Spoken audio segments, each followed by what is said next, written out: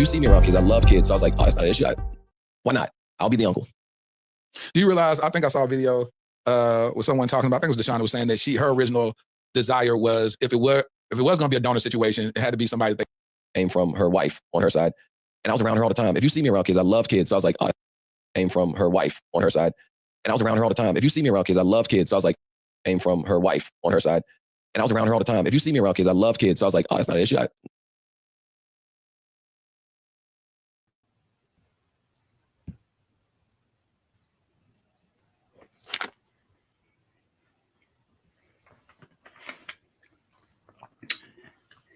If you see me around kids, I love kids.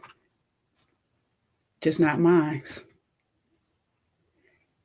If you see me around kids, I love kids.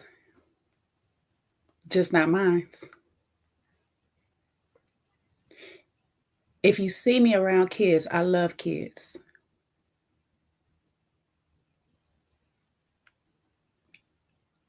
I just don't love mine.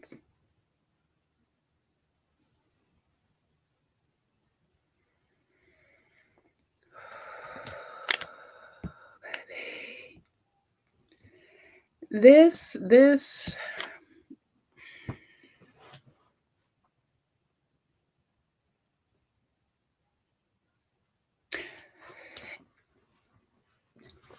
Hey y'all, welcome back to another round. My name is Jay. I'm your host. We are back. I told y'all the other day, I promised y'all this will be an open bar conversation. I am opening a bar, free drinks for everybody up in here because we gonna be going through a lot, child. I don't even think I can't even give y'all the whale stuff. I gotta give y'all the top shelf stuff because this thing, I mean, it's crazy. Okay. I know we was breaking it down a little bit yesterday, but I was literally going through it. I got 40 minutes in, and I got like 4-5 pages of notes alone on just 40 minutes in on so many lies that I caught. Out of all the lies that I caught, I got one truth, one real truth. That's a factual truth. Maybe 2 within the 40 minutes. Within an hour, I have a third.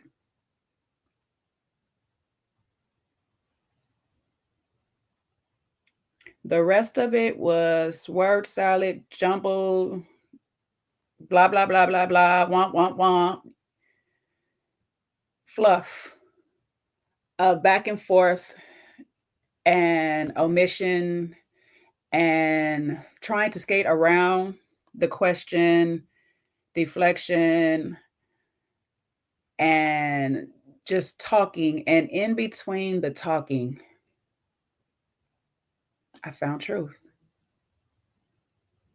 I found more truth in between all of his talking. Lateris would ask him a question from time to time. And instead of giving a direct answer, he'll start going around it.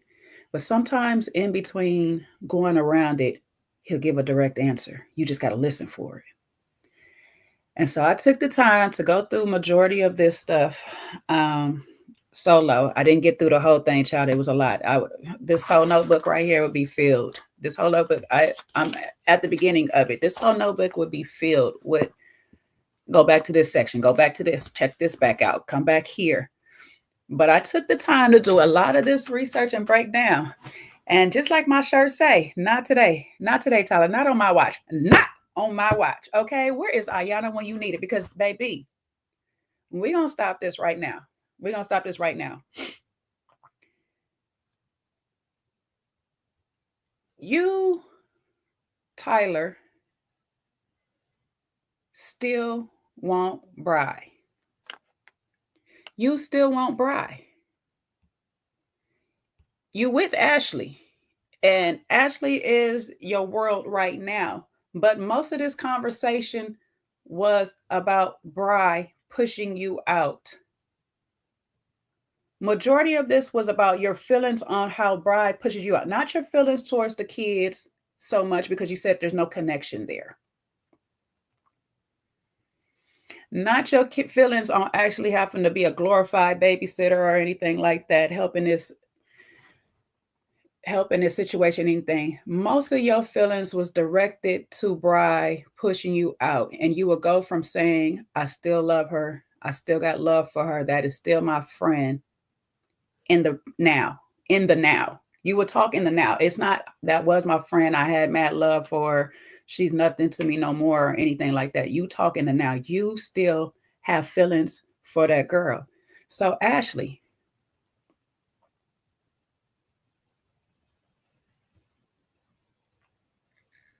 and all your, I'm gonna stand by him, that's my man, my man, my man, I chose him.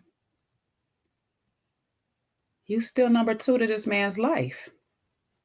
And you're not even number two to the kids. That's the crazier part. It'd be different if you was number two to the kids. I can understand that. I would expect that. I would expect if I walk into a man with kids' life, I'm number 2, 3, 4, whatever number amount of kids, but I'm second to those kids, period. I would expect that. But you, ma'am, are second to a woman that don't want to be with him in that type of way. Because at the end of the day, she keeps saying that she wants to be with a woman. So I don't know how I don't know how to handle this for you, child. Okay. I don't know what to do. I don't know what to say to you. But let me just show y'all why I feel this way. I want y'all to hear something. And then we're gonna go back.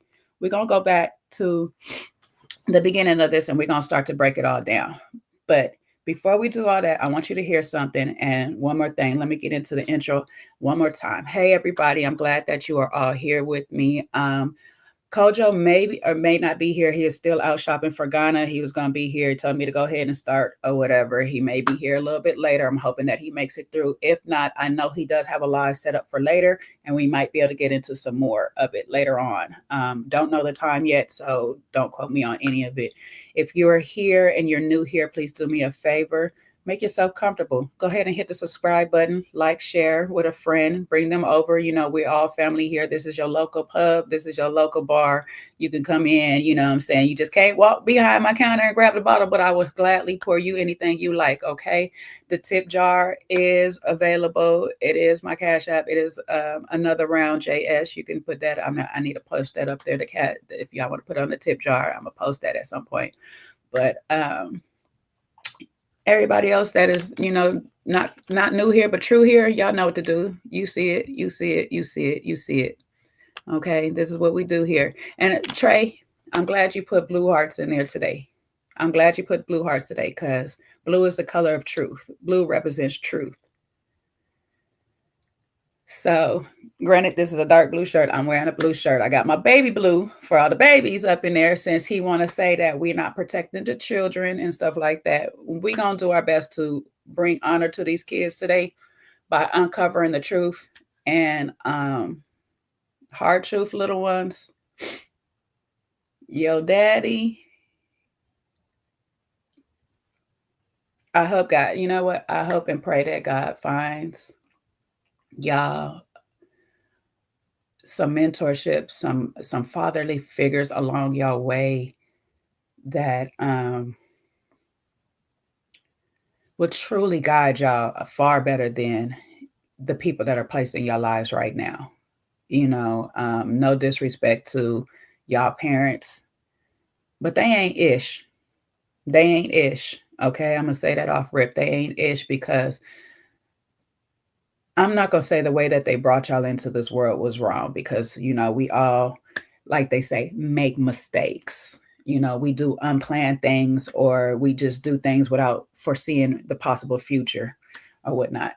So y'all existence was not a mistake. God don't make those. Okay, that's for sure. And y'all is God's plan. Y'all also God's plan on representing the truth in this situation and bringing out hopefully a better outcome for y'all future as far as y'all parenting is concerned.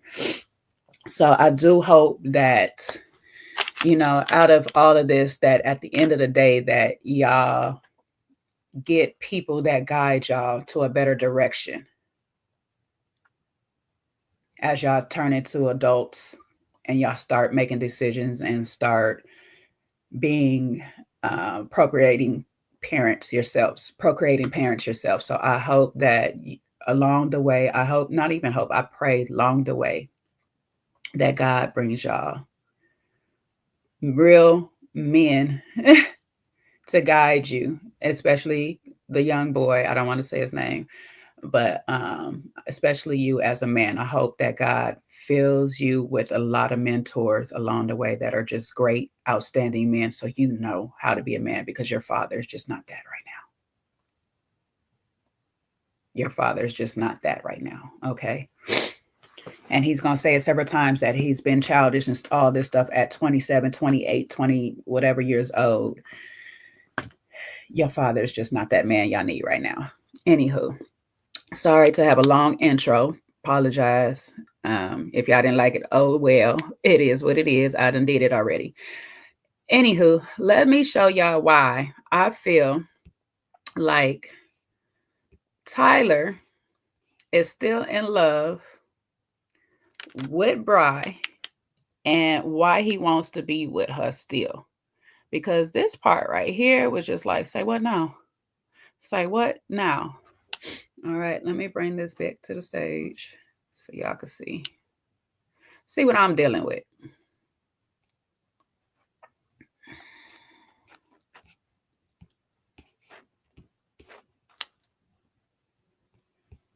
Well, how'd you feel about that then? Since you didn't have an emotional connection with the kids in general, when you got pushed out, did you have an emotional connection getting pushed out? No. So like I said, when it was time when we had that conversation, I took it as more of a shot at me as a friend. That's what I said. It wasn't like a connection where it's like, this is hurting me, you're pulling me from these kids. It's, damn, we cool. Like I stepped in to help you.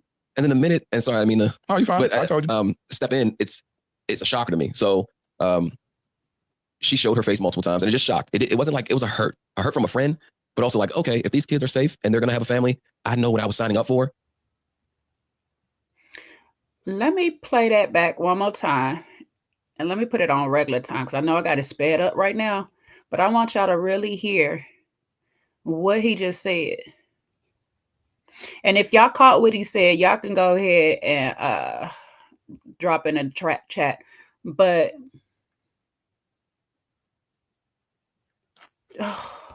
Trey, and you know Kendra just dropped today, and I'm feeling some type of way already, okay? You already know. But let me play this back for y'all, because I really want y'all to hear what he just said. Latarius asked him a good question. Listen to the question and then listen back to how Tyler answers this question. Well, how'd you feel about that then? Since you didn't have an emotional connection with the kids in general, when you got pushed out, did you have an emotional connection getting pushed out? No. So like I said, when it was time when we had that conversation, I took it as more of a shot at me as a friend. That's what I seen. It wasn't like a connection where it's this is hurting me, you're pulling me from these kids. It's, damn, we cool. Like I stepped in to help you. And then the minute, and sorry, I mean, oh, you're fine. But I told you. Step in, it's a shocker to me. So she showed her face multiple times and it just shocked. It wasn't like, it was a hurt from a friend, but also like, okay, if these kids are safe and they're going to have a family, I know what I was signing up for. I have to understand that. And I don't know if it's just me, but I really feel like this man is in love with Bri. Bri is his choice. Bri is his usual choice. You know what I'm saying? She fair skinned. You know how he like them. He like them light and bright. You know, I'm gonna have to go get me a 10, baby. I can't be in that category. Boo-boo. I got to get a 10. I got to darken up, okay? Where the Hawaiian Tropic at? Child,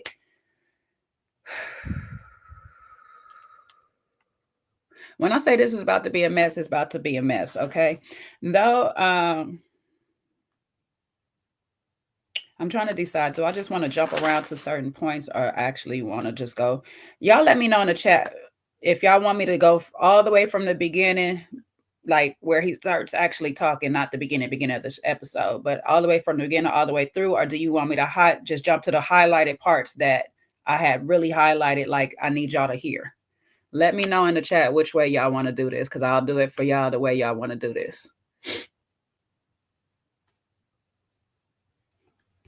I'm starting to question that too. And that's why I be harping on loving yourselves before y'all be trying to love anybody else or whatnot. Because how is somebody else supposed to love you or know how to love you if you don't know how to love yourself? If you don't know how to you don't know what it is that you like or whatnot, nobody. Okay. Y'all want the parts that okay. So we're going to go through the parts that I really want y'all to hear. So the very first part that I really want y'all to hear is how he actually feel about these kids, since we already talking about the kids subject. Okay. We already kind of like here on the kids subject and his connection to the kids. So the first part I'll highlight. Let's go to about right here. Did I go too far? I went too far right here.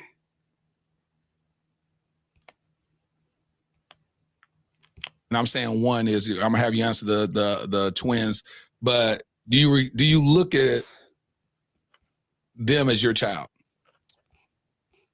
That's tough. I'll be honest. So that is a tough question. And I say it because I haven't been actively involved. I know that's what's running around on the internet, but I haven't. I was around the son a lot more, only because we were living in the same building.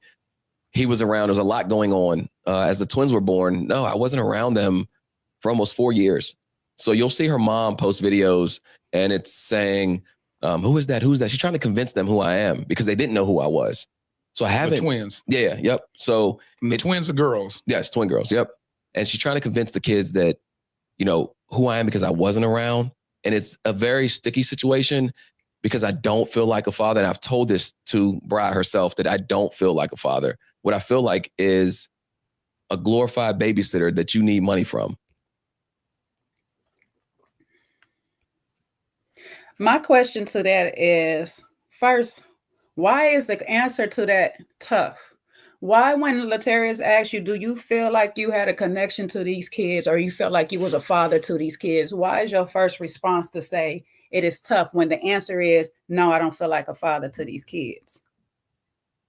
Because I originally signed up to be an uncle. So especially with the boy, I don't feel like a father to him. Though I spent a lot of time, my role was to be an uncle to him. That would have been understandable because that was your actual role. So why would it be tough when Latarius asks, do you feel like a father to these kids, to that kid specifically, because he was talking about the first child. Do you feel like a father to that child? No. No, because later on you'll go and talk about how you went to the hospital or whatever, and Latarius will ask you again. So when you see your son, this is your first child. You've seen him. Did you feel anything? You will say no. There's no reason that the answer should be tough if you didn't feel nothing. You're purposely trying to disconnect from these kids. You're purposely trying to separate from these kids. This is not something that's in him. There's a part of him that is detached and he can easily detach from things. That's true. But the whole full detachment from these kids to just sit here and be like, no, that's not true, because you bonded with these kids. You started off, I intentionally played at the beginning, I love kids. Said it 3 or 4 times. I love kids. Out of your mouth, Tyler, I love kids. You didn't say I love some kids. I didn't say I love my friends' kids, them kids, those kids, any kids. You said I love kids. Anybody that sees me around and knows I love kids. You told us at the reunion you play dress up and holidays with your friends' kids. Your friends' kids. Which friends' kids? Bri and Deshawn's? Those kids? That's the friends, that's kids you play dress up with? Because those kids are your kids. Those are your seeds. That was your sperm you donated. At the end of the day, there's an attachment there. It might not be a heartfelt attachment because you didn't go rub the belly and put the casting on and do all the appointments on it and stuff like that. But why would being being asked, do you feel like a father to a child you agreed you were not the father to, be such a tough question to answer?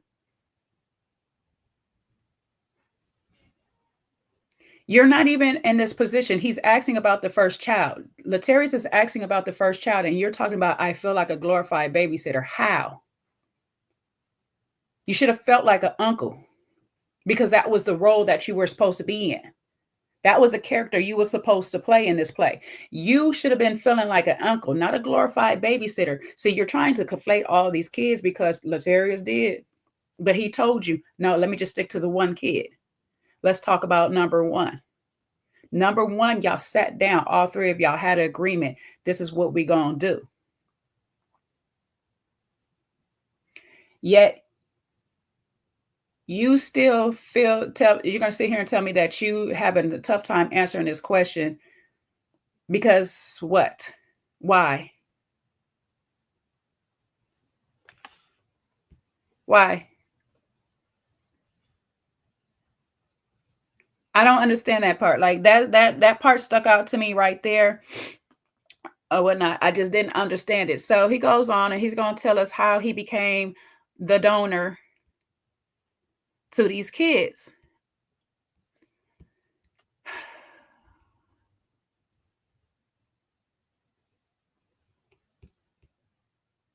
Owner situation take place with the first child? Yeah. So me and Bride were close friends, extremely close friends, hung out almost every other day, if not. She hung with all the guys. She's one of the homies, to be honest. Like, she is super cool. Listen to how he's talking about Bride still and today. He's still talking in present terms. She's super cool. She one of the homies. We hung out every other day.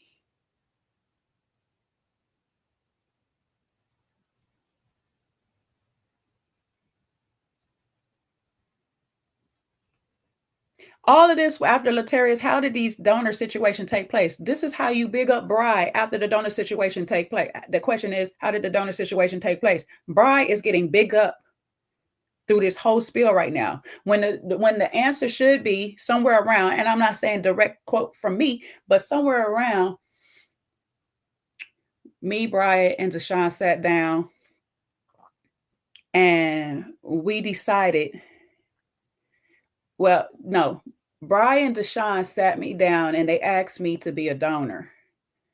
And at the time, I was going through whatever. And I said, you know what? I'll help y'all out.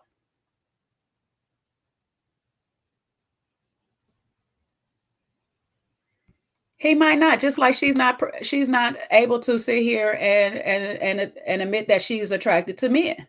They both are peas in the same pod. That's why they were best friends. That's why she was so adamant about him specifically being the donor. Let's recall, Deshaun said she had 2 picks. Bride basically said she had 2 picks. Tyler outwon the last pick. I don't know if she flipped the coin or whatever and stuff like that, but Tyler won. This is a person that is sitting here saying that he spent every other day with her. She was one of the homies. If it wasn't around her, she was around the boys. She was always with them. They went to the gym together, played ball together, they ate together, they slept together, period.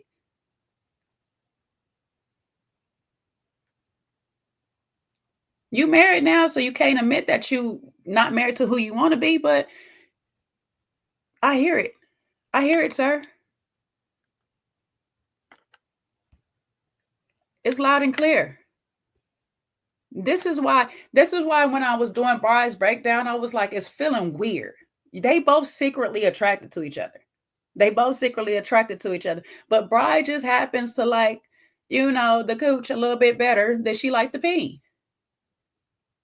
In a perfect world, she would probably have both, but because she wants to or wanted to, because now we know she's not the gold star anymore of the community, she wanted to pretend she was gold star. She like, I can't be with a man. And if you hear Deshaun speak, Deshaun is like, yeah, I'm not going to be with a woman that bees with men's. If you like the men's, I don't want to be with you. So here we are. These 2 secret lovers, me and Mr. Jones, can't get together because they, got other things going on. This is the issue.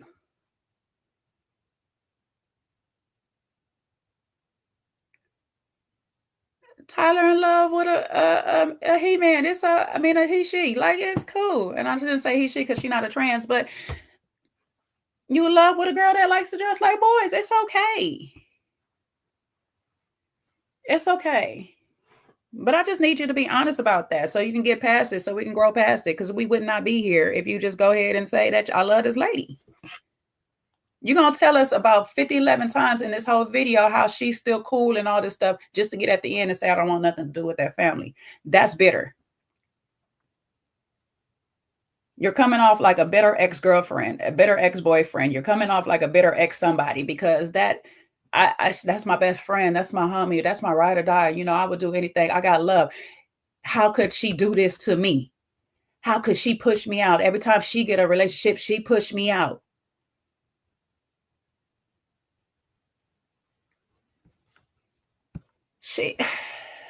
This is wild, y'all.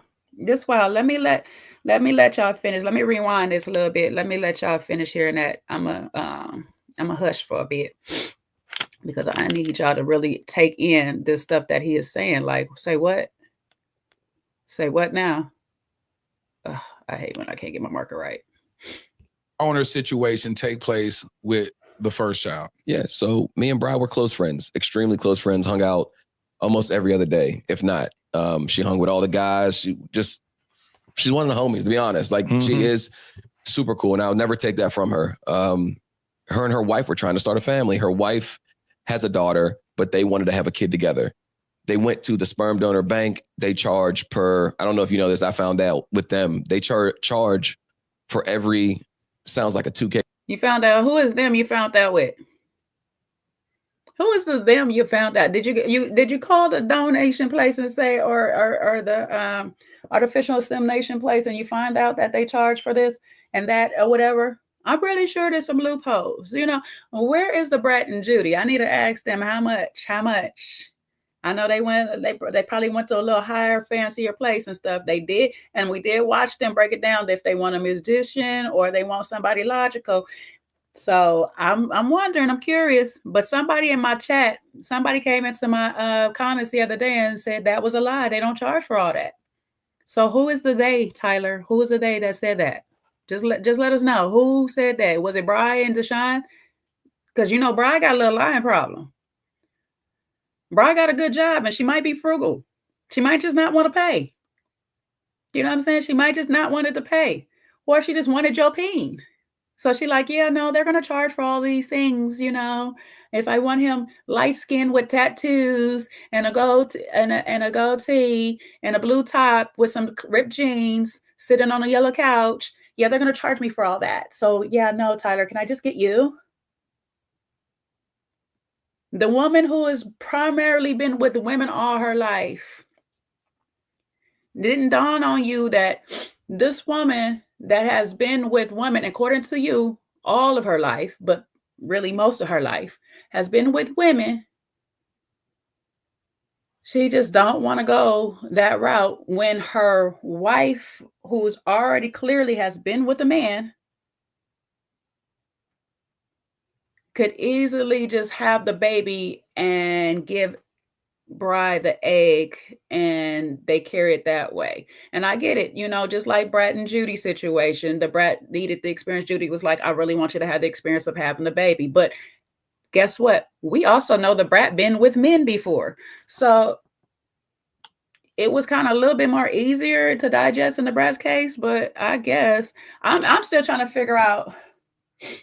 No, I'm not trying to figure that part out. You know what I'm saying? I'll let somebody from that part of the community tell me. Because if you're a gold star, if you totally gold star up in that and you ain't never been with a man, I just really, me personally, I could be wrong. Somebody can correct me if this is your case, because you might have it in you that you just want to carry a baby. But I just feel like, I just look at them like they don't want to even probably put you know, a tampon up their cooch, let alone push a whole baby out, and never had some peen, you know, widen the gap just a little bit, you know?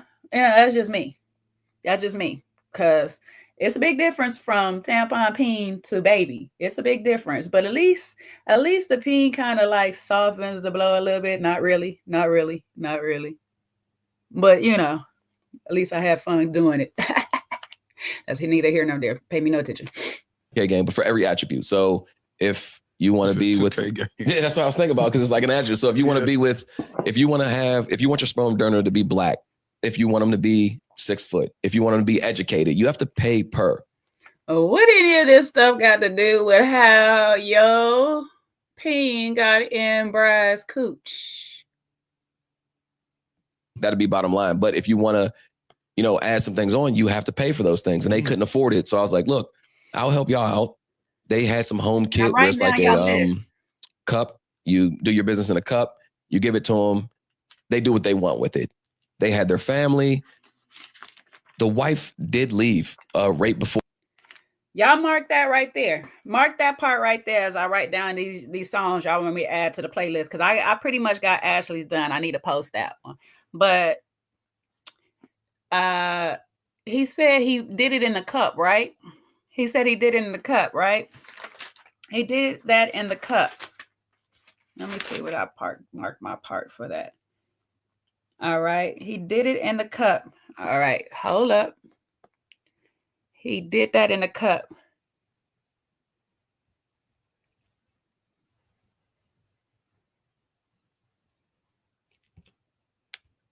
I want y'all to hear this.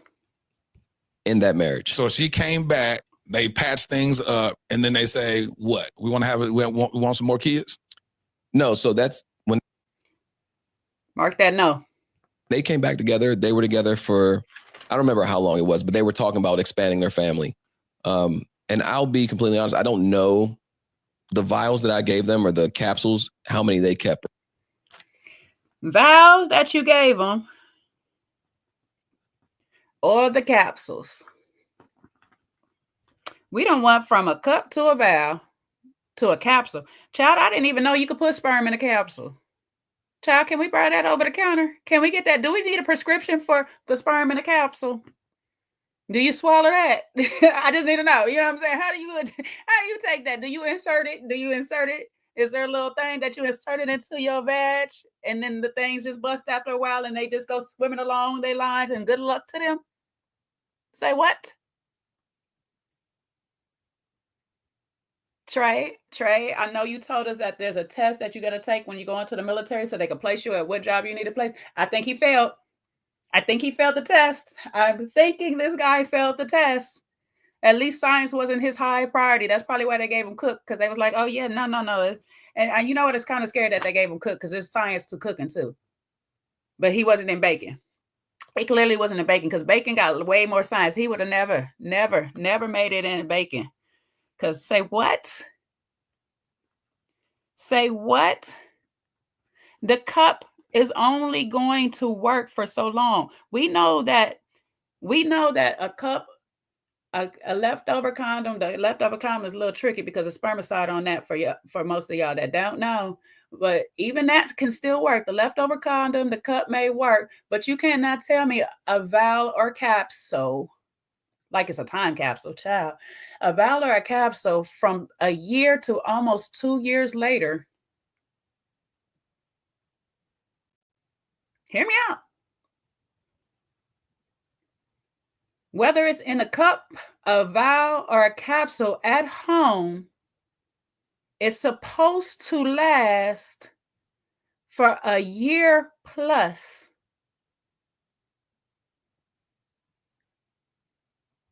Enough to make baby 2 and 3.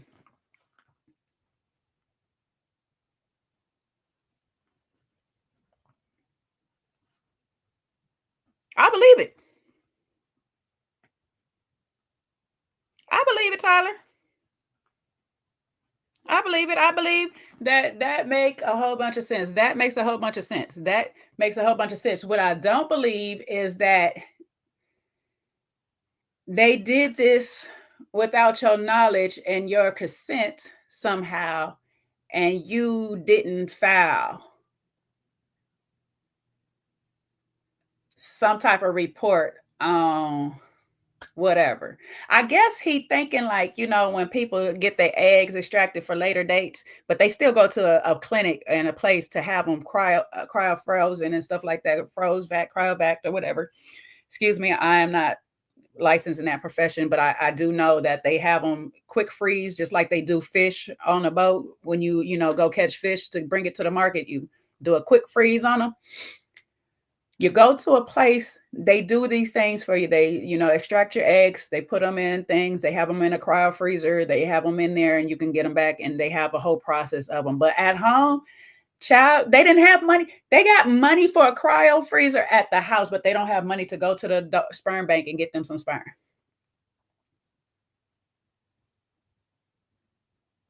Make that make sense. I just need Tyler to make that part make sense. On top of it, I need you to make the fact that you didn't file no reports, no police reports, that your sperm has been stolen for the third time, the second time, well, 3 times, because they said they used it twice. It's been stolen for the third time. You don't sit there and say, hey,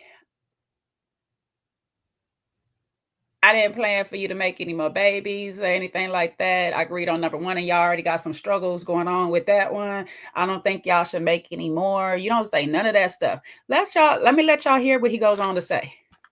Or what they had, or because how you keep them is on you. I don't know. But yeah, they came back and got together. They were trying to have a family together, trying to expand their family. And we're here now. And so they said that they had that conversation with you, or did you just hear about, one of them called you and said that, or you just assume that they were wanting to expand their family? No, it was, I don't know what questions he be listening to, but he like to say no a lot. Don't say no. Don't do that. That's a little thing. I think I be having a little irk with that and stuff. And it's not just Tyler that do that. People that be answering no to a yes question. It be bothering me. That's just a side note, okay?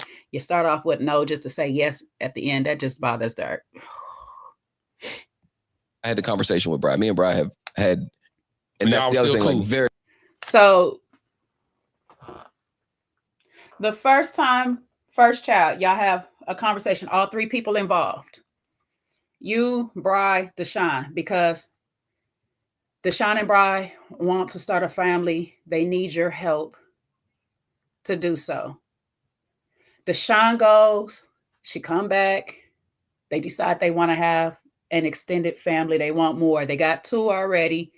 They want more. Now, mind you, Deshaun just got back. This is supposed to be like sometime shortly after they had baby number 1. She's ready. Bri is ready to do it all over again. She just, woo, that was fun. Having a baby was fun. For a person that didn't have pain in her life, that was just the greatest experience of her life. She's like, let me do it again. Let's do round 2. Deshaun, what about expanding this family? I know I got 1 right now. We on some rocky stuff right now, but let's just go ahead and expand the family, because guess what? Kids make everything better. Kids just make everything better. When we are on Schitt's Creek, kids will just make it all better. That's what you was trying to tell us, that these 2 had that conversation and said, let's make it all better. And then not all 3 of y'all sit down. Not all 3 of y'all sit down. Just 2. Just you and Bri. Conveniently, just you and Bri. Have that sit down and talk. Hey, guess what? Hey, let me reenact this. Hey, Tyler, guess what? Deshaun is back. We want more babies. Sure. That's great. I'm so happy for you.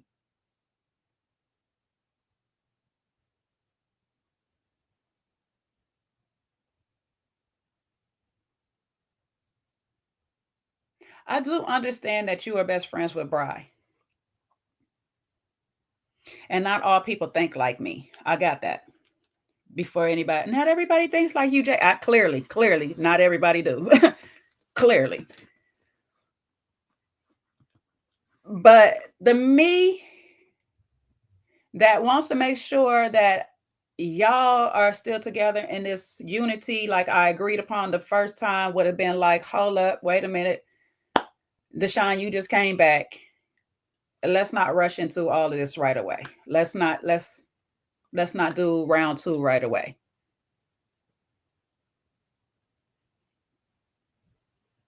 Y'all should hold off. Y'all should get some therapy, sort this thing off. Let your cooch heal up a little bit. You know what I'm saying? And then we can talk about y'all, because clearly the sperm capsules The sperm capsules, they last. You got about 2 good more years. They last up to 4 years. It says it on the bottle. They last up to 4 years. Sperm capsules last up to 4 years if properly stored at this temperature. So long as your power don't go out and the freezer don't go out, you good, sis. You got 2 more years. Let's fix this family that y'all got so far and make sure everything's straight before we decide to extend this family. Not at no point does this cross your mind. You and Bride just have a conversation and say, "Yay, let's make more. Let me figure out, to make more and stuff. Let's just do that." That's what y'all decide to do. And what made-believe world is Tyler living in? This shit can't be serious.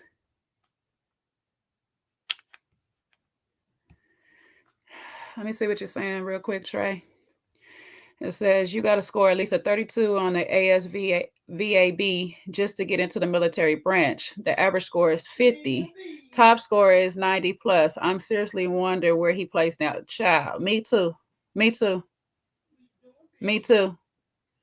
It's clear reason why Bry is up in the Secret Service part of it, as they say, and he not even in it no more. Okay, and I'm gonna go back to that part too because supposedly, he got out the military in 2027. Now 2017, right?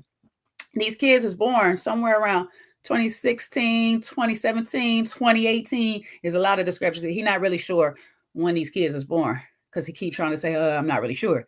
But in 2027, he was out the military. He don't say how he got out the military. I'm assuming kicked out.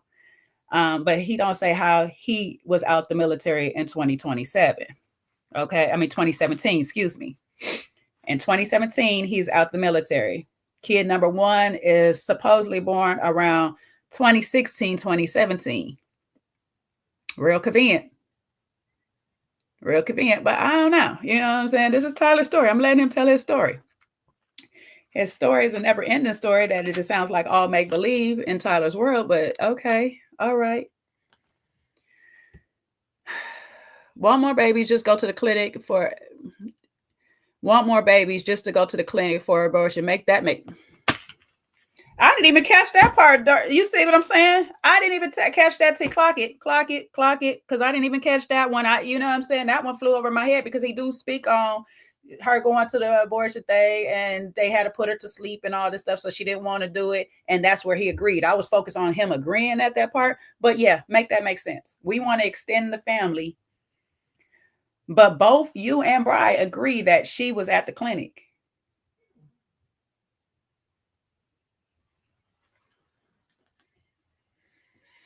Yeah, he did. And just like Deanna said, it ain't clearing nothing up.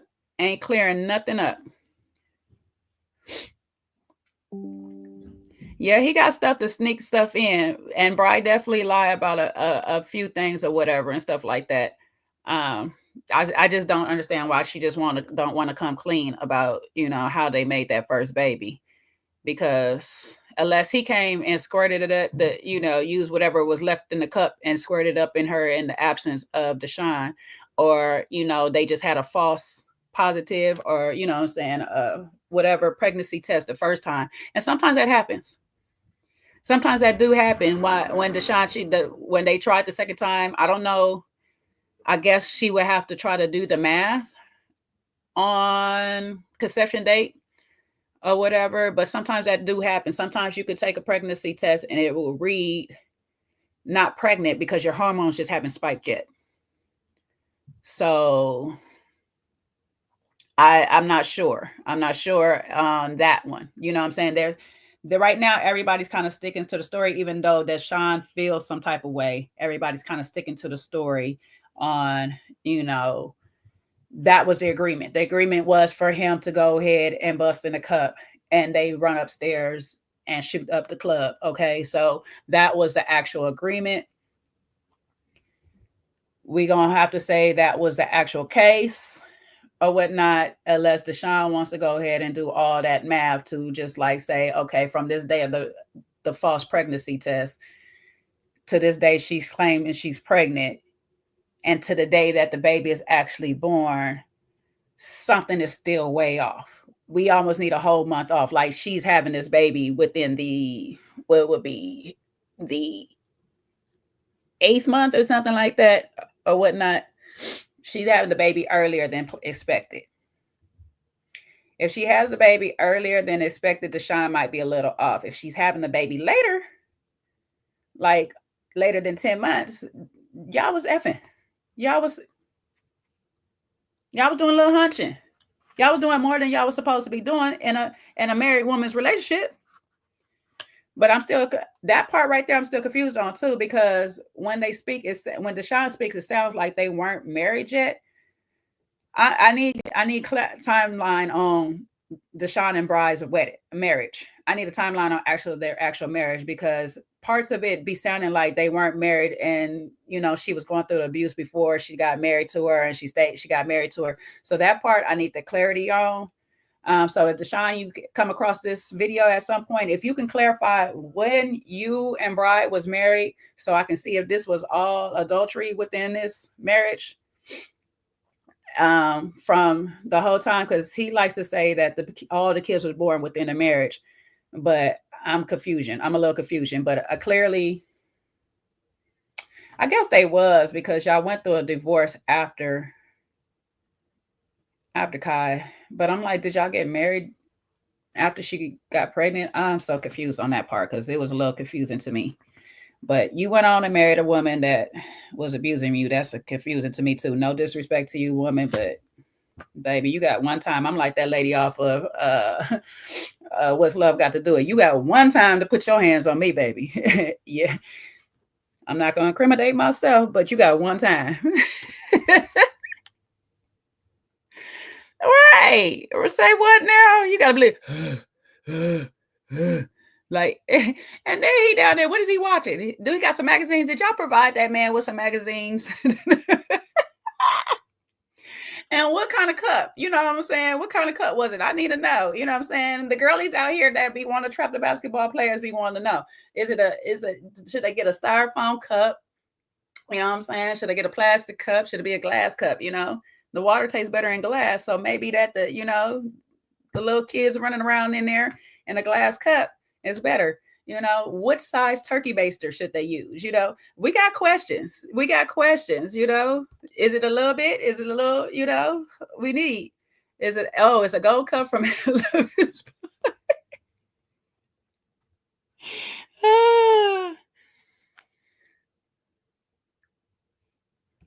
What you saying, Trey? They were all probably separated by the Navy because Deshaun reported to Bride's chain of command, them being a lesbian couple. Bride threatened her COC with non-compliance. I need my sister here. I know you're ex-military. I need my sister here. I don't understand crap you saying to me right now, but I know chain of command, and I'm not really with the COC. I don't know what that one is. But yeah, I mean, don't answer this, 'cause I think you can. So when adultery be some type of thing, because I can't talk to my auntie, because she be acting like she know the military, like she been in it, because I be knowing some things and she be like, that's not true, like they made my cousin get married because he had got somebody knocked up at the time or whatever, but they both was in the military, so they made them get married. But she want to be talking about they don't do that no more because other people didn't get away, they got away with it. I'm like, okay, I'm just saying water tastes better in the glass, and apparently sperm is in a capsule now. So I feel like if they selling sperm in a capsule, or Tyler is, wait, how did they get in a capsule, Tyler? How did they get in a capsule? Because if you're not in the cup, then they sit there and just drop, like suck some up and then put in a little dropper and then put it in the capsule and then seal the capsule and then froze it. I got a lot of questions for people that don't have money to go to the sperm bank. Y'all got a lot of technology in y'all house. Y'all should sell some of that. If y'all sold some of that, y'all could have went to the sperm bank and picked out the man you wanted. See what I'm saying? See? Y'all put some of that stuff up on sale, and I bet y'all would have got the money to go ahead and get a proper donor. Because then y'all wouldn't be going through this fluff. Y'all see all this foolishness y'all going through now? y'all wouldn't be going through this. But you know, they had a capsule machine. I guess, you know, you got to have it. You got to have the freezer right there. You know what I'm saying? It got to put everything in the capsule. So instead of Deshaun running upstairs, she should have ran to the kitchen, to the machine, poured it in the machine so it could process the little capsules real quick, get them all sealed and put them in the freezer. You know, I watched the last season of American Horror Story, Delicate. Okay. There was some stuff kind of similar to that. Now, what they had was not a baby. I don't know if it works the same. You know what I'm saying? It might. They had the Antichrist. She had the Antichrist at the end of the day, but maybe y'all onto something. This is probably why Delicate is made, but they're making a story off of you. They're making a story off of you. Fun fact, since we're talking about stuff that's made, I had actually wrote a web series script that had dealt with a lesbian couple trying to make a baby. I wrote this in 2017, y'all. Where my folder? Where my notebook with this in it? And I had found it the other day when I was going through my notebooks. I said, no, I did not make a whole skit about a couple. And I believe it's in 2017. Child, God was putting these people on my heart. I didn't even know God was putting these people on my heart back then. You know what I'm saying? I was going through my own little thing. And I was like, this would actually be a good little skit. I'm going to see if I find that thing. It started this way. Which composition book is this? Travel with Friends. That is hilarious, y'all. I really did. I told Kojo that the other day because he was helping me with something, and I looked. I was like, what was I thinking? But in 2017, unbeknownst to me, these kids were being made in real time. I really wrote that stuff down. I said, oh. I mean, I had the name, I had the people doing it. Nobody was in the military because, you know, I don't know military stuff like that. So nobody in my thing was in the military, but definitely it was a lesbian couple trying to make a baby. And I believe one of the characters was a friend who she was trying to make the baby with, because she too, my main character, she was in a lesbian relationship, but she wasn't a full-blown lesbian. My actual character, she wasn't. Okay, she technically, and if somebody listening to this, y'all better go ahead and pay me out if you decide to make this stuff, okay? Because I know y'all listening. I still might make this into a series. It might actually work out now that I got some living material. Okay, so thank you, Trey, is answering my question for me. Adultery is a crime if prosecuted by your chain of command and JAG. Deshaun was going that route, but due to them being a lesbian couple with SA involved, probably too messy for them to get into. Got it. I know.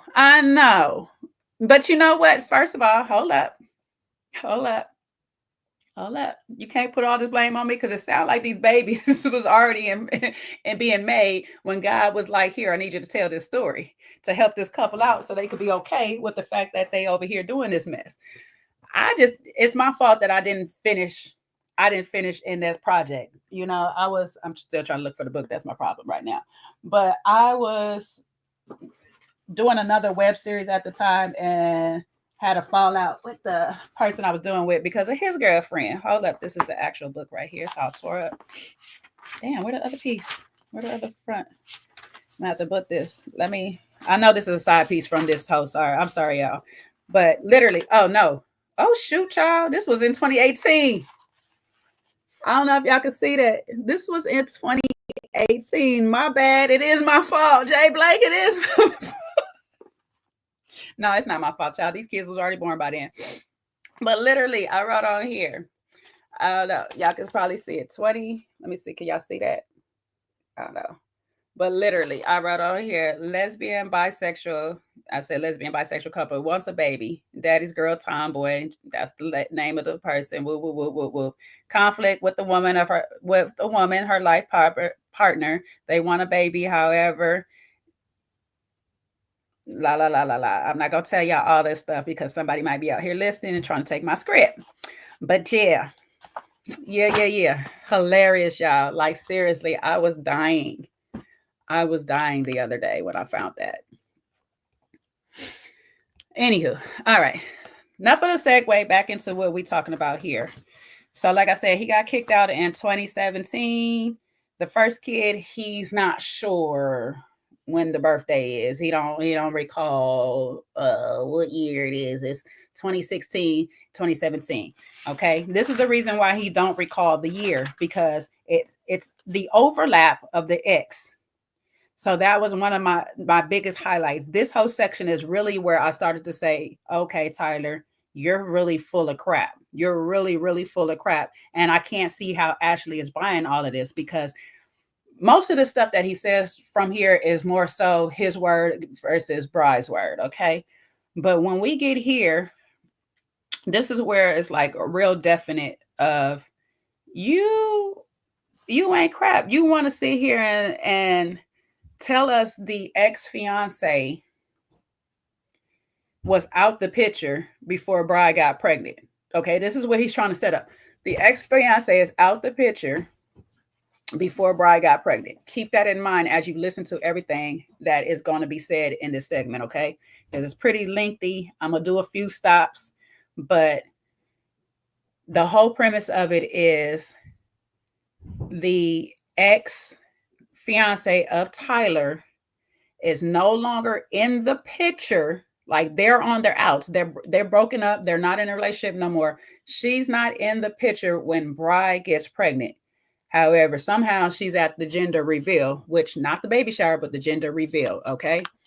Hold on one second, Ben.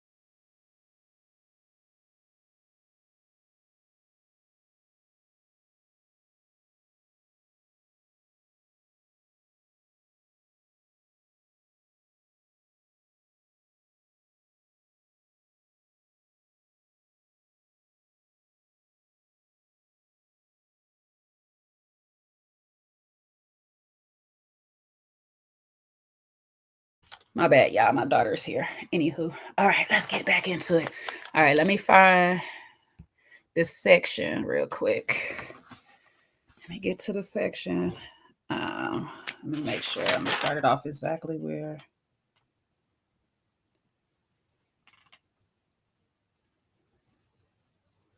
Okay, we're gonna jump to this part, then we're gonna get there. I want to make sure I'm in the right section.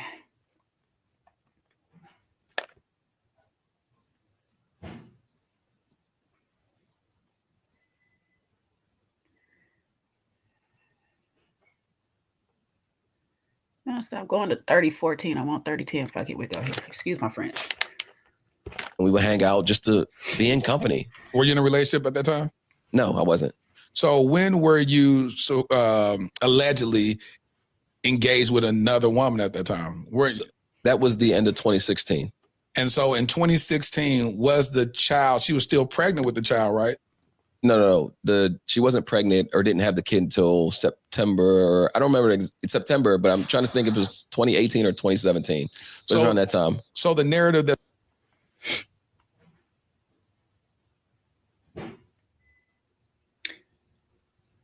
he was out of the relationship end of 2016. It takes 10 months to pretty much have a baby. I know they say 9, but technically it's 10 months to have a baby full term. Baby born September is the 9th month. Okay. That's going out where you took your then fiance to a baby shower. What are they referring to? No, she wasn't at a baby shower. Me and Ashley talked about this. I've never went to a baby shower. Hold on. Before we get into this part right here, the question was asked, was Bride pregnant while you were still in a relationship with the fiance? No. She didn't have the baby until September. I didn't ask when she had the baby. I asked, was she pregnant? But carry on. So here we gonna sit here. He gonna try to play semantics. This is how you catch it, like, because they like to play semantics on details. Latarius asked him, did she go to a baby shower? No. Clean cut answer. That is the truth. That's why I said there's truth up in here. That's one of the first, I think maybe the first or second truth I found. Clear cut answer. No, she didn't go to a baby shower. Right, because she went to a gender reveal.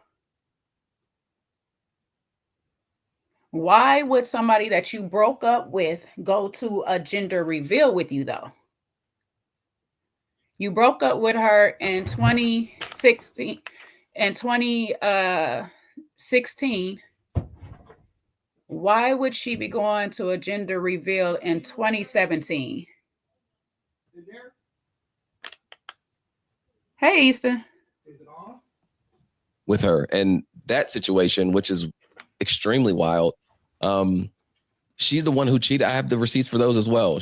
We don't care about those receipts that she cheated on you. She ain't got nothing to do with her sleeping with anybody else or talking to anybody else or doing anything with anybody else. Ain't got nothing to do with nothing, Tyler. Nothing to do with nothing. Has nothing to do with the fact that Bri is pregnant, other than you were probably being spiteful. If you were being spiteful, then that makes sense. And if you guys are here in the chat, appreciate y'all being with me. Like I said earlier, I know Kojo's on the slip. He might be here. He may not be here because he's out shopping right now. He has a trip coming up. And so hopefully he can make it here and be here so we can break this down. If not, we'll probably break it down on his channel later. But if you're here with me now, please hit the like, okay? We doing some hard detective work today, okay? And the bar is open. Grab whatever you want off the top shelf, child. It's on me, okay? Complimentary drinks on me, okay? I got Tito's over there. I got some Stella Black. I got some pimentos or whatever. Palomas, excuse me. Child, I'm so drunk right now off of this foolishness that I can't even keep my stuff straight.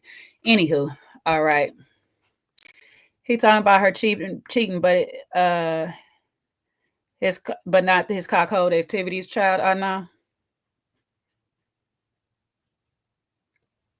Oh, no. I know Tyler's a Riddler, but see, baby, this is my job.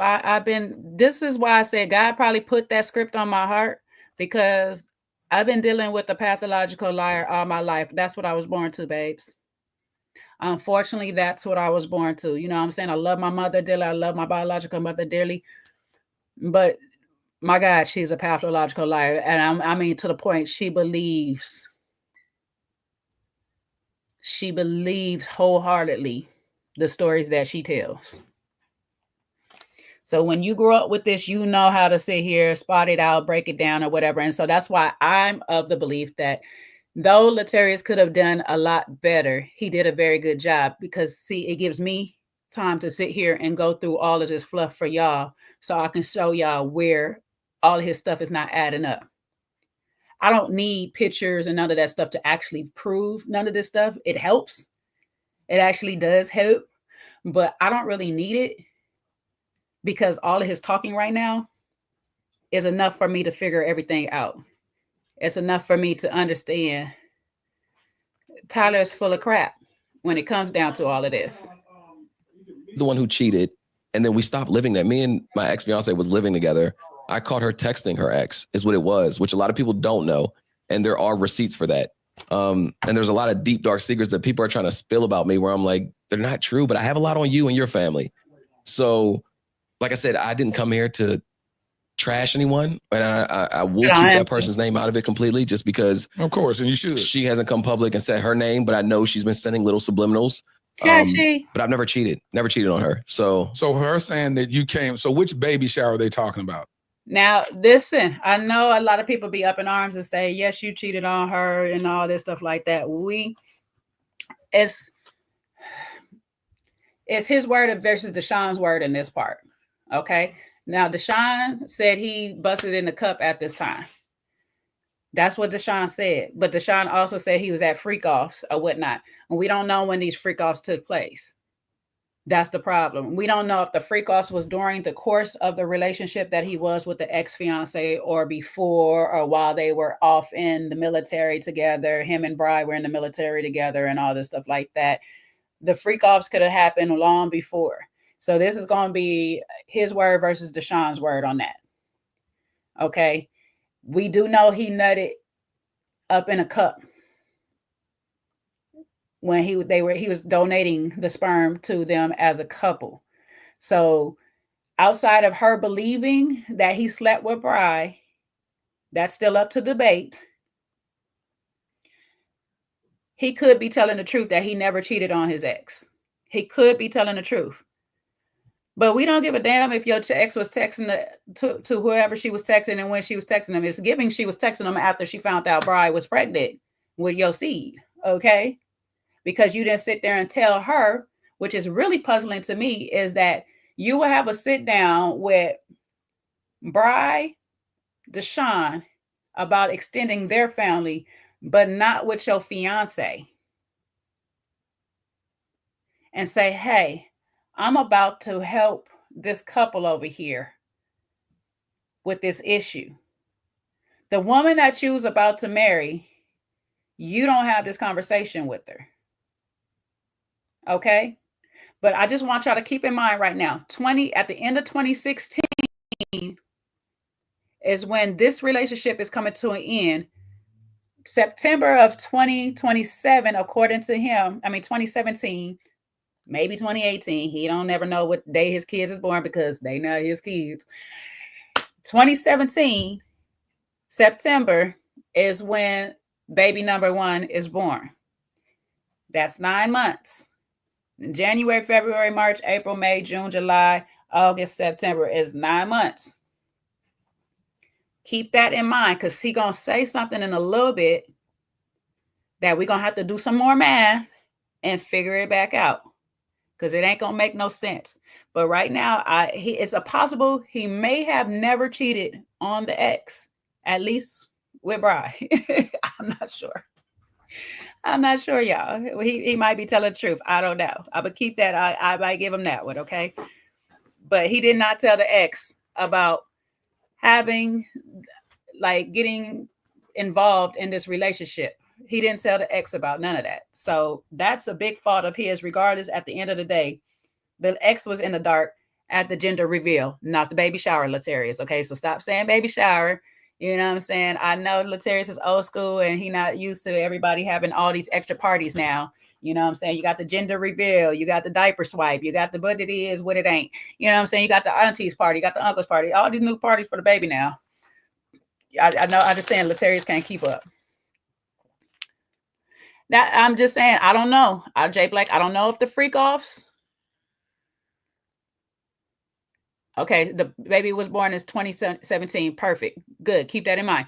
I don't know about the freak offs. You know, the freak offs could have been before. I don't know how long him and the lady was together before he got engaged. He might have engaged 2 or 2 days after meeting her. I really don't know. Okay. Hey, listen, I don't know. He give me old soul. But I'm gonna keep this right here, okay? Because Deanna says for sure the baby number 1 was born 2017. So we got that date right there, okay? Keep that in play. Keep that in play. Allegedly. Are they talking about the first child?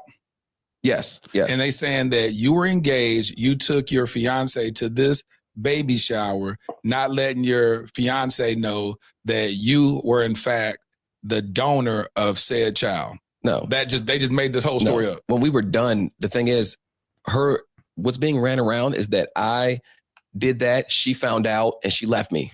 Right. No, that's not what happened. We were done. I gave her the common courtesy of like, hey, when it was time after Bride's wife. Boom. Hold up, because I got to break this all down for you because I had to read the transcript. I had to literally read the transcript for this part right here, okay? I know I got this. I got the owner's message up there so we can keep that date in mind. But literally, he's going to sit there and say this on this transcript. This is how he breaks this one down.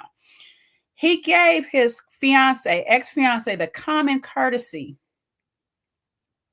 after Bride was, and he was about to go into like the thing, but then he says Bride's wife left and Bride talked like, hey, I'll step up into me and Bride talked, and I was like, hey, I'll step up into his life. Why are you giving somebody you're done with the common courtesy? What is the common courtesy to give to your ex-fiance? What do you need to give her common courtesy? Y'all done. You specifically said just before here, we were done. But because he does a bunch of run-on sentences and changes the subject so much right here, It's never really a straight answer. I gave her the common courtesy of like, hey, when it was time after Bry's wife left. Bry's wife left a month before, like, which leaving are you talking about? The month before Bry announced she was pregnant?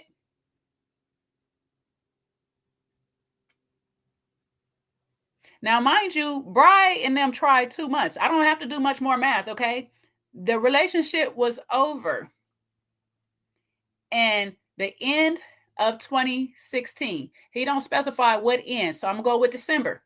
The relationship was over in December of 2016. Deshaun told us that for 2 months, they tried to make a baby.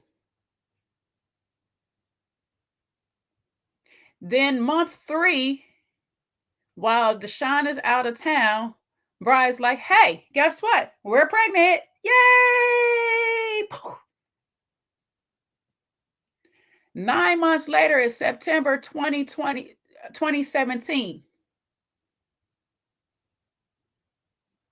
So in December of 2016 is where I'm guessing Bry would have been telling, hey, Deshaun, we're pregnant. Yay!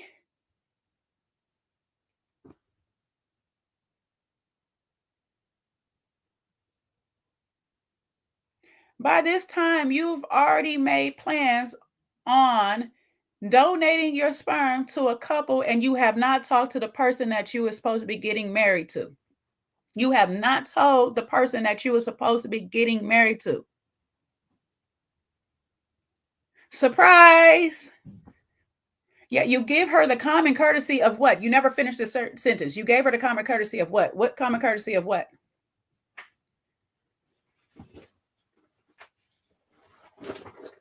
You out of here, baby girl? Yeah. All right, love you. Love you. Like the door on the back, on the way out. Okay. You can leave that one open. She's going to keep busting open anyway. No, Bams. The common courtesy of what, y'all? What do I need to give a person? I'm done with the common courtesy. I'm now free to live my life the way I want to live my life. So if I want to have babies with people I don't know, do know, might know, it don't matter. I'm free. I'm single. Tyler, you're single. What do you have to give your ex the common courtesy of? The ex that cheated on you. The ex that cheated on you. Why do you need to give her the common courtesy? Go ahead, finish. Wife left. Me and Brad talked like, hey, I'll step into his life and do all these things. Me and my ex-fiance were already done and broken up. I gave her the courtesy. I still have that receipt as well. Hey, this is what happened. I'm just letting you know. How dare you? You're dead to me. All these things. We were already. Hey, this is just what happened. I'm just letting you know. Who said, how dare you? You're dead to me. It sounded like it's coming from the ex, but okay. Okay. We're not living together because she put you out already, my guy. So let's go back. Let's go back. Let's go back to how he worded all of this word salad right here, because there's a few things we need to break down real quick up in this. Say no, that you were in fact the donor of said child. No. They just made this whole story up. When we were done, the thing is, what's being ran around is that I did that, she found out, and she left me. Right. No, that's not what happened. We were done. I gave her the common courtesy of like, hey, when it was time after Bry's wife left, me and Bry talked like, hey, I'll step into his life and do all these things. Step into his life. How you stepping into his life? His life. Listen to that word. His life. You don't know what is this baby gonna be yet.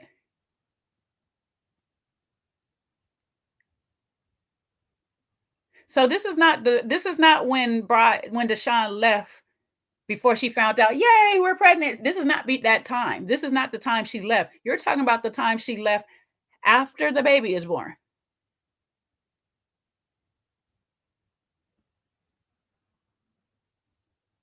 Because why would you need to step up before the announcement to Deshaun that, yay, we're pregnant? Why do you need to step up before then? So you're telling me this is the step up after Deshaun has, I've had enough. I'm done. Clearly, you like men a little more than you soon that you play on, and you really like Tyler. I'm done. You're stepping up now. Why in 2016, I'm done with this ex-fiance? Why in 2017, going into 2018, I need to give her a common courtesy of, hey, this is what happened?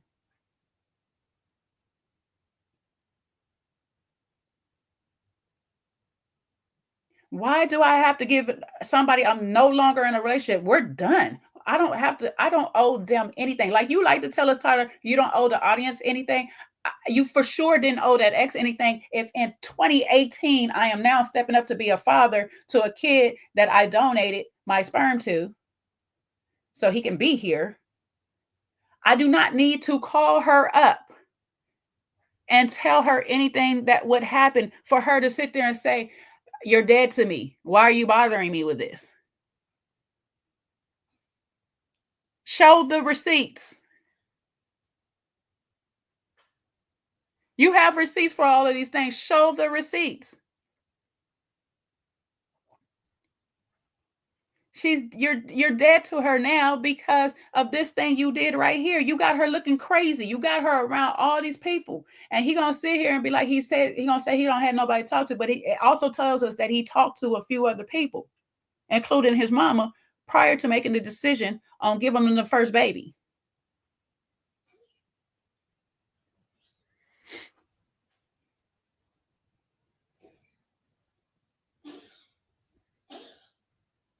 Yeah, Reese. Reese said he also said he was feeling behind because he didn't have kids like his friends and thought help his friend in a way to hit that milestone. Why couldn't he have a baby with his ex? Exactly. Because now the ex is gone and now it's like, oh, I'm gonna give the baby and stuff like that. But let him continue because he's gonna sit here and out himself through this. Reese obviously seen. He gonna out himself through this.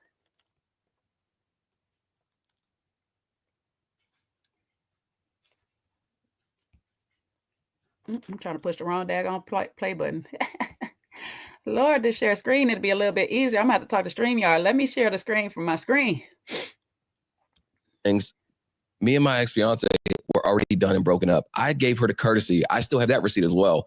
Hey, this is what happened. I'm just letting you know. How dare you? You're dead to me. All these things. We were already not living together. We were already on bad terms because she had cheated. We weren't together. She had cheated. You weren't together. You weren't living together because she cheated. She put you out. Now you ain't got nowhere to stay. So now you at Bride House. But I'm confused because why were y'all living together at this time when you was on the first floor and Bride and then was on the third floor of the apartment building? You had your own place. You didn't have to move in with this lady yet. Okay, I'm getting ahead of myself. She was still trying to get me back, but I stepped back. I was hands off. Like I'm good. She was trying to get you back, but you just said that she said you was done. Okay. I don't want to be with you anymore. I said I would try, but and in your 20s, someone cheats on you, your whole world's over. That frustrates me. He never finished a sentence when he starts to lie. He never finished a sentence when he starts to lie. When somebody break your heart, you're 20. I mean, like, what? Not a snowball. And I don't want no part of it. Yeah. We were living together. And again, people can deny it. I have them. Well, I'm gonna ask you to show it to me a little bit. The question is simple as this: did she go to the baby shower? No. So he just made this whole story up. Boom, truth. You see how easy he answers the truth? You see how easy he answers the truth? Because it wasn't a baby shower. The baby shower, he must have went to solo. He did go to a baby shower. So Deshaun, sweetie, you didn't hear him correctly on there because you point out he did go to a baby shower in Maryland. It was, he didn't go to the one in Louisiana. He went to a baby shower. He never said he didn't go to the baby shower. He said the ex-fiance didn't go to the baby shower. Everybody hates Tyler. You know what I'm saying? Just like everybody hates Chris. Everybody hates Tyler. But the ex-fiance didn't go to a baby shower because she went to a gender reveal.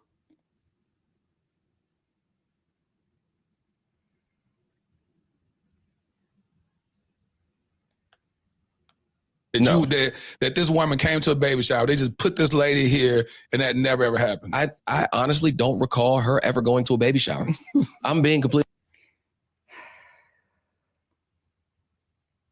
Just when I be like, I'm on your side, Tyler. She didn't go to the baby shower. He go, I just don't recall.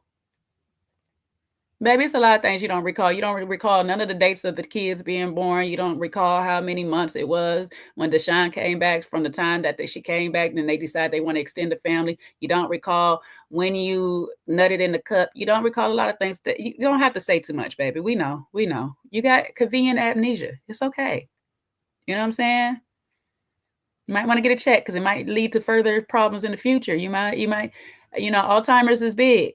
Dementia is big now. It might lead to some other issues in the future. So you might want to check it out early. At this point, it might be something in Bri or Deshaun's house that might be able to cure your issues. You know what I'm saying? Because they got a cryovac capsule machine in their kitchen just to put your sperm in a capsule. So they might have something for you to help. You know what I'm saying? Edie, even, you know what I'm saying? Like, I feel you, El said it might be something that they have at their house. And so you might want to be friends with them again. You might want to make friends with them again. I'm just saying, you might want to keep them in your notebook, in your black book, just in case. Just in case. That's all. Completely honest, I do not recall her going to a baby shower. They post a picture of your ex-fiance at a baby shower with you. Like, boy, you got to show me. Yeah, you're going to have to show me because I'm telling you that the timing of it didn't. Child, you just want the ex to come back and show you. You just want the ex to out herself. Child, don't do it, ex. Don't do it. He want the ex to be outed too because he said he don't want to put her out there, but he wants somebody else to put her out there. Deshaun and Bri, can y'all do me a favor? Protect the ex. Protect the ex. Put a little sticker over her face, but show the picture. Show the picture with the little sticker over the face. Line up or add up. Like I said, we were already on outs. Well, let me ask you this then. Were you engaged with this woman at the same time she was pregnant with the first child? It was the end of our engagement. Yes. Yes. All right. I'll give you just. Your Honor, the defense rests. We can all go home now. You know what? This live is over, y'all. We done.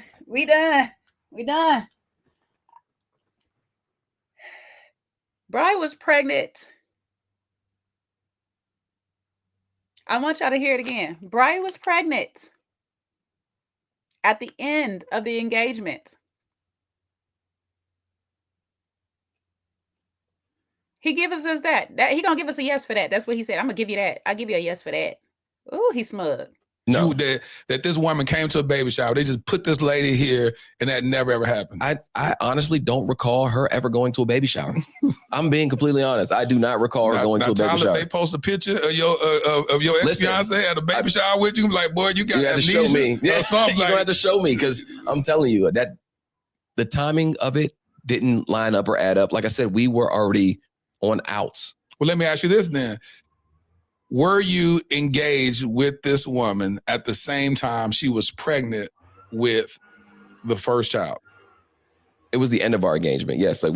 Yes. All right. I'll give you just a yes. So did your fiance know that you had donated sperm to Bri during that time? No.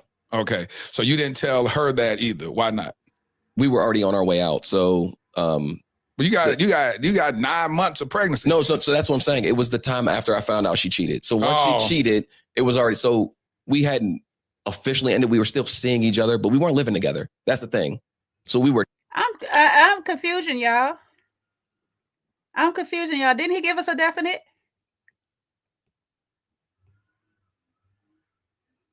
Didn't he give us a definite? It was it just me? Didn't I hear a definite? They were out. They were no longer together. They weren't living together or whatnot. It was at the end of 2016.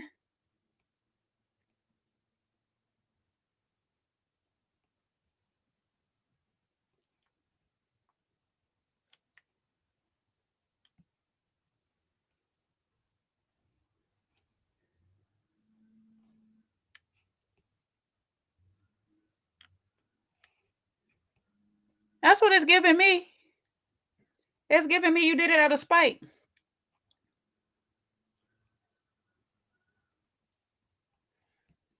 Okay, I'm not going crazy. I did hear what I heard. Okay. Because he said what he said, right? But twice he's already told us they were done. Done. D-O-N-E. Done. Like Bad Girls Club. Done. I don't know if y'all remember that episode when a girl was, you done. We done. Tyler, we done. I don't ever want to see you again. We're not living together with stuff. But right now you're telling me, yeah, we were still kind of talking or whatever. It was at the end of the engagement. So we just called off the engagement, but we hadn't officially broken up. I guess that's what the case is. That's what he's mean when he say at the end of the thing. At the end of the engagement, they called off the engagement, but they were still talking. They were still trying to hash it out because he was still trying to give her a chance. But that doesn't matter. What matters is he literally told us just a little while ago that Bri was not pregnant at the same time. Then turned around and said, yes, they were pregnant. They was pregnant at the same time, but it was at the end of my engagement. It was at the end. Then we weren't engaged anymore. We are not living together anymore. We were just still talking. But in the middle of me just still talking to her, I took her to the gender reveal of my baby that's in my homegirl. Where the freak is Jerry? I miss Jerry. Rest in peace, Jerry. Rest in peace, Jerry, because, bruh, you couldn't make this up. Say what? Done. Let's rate it up. He said done on the outs at the end of the engagements, ain't living together, and she also cheated on me, and I wanted to get back with him. I gave her another try. I don't know. We tried to give it one more go, but she just couldn't stop texting the ex. It's just,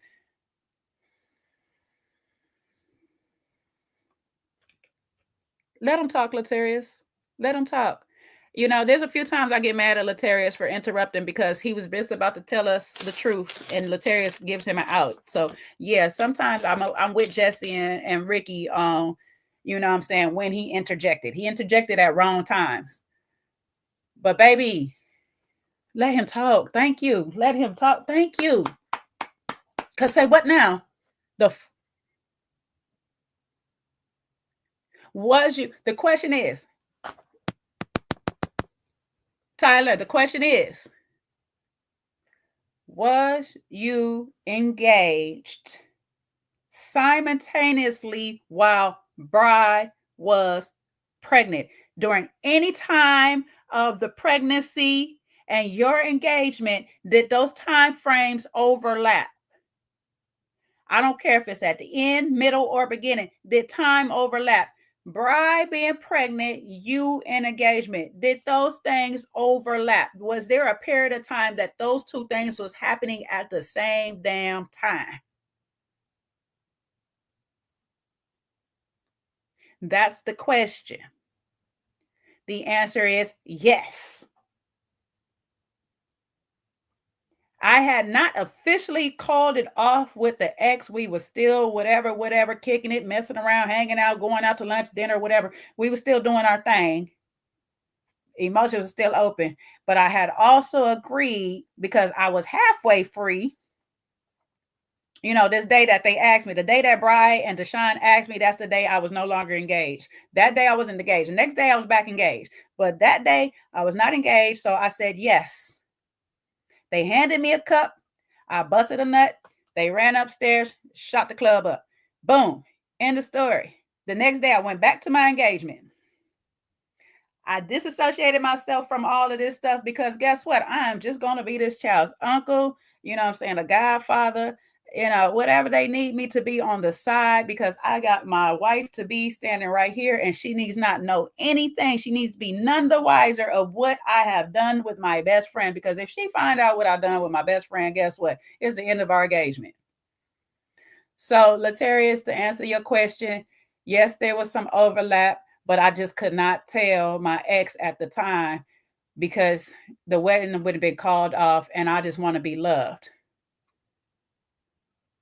But I can't tell you that, Latarius, because guess what? I'm going to tell you some more lies in a minute.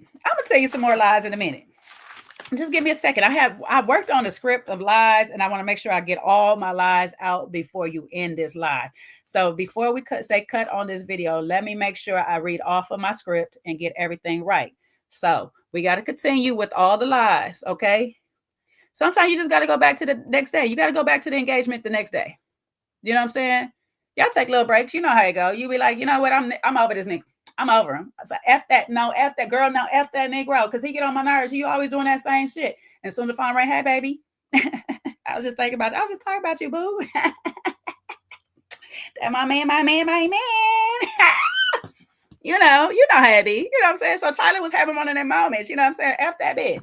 I'm over here. I got you, sis, bride, whatever you need, sis, because you know what I'm saying? I'm sick of that hoe. She always want to do something, so she want to keep texting her ex and all this stuff like that. F that. I got friends too. Watch this. Watch this. Watch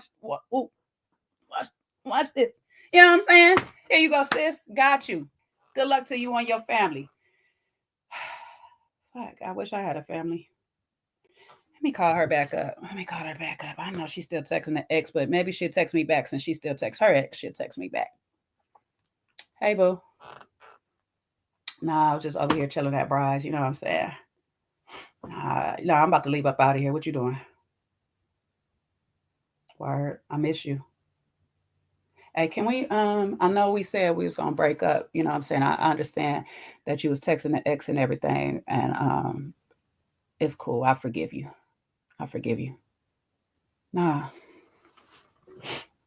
Nah, man, listen, that don't worry about none of that. It's just me and you from now on, okay, baby? All right. I love you. I'm gonna see you later, all right? All right. That's my baby right there. You know what I'm saying? You know they always hit you with the word, I miss you. You know they always hit you with the word, I miss you, bruh. Like, what? They always suck at you the person back here. You miss me? Nah, am I? Baby, this part right here took me all the way out. That's why I couldn't even get through the whole damn video, because I literally, this whole segment is this. This is this whole segment. This is just talking about the whole ex. All my circle points is my stop points. Just put the ring back on, girl. Just put it back on. I didn't mean to give you your ring back. Take me back, please. We're done. She hadn't given a ring back. But when did y'all get engaged? I'm talking about. That's why he didn't stop talking to her. She didn't get a ring back. He need that money back. He need the money. Get the ring back, girl, so he can go pawn it. Shit, he got baby on the way.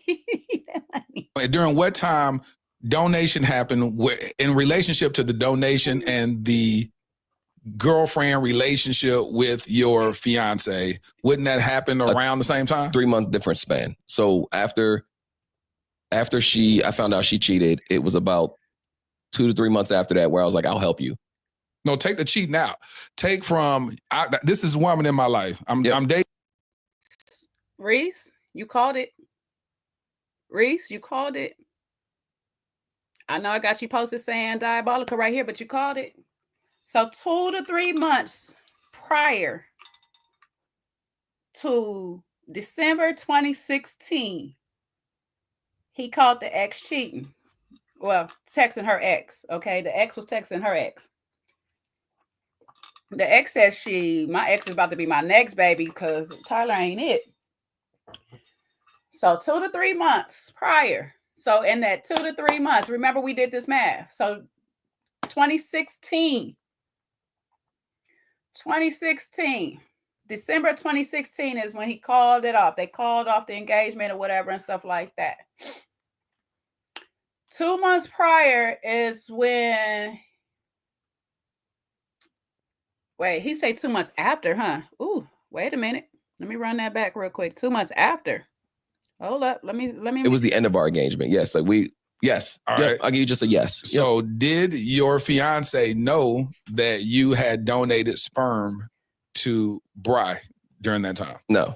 Okay. So you didn't tell her that either. Why not?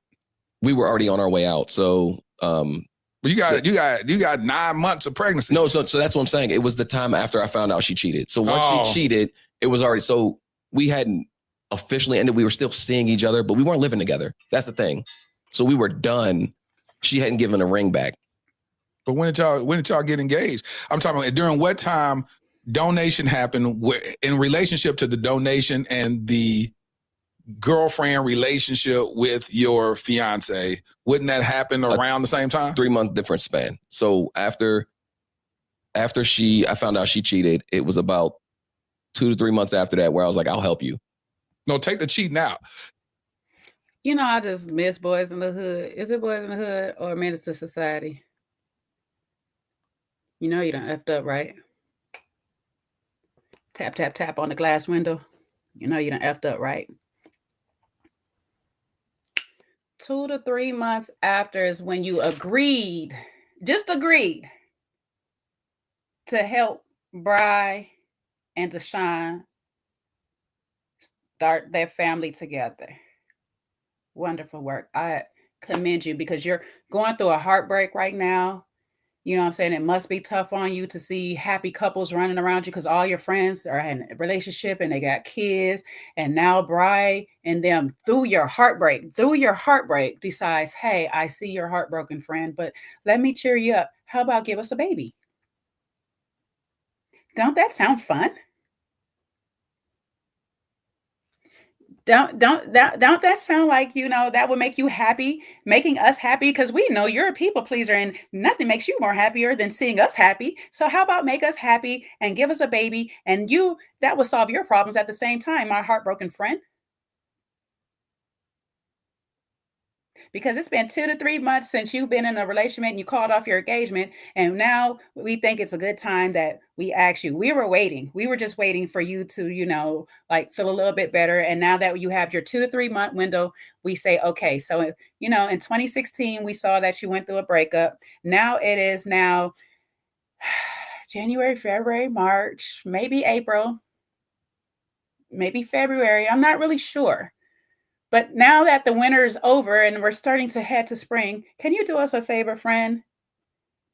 Here's a cup. Can you just like go in our bathroom and just, you know, whatever, real quick. Nothing serious, nothing, you know, too deep, nothing like that, you know. And then, you know, you can play uncle. You can be an uncle because nothing makes a person more happier than being an uncle to their own kid. That's what makes the world go around. It's people that play uncle and auntie to their own kids. That's just wonderful. That's life. Okay? I just want to see you happy, friend. So we know that nothing makes you more happier than making us happy, and a baby would make us happy right now. 2 to 3 months is February to March. The baby is born in September. So is this baby hella premature? Is baby number 1 okay? Did he spend some time in the hospital after the birth? I don't think so. Nobody mentioned that in none of their stories. Not Bri nor Deshaun mentioned, hey, we had to spend some time in the hospital. It was a very trying time for us, but it bonded us to really good together or whatnot. Nobody says this up in their stories or whatnot. So y'all should believe Tyler. Y'all should believe Tyler that 2 to 3 months after his engagement was called off with his ex-fiance, that he decided to give Bri and Deshaun a baby. And in September 2017, that baby was born 5 months later. Because you gotta factor in February, they made the agreement. They probably tried in February. They tried again in March. Deshaun didn't say nothing I mean, Deshaun didn't get the news until maybe April, possibly May. Baby not born until September. That baby is only 5 to 6 months in the womb. That is a hella premature baby. And nobody said we spent months. We spent months in the hospital. That first year was hell because the baby was born prematurely. That's just a story that most people don't leave out when they talk about how their kids was born. They don't really leave out that their baby was premature or anything like that. I remember when my brother was born. My brother was born premature. That was the scariest time of my life. And I'm a sister to him. I'm a sister, and I just wanted a sibling so bad. That was the scariest time of my life because his lungs were underdeveloped at 7 months. So you're telling me that a baby 5, 6 months didn't have to stay hooked up to a machine or nothing, and nobody tells the story, nobody talks to them about the story, nor that you see this first child, and that doesn't make you feel something. That you see your first child, your first baby, and you don't feel nothing because this baby is hooked up to a machine because he's born early. Because if we go by Tyler's story, the baby is born early. The baby is born in September of 2017. He might like to say 2018 sometimes, but he don't know. But he knows it's in September. He knows it's in September. But these plans was made in 2017. These plans was made. So did y'all wait a whole year and say, okay, in December of 2017, we're going to try for September of 2018 to have this baby? Or did they get started right away? Ashley wants to believe in her delusion. So Ashley is going to ask. Ashley, I think, believes under the code that I believe in sometimes. Don't ask, don't tell. I will be the type of person is when I want to know something, I'm going to ask you a question. When I don't want to know something, I'm not going to ask the question because I want to live in my little ignorant bliss. Let me stay in my little bubble. Let me be mad at myself for not asking the question at the end of the day because I don't want to be hurt by your truth right now. That's where Ashley is sitting in. She want to sit in that I don't want to be hurt by your truth because your truth is just stupid. It's just flat out stupid. But she proud of this man, child, so let her be. This is the man she proud of. That's her man.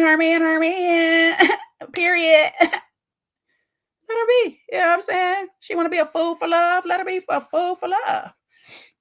But this is crazy. This part right here is crazy to me, okay?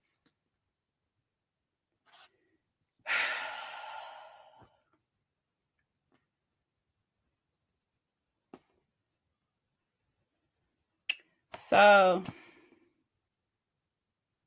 let me skip down. Let me see where I'm at on this thing because he's going to talk about how he never had no proper guidance. It ain't no rules to this or whatever. Okay. You know what? I'm going to let it just play because it's going to be shortly after this. Take from, this is a woman in my life. I'm dating this woman right here. Yeah. I'm donating some sperm to this other lady. When does this lady, at what stage did this happen? I donate that I'll give you months. I started dating this woman in January 2016. My homegirl, I say, let me go ahead and help you. I'm going to donate some sperm to you in March of 2016. The same month, 3 months later, 4 months later, I end up breaking up with her. Was she in your life while you were before? What stage was it when you donated the sperm while this woman is in your life? At the end of after our relationship. So after your relationship was over, then you donated sperm. Yes. Okay. So the question was, so that's what you're saying is that this relationship was already over and now I'm helping someone else. Yes. Because that's where I'm at the point where you said I'll never find love. Yes. I'll never be with anyone. Now that makes sense. I'm never going to find anybody. This woman done cheated on me. Now that makes sense. I can resonate with that. I'm never going to find anybody. This woman I was engaged to, she cheated on me. Boom, forget it. Oh, I can be a help of service to somebody else? Why not? Let me go ahead and help you. Okay, that makes sense. Tyler? No, I understand. You got a very... I told y'all, he was heartbroken, y'all. And nothing makes Tyler happier than helping other people be happy. You know what I'm saying? Because he's a people pleaser. He a people pleaser. You need me to send you the link here? You got it. It's in the Your private chat on IG, Kojo. The link. I think I sent it to you. Let me make sure. Child, you know, I be moving myself. Okay. Whenever you're ready, babes. But what just happened? I just seen something crazy. Sorry, y'all. Okay. Yeah, there's nothing that makes him more happy. So during his heartbreak of this woman that cheated on him, his ex-fiance, you know, because he was on the verge of his happiness, his marriage, his life, he says, I'm heartbroken. And there's nothing left to do but, you know, go ahead and seed somebody else's future. Because I'm 26, 27 years old at this time, and the world is just over. I don't see no future.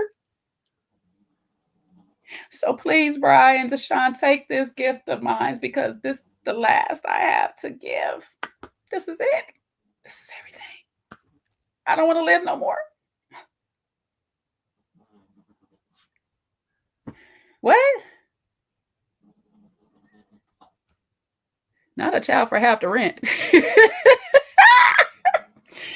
I'm gonna put you on timeout. Get out of here. Don't start this crap. Okay, we trying to be serious right now. I'm working through the kinks and stuff of my script right now, because this is good material. This is my material for my script right now. I got to get worked out these creeks, okay? Because child, right now, Tyler's on his unaliving himself scheme. So please, take this child. I don't want him. Just take him. Take my seed, please. Just take it. Take the sperm. Take whatever you need, because I don't want to be here, because the woman of my life, the woman I was so in love with, that housed me, she put me out and I don't have nowhere to stay. So I'm just at the verge of all unhappiness. Let me live my last gift to y'all and make y'all happy. Here's a baby. Take the baby.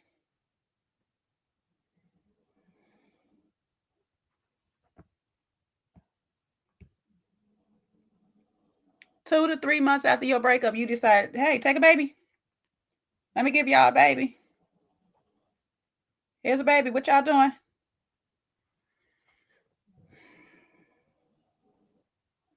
Okay. All right. We're going to continue, though. Because it's a lot right here.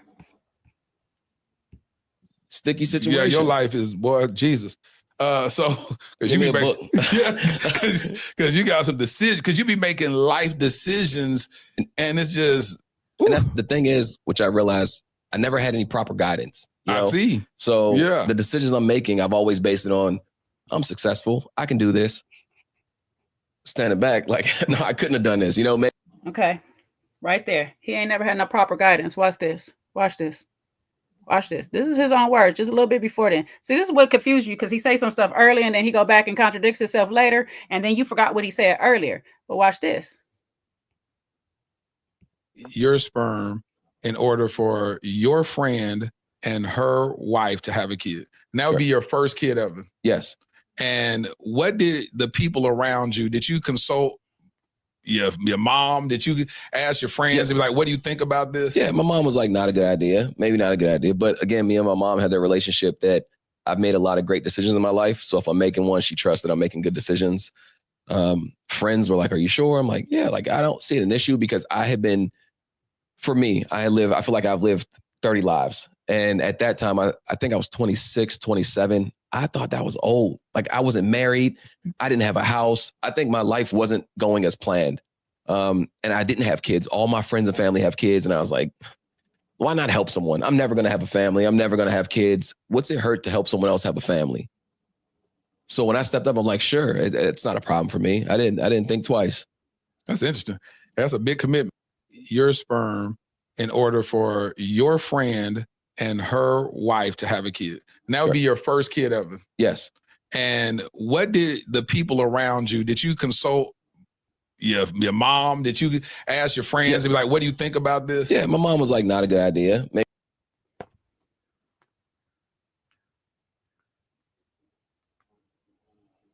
I think that's proper guidance.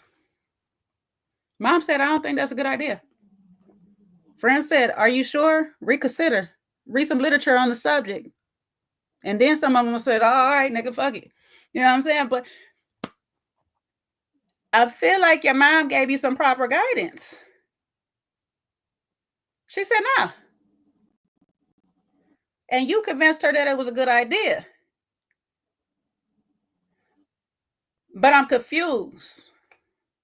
I'm confused on this one part right here, because this was supposed to be a deal between you, Brian, Deshaun, and it should have been something that nobody really knew. But you decided that you want to tell your friends, not your fiance, your mama. Apparently, Deshaun and them told they parents and all this stuff like that. Y'all got way too many people invested in a lie, because how am I supposed to, as the grandmother, play like, oh, this is my grandbaby to my son that and this lady that's not related to me, but he just the uncle, but I'm not really related to this baby, but I am related to the baby. See how the uncle daddy stuff get real confusing?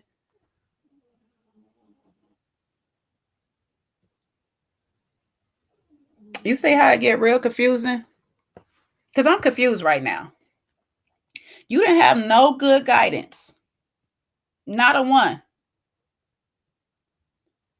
And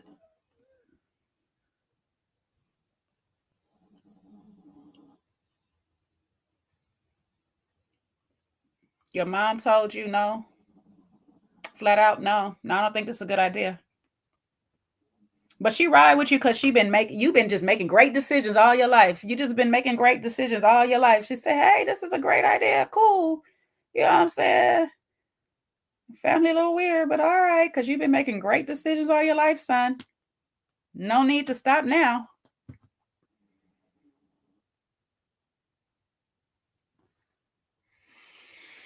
We jump back to where we were. He never had proper guidance. Yeah. Woe is Tyler. Woe is Tyler, y'all. Coach, I don't know if you still here, because I'm trying to see if you starting your live and we switching over to yours, or you coming over here. I'm confusion now, babes. Let me know what's the deal.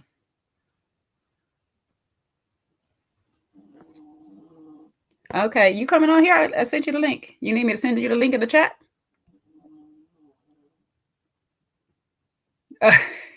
You never miss a meal, bro. I love it. If you need me to send you a link, if you got it, let me know. If you need me to send it, let me know. I'll send it. And that's the thing is, which I realized, I never had any proper guidance. I see. So the decisions I'm making, I've always based it on, I'm successful. I can do this. Standing back, like, no, I couldn't have done this. Maybe I should have had a mentor. Maybe I had someone to talk to, but I didn't have anyone around me at the time to talk. At the time. You should have took your time. This was a heavy decision. You should have really took your time. You should have really took your time.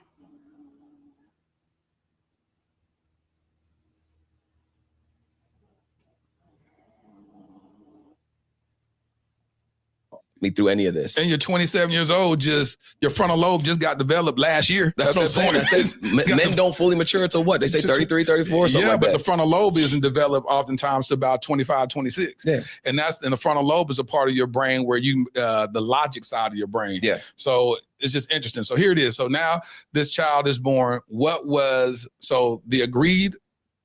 The agreement was you're just uncle. Correct.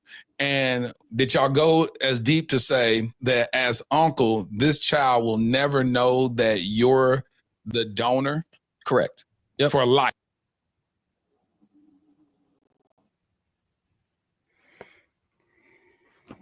You know the saying, if you ever want to keep the lie between two people, one of y'all got to be unalived. That's the only way to keep a lie. Yeah, y'all got 1, 2, 3 moms, friends, cousins, uncles, dog. Y'all got about 1,100 people in this lie, but y'all supposed to keep this lie going that the kids will never know that you were the actual donor. Help me make that make sense, baby. Coach, can you help me make that sense?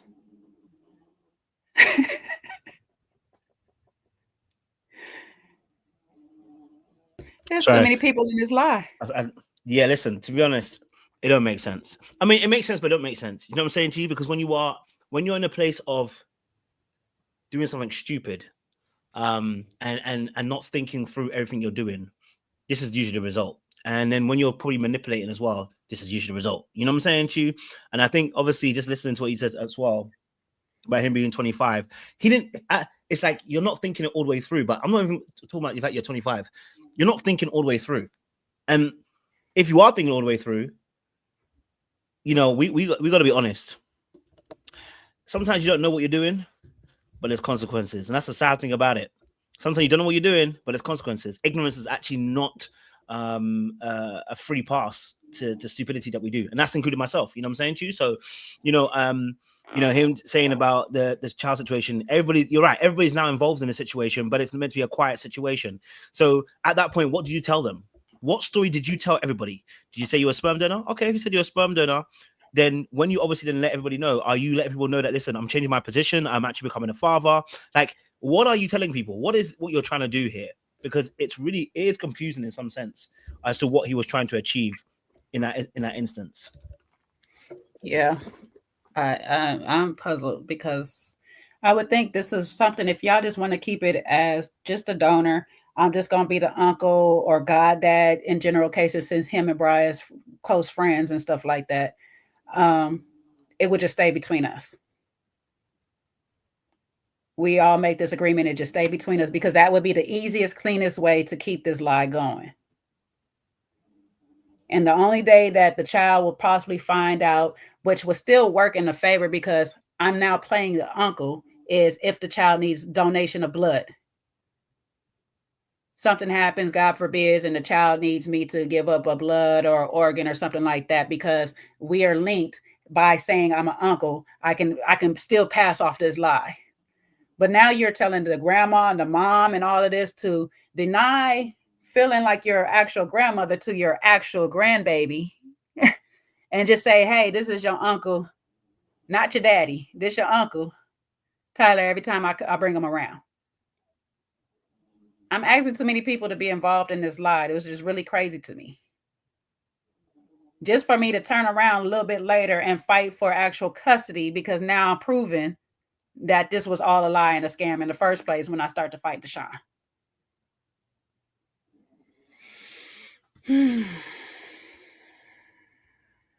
My guy is a mess.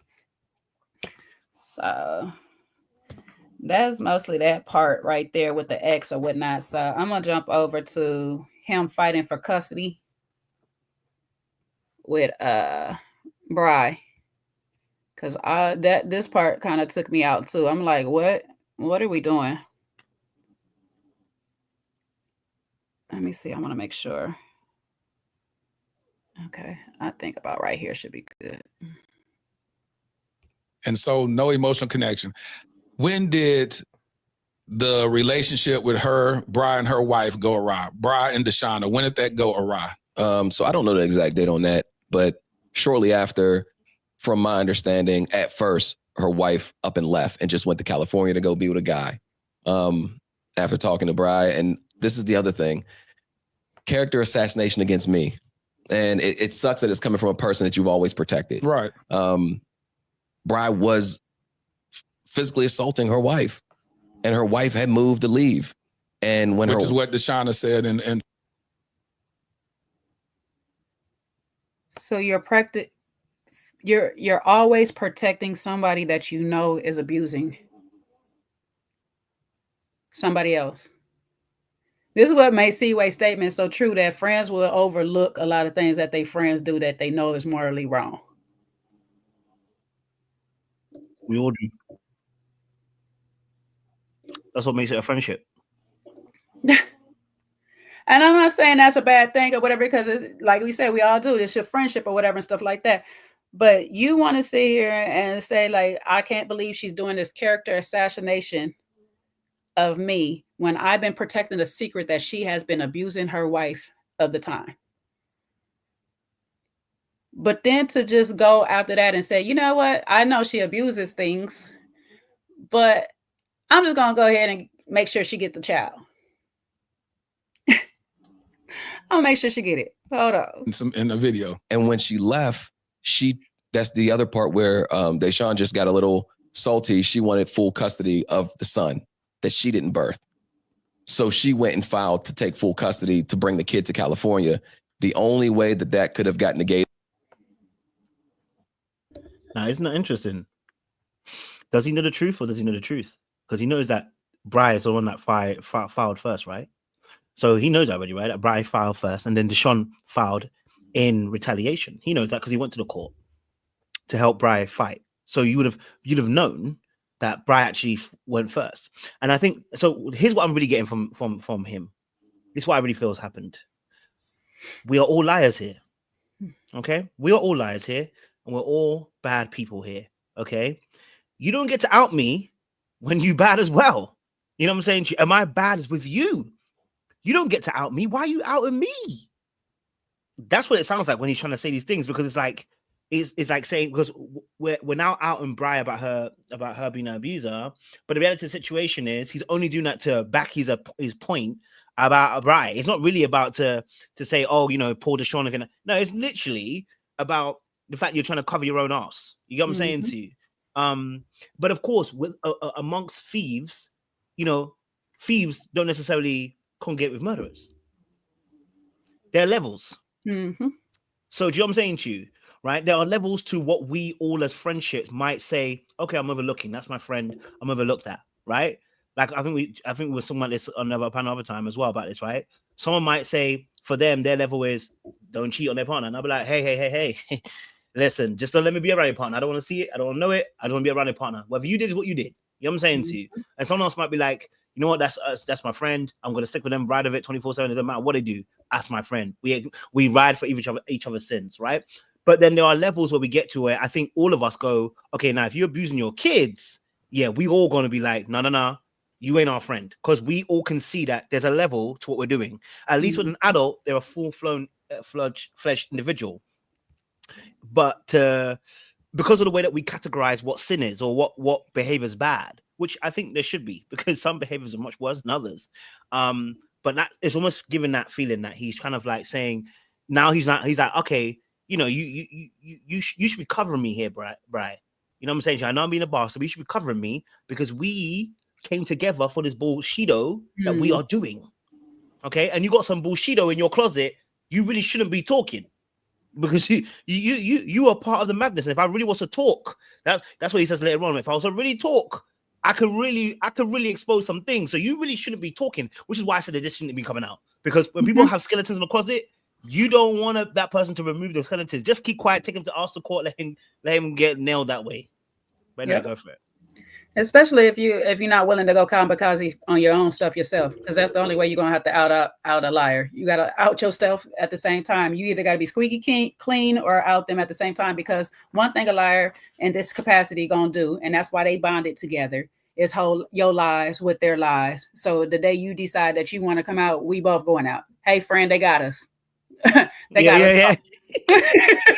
They got us both. Come out, friend. They got us. They caught us. But this is what stuck out in this part, and that's why I played this part. He says Deshaun was salty. There's two things that actually stuck out of this part. First, he starts off saying that she left for a man, and then follows that up by saying that she was being assaulted by Bri. So did she leave for the man, or did she leave because she was being assaulted? Then the other part is she was salty, so she's filed for full custody. Why would she be salty? What is she salty about? Unless something happened. Yeah, unless something happened to make her salty. So Bri filing for custody to take the baby away when Deshaun said I was trying to get joint custody, and Bri goes and files full custody, that would make her salty. I get that.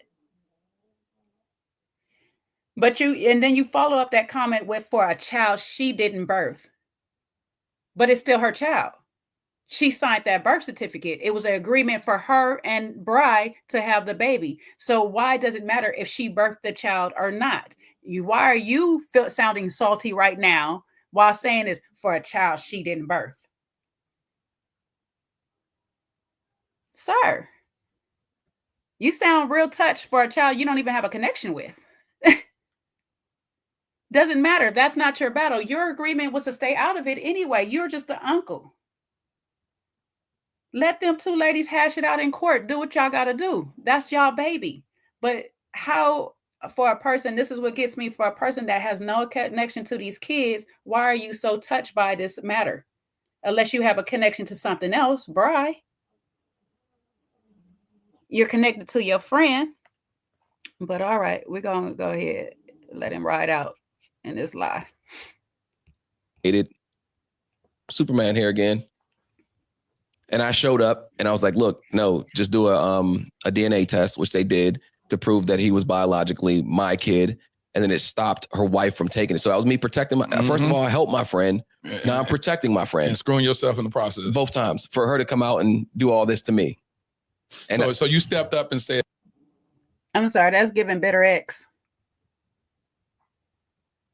That's giving me bitter X for her to do this all to me. You're supposed to just be helping your friend to get her kid because you seen your friend, the life change when that baby come around. That baby brought so much life to Bri and stuff. It helped her through her hard times. And I just wanted to make sure my friend didn't go off the edge by losing her child. Not you do this all to me after I helped you be an abusive wife or whatever and get your kid back. This is wild. this is my child. And then what? So that would protect her wife from fighting her for custody. Does that automatically dissolve it where they say you have no right to try to get custody of them, or how's that work? No, so I can't. Legally in Maryland, and I'll pull up the facts for that as well, but any couple that births into that marriage is presumed that those are the two custodial parents. So you tried to help, but you couldn't help anyway. Yeah, well, I did help because I was a sperm donor and the wife just backed off. It was going to be a longer lawsuit, and everyone knows it costs money. Yeah. So it was who had the most money at a certain point, and she backed off. But again, that was me protecting Bri, so her kid, because her kid was born, or I'll just say Kai, his name's Kai. Kai was born at a time that she was extremely low. He saved her life. And I'm not like their family. I'm not going to go smear them and tell them what she was going to do or was going to do. Right. But she was at a very low place and he saved her.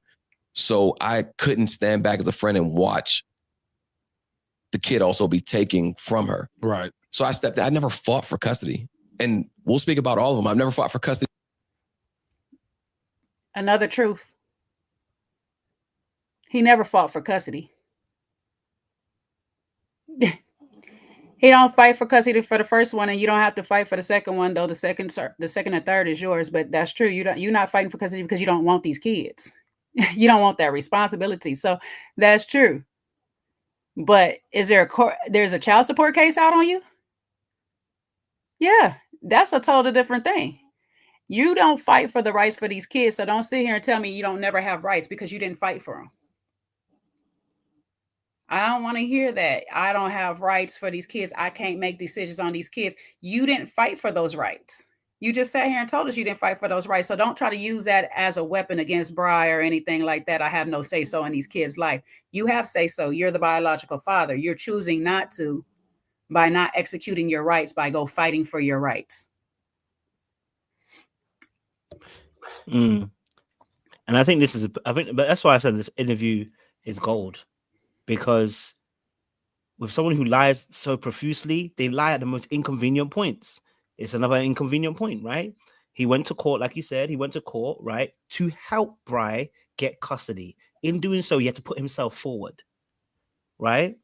Now, once again, he hasn't even let us know that, you know what, me and Bri agreed that I'm going to help you, but I'm not being the father of the kid. I'm only doing this to help you. See, he can't even say that again. So was that not his position, maybe? Or maybe he doesn't want to tell that truth. That was actually what's happening. Either way, you're now locked in, right? So now you've gone and fought for the custody of the kid. You actually have rights, right? You have rights. So you can't say you don't have rights. Then the texts were also, we had texts from Bri that were released talking about, do you want to give up the rights? You know, well, I guess that's what I want to do. Bro, you didn't have to give up the rights. You had the rights, and she even asked you, do you want to give out? This is why I said that it's so easy to see he's a liar now, because now he's had time to actually speak, and not Ashley speaking for him, not Bri speaking for him, not Deshaun speaking for him. No, when he comes to speak, he's going to show us that he's a goddamn liar all the way through, and a bad one at that. He hasn't even got his story straight. So my conclusion even from this is, and my question, which I was kept on asking when I was watching this interview, was, so do you want the rights to the kids or what? Do you want access to the kids? Right? Because you keep talking about having rights. So do you want the rights of the kids or not? That's when we're going to see that you're a deadbeat too. Because now you go, when you give the real truth about what answer it is, then we know where you stand. So let's skip up a little bit. We're going to go here when we get to the twins. Let me grab my water. Okay, go ahead, do your thing. Let me see some of y'all comments real quick, because while he go get his water. And welcome y'all here from Kojo's channel as well as mine. I appreciate you all being here. Please like both channels if you can. Like, share, subscribe. Memberships is open to both channels. Kojo's at a higher tier, so his membership is a lot more cheaper than mine, but his membership also grants y'all ways on being in the 100 Club as well. And we do fun lives over there in his members lives. So, make sure y'all hit the members button, subscribe to the channels, like, hit the bell on both of our platforms, please. I am Another Round JS. He is Little Black Book 91. Please do us that favor and hit it on both channels. Okay. Show us love on both channels, because child, we is doing the Lord's work, and all we ask is for your likes in return. Okay. That's the collection plate. Please pass it around. Pass the likes around. Thank you very much. All right, let's get back into it, because he done got his popcorn back. He ready for the show. Let's go. Whatever it is. So we understand that. Yeah. When you look back, and the other kids are born, how did these other? So now the ex, did they get a divorce when the wife comes back into play? No. So all kids were born into a marriage. In that marriage, that same exact marriage, all the kids were born in that marriage. So she came back, they patched things up, and then they say, "What? We want to have it? We want some more kids?" No. So that's when they came back together. They were together for. First answer, no. They didn't say that, because they didn't say that. They didn't ask to extend the family or none of that stuff. They didn't do that. But we're going to let them continue. For, I don't remember how long it was, but they were talking about expanding their family. And I'll be completely honest, I don't know the vials that I gave them or the capsules, how many they kept or what they had, or because how you keep them is on you. I don't know. But yeah, they came back and got together. They were trying to have a family together, trying to expand their family. And we're here now. And so they said they had that conversation with you, or Yo, this is diabolical. So it's diabolical because this is a factual thing. So between the two of them, of course, we have to prove it still. But did you or did you not sleep with Bri? And that goes back to that main question, because he's trying to, and see, this is where I see that Tyler is really diabolical, and I say that he's pathological, because he really is trying to build a lie. It's not like a case of dabbling in the gray. No, he's actually telling full-on lies. Like, he's actually trying to build a whole lie. So, for instance, in this instance, right? Okay, if someone's being true that maybe I got done dirty, right? If I know I didn't sleep with Bri, I didn't sleep with her, yeah, and these twins came about, I am going to lose my shit. Excuse my French, because you haven't R'd me, but you've R'd me, because you've taken my sperm and not told me and used it to create 2 more children that I'm not involved with. So where is his anger? Where's his frustration? Where's his fight? Right? To say that, you know what? They have robbed me and they've taken my sperm, hidden it, frozen it, and then used it on her. Where is the anger? Right? But no, he's very, and this is why I say he's pathological and actually needs to be paid attention to this. This is scary. What he does is he drips feeds a little bit of the lie, hoping that we'll bite it and run our own narrative, right? Hoping that we'll fill in the gaps by saying, I don't know if they kept the bottle of the vial, or, just of the, maybe they, I don't know how many they had. So maybe that's what happened. No, but if you believe it, tell the truth. Come and say it then. No, you believe that they kept the vial, then say it straight, right? say it straight and say, listen, they use these vows without my consent. I did not sleep with Bri. Bri is a whole damn liar and da-da-da-da. But you're not saying that. You're trying to allude. And the fact that you can't remember the dates is also concerning to me, because you just like, I don't know, is it like September the time? But every single conversation is, I'm not really sure about what time it was. It was close to that time. That tells me if I need to know again. You doing that means that we can't nail you to facts, meaning you can always wriggle out and say, well, I never said September the 18th. I just said it's around September time. I can't remember. I can't remember if it was 2023 or even 2024. I'm not even sure. I just remember September time. So it's always shifting. So you know you're a whole damn liar. And you know that you are spinning a yarn, trying to feed us something, drip feed us something, so we can buy it. But we ain't gonna do that. What's even scarier is you had a whole year to get this lie straight. This is not even on the spot. This is not even on the spot. You know what I'm saying? So this is what's even worse. It's like you have a whole year. I mean, yes, people that do lies on the spot that good is scary, but you got a year to like literally plan out this lie and get this script and this story straight or whatnot. Like from the time that Netflix called you and said, hey, we got an interview for you, you should have been tight. Me and Ashley already got our game plan down. She go over there, say this. I go over here and say that. We good. We out of here. We owe nobody nothing.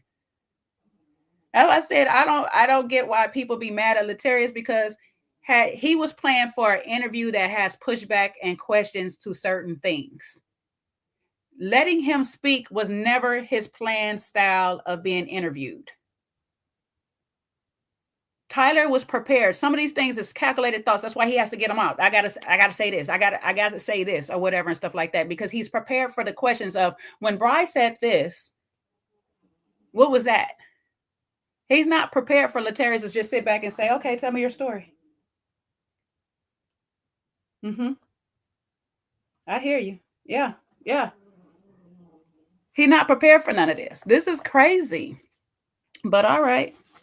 But these kids, this part right here, I highlighted this part because these kids were born within a marriage. But how, Tyler? How were they conceived? Not how they was born or what time they was born. How were they conceived? But you want to tell us that the vows, the capsules that they claim, it went from a cup to capsules to vows. They're just storing this. They just got a home fertility kit basement, just running a clinic downstairs. Everybody comes over there. All the friends come over here to get a baby from downstairs because they just got all these vows and pills that you can get at the counter without a prescription. Child, I don't know how we just storing this stuff. And I said the same thing you said earlier, Coach. I said it earlier, is not once that you have an attitude, none of this stuff. But he gonna say that he had a conversation with Bri. He had a conversation with Bri, so it's okay. It's okay. I think he's doing it because I honestly think that it's going to court. The fact that it got pushed back to February 2025 tells me that this is a narrative he has to stick with that potentially can get him off. So, just sticking to that script that he's got going on. Maybe he's been reinforced by the lawyer as well, to stick to that script. It can get you off because this potentially can get him off. I know it's wild to us because we're looking at it going, this is stupid. But again, it goes back to how people apply the law and how they can apply it, which is why he's saying right now, well, it was conceived in the marriage. Because depending on what law is in that state where they were conceived, they are not his kids. Mm-hmm. Cheating or not cheating, it is not his kids. And all he has to do is keep denying the fact that, you know what, they are not my kids. Yeah, I stayed around. I was helping. So, in fact, I say he's pathological. He's not pathological. I look at it as almost, he knows what he has to do to get over that line. He doesn't want no financial burden. He's had his fun. He's looked after the kids for a little while. He's now out. And he's going to start his whole life a brand new and go elsewhere. He's got a script that he's sticking to. That's what I'm seeing. Mm-hmm. But it's not even the fact, and I get where you're saying it. For me, it's not even the fact that they are conceived within the marriage. It's how they were conceived. That's where the real question I wanted Latarius to ask is, how were they conceived? Don't give me that they just shot the club up with a turkey baster once again. Did you go back in the cup again? Because you're saying that I don't know how Latarius missed this to catch this, but you're telling me that they just held on to these things for about a year plus? that they have technology to defrost and get the sperm back to a proper temperature that it needs to swim at and all this stuff like that, because it's a science to it all. So they got the funds to do that, but they didn't have the funds to go to the donor in the first place. They just got a whole pill maker, like capsule maker at the house to cryovac your sperm into and stuff, but they don't have the money to go to a proper sperm fertility bank and do it the proper way, the legal way. Okay. All right. We believe Tyler, though. We believe him. Or did you just hear about, one of them called you and said that, or you just assume that they were wanting to expand their family? No, I had the conversation with Bri. Me and Bri have had, and that's the other thing, cool. Like very deep. Yeah, we were, even after she pushed me back out of their lives, I was still remained her friend. So I don't know why that being pushed back out my lives always seems so hurtful when he says it, but you sat down the first time with baby number one with all three of y'all. So now we want to extend the family. We're back here. And so just me and you gonna have the conversation?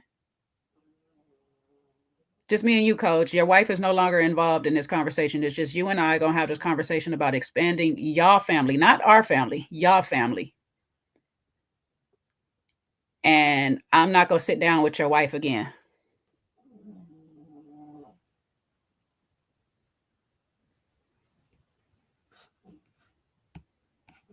The abusive wife. My other part of this pushback right here too is just that Deshaun keeps going in and out, and I'm like, I agree to y'all being in a 2-parent home. I need to sit down with Deshaun, because are you gonna stay here? It seems like you keep bouncing back and forth. Are you gonna stay here? Because the agreement that I set up with y'all was that the baby's gonna be raised in a 2-parent home. So are you gonna stay here before we start extending this family?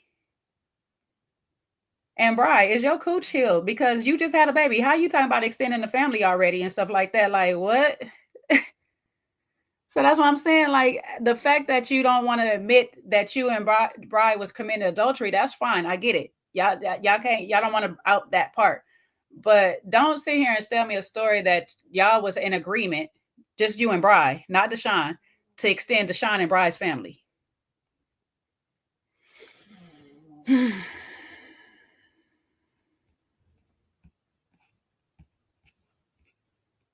She said, I want to expand the family, and y'all were having a conversation, and you said what to that?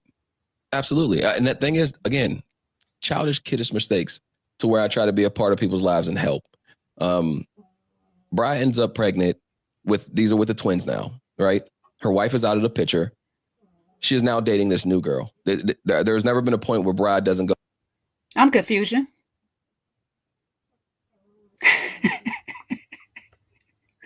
Bri ends up pregnant. Deshaun is out the picture. But Deshaun is wanted to extend her family with Bri.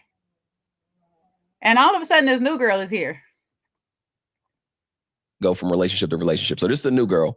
She has this girl around, Kai. The girl's doing everything.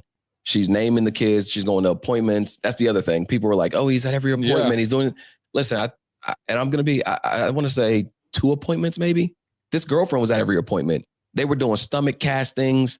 She took all the pictures of her stomach. It felt like it was back to that point. Right. And I had already agreed with Bri that I would be in these twins' lives because Bri tried to get an abortion. And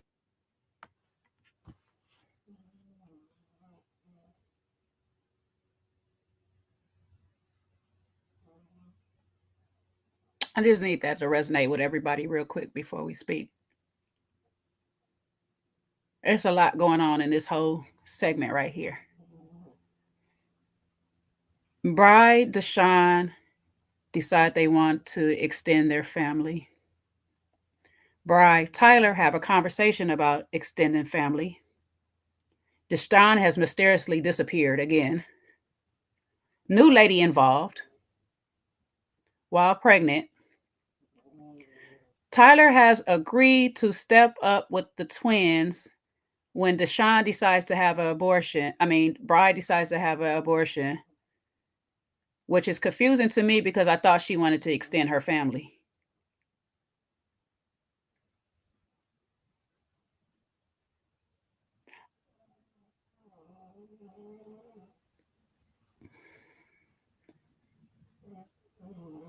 Two people agree on the fact that she did go to the clinic to abort the child. So that has to be true. That part has to be true.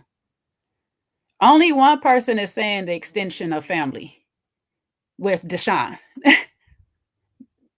Now, Bride might have wanted to extend her family, but it didn't sound like she was trying to do it with Deshaun.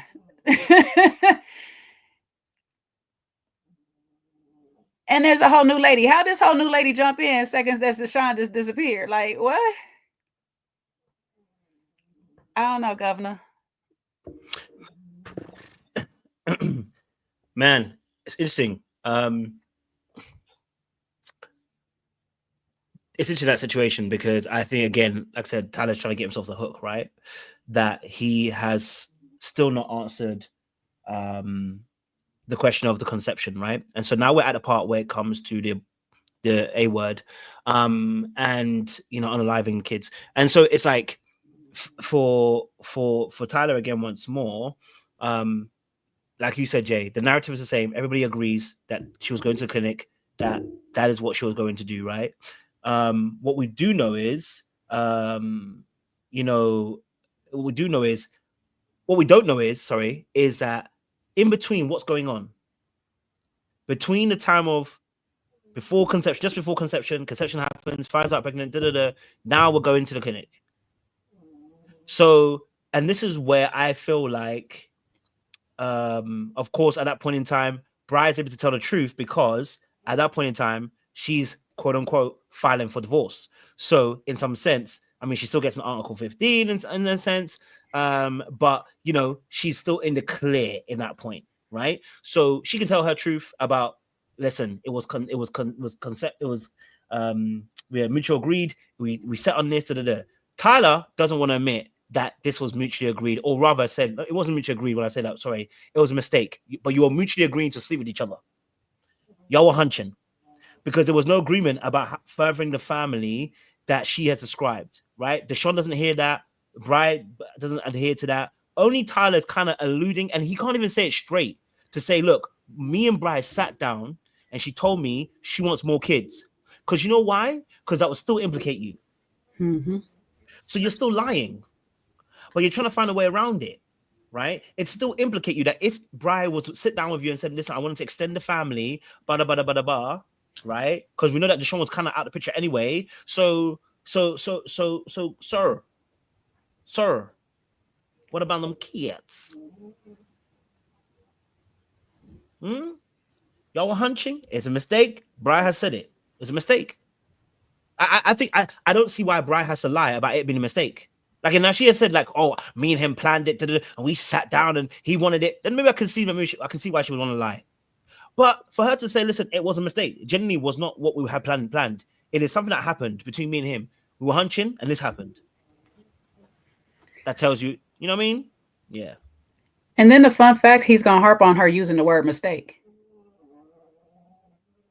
If you have nothing to do with this, you didn't actually put yourself into her at any point, and this was all from the vows, why are you harping on the fact that she used the word mistake to try to highlight her as a bad person for saying it? Listen, I use mistake. It's not the best word to use about my child, but it wasn't something that was planned sometimes. You know what I'm saying? And sometimes when I'm just talking, it sounds that way, until I was corrected one day by one of my parents, like, don't say that, because it was never a mistake. It was just unplanned. It was just not something that she was going for or whatever stuff. We get it. Bad choice of words. The mistake that she's referring to is sleeping with you. It's not the mistake of being pregnant. It's the mistake of actually laying down with you. That's the mistake that she means. The pregnant part wasn't that. The mistake was the affair. Like, what are you talking about? But you'll use that as a weapon. But if you have nothing to do with this, you have gave them vows, capsules, pills, cup, whatever it is, and that was a year ago, and she just says, I want to extend my family with your seat, the stuff that you gave me a while back, I still got it, I want to extend my family. Why does it matter if she calls it a mistake or not? You're not a part of it. You just said, okay, do what you, but leave me out of it. I'm out of it. Y'all want to extend your family? I'm out of it. It does not bother me. I'm gonna go a little bit further on this part than wait, where are we at? I'll just let this ride out. I'll let this play out because it's gonna get to the part I want to get to anyway. The doctor said they said you can get it, but with twins, we're gonna have to put you to sleep. So she said, I'm not gonna get an abortion, right? So as being me, listen, I'm here. I'm back here. Let's rock. Let's do this. Right. I'm here with you. But then it spun very quickly to where she's going to these appointments with this woman. It feels more them again. So I start to detach again. Right. Shortly after the twins were born, I was around. Help. Why are we detaching again? You were never attached, according to you. But why are we detaching again? And I can see you, Coach, while I'm doing this. So if you ever just, helping a good amount, but that girlfriend was still around as well. She was pretty much raising the kids. And I was there helping a significant portion. And then it hits about, let's say 7-8 months in. I'm trying to remember if I was even at the first birthday. I might have been at the first birthday of the twins. And I wasn't at 2, 3, 4.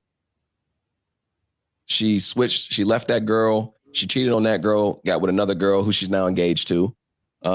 And then and that girl brought in 2 more kids. That's why, like, people sit online and they make it seem like it's black and white. Mm-hmm. This is the stickiest situation. And now as an adult where I'm able to comprehend more things, it's very sticky. When Bride gets into her relationships, she will push any and everyone out. There's a reason. And again, the same way you said you love her, I always love her. That's my friend. She has a way of focusing, and I know many people do it. You get in a relationship and your friends, people who have helped you, they don't matter. Right. Your partner matters, but this is just your girlfriend. I've watched you go from one to another, but she gets in these relationships and it's them. It's their bubble. So she's raising this family, having these kids. And me and Bri have a sit down one time. We meet up in Baltimore and I have a conversation with her and I tell her, I don't have this connection with these kids. I feel like a glorified babysitter. I feel like all you want from me is money to help fund your family. You want to raise these kids with a woman. I know, because I agreed to help you. Yeah. But the disconnect is, that's not how I want to be a dad. I was raised without a father and people are bashing me saying, you should know what it's like. No, it's different. Oh, it's very different.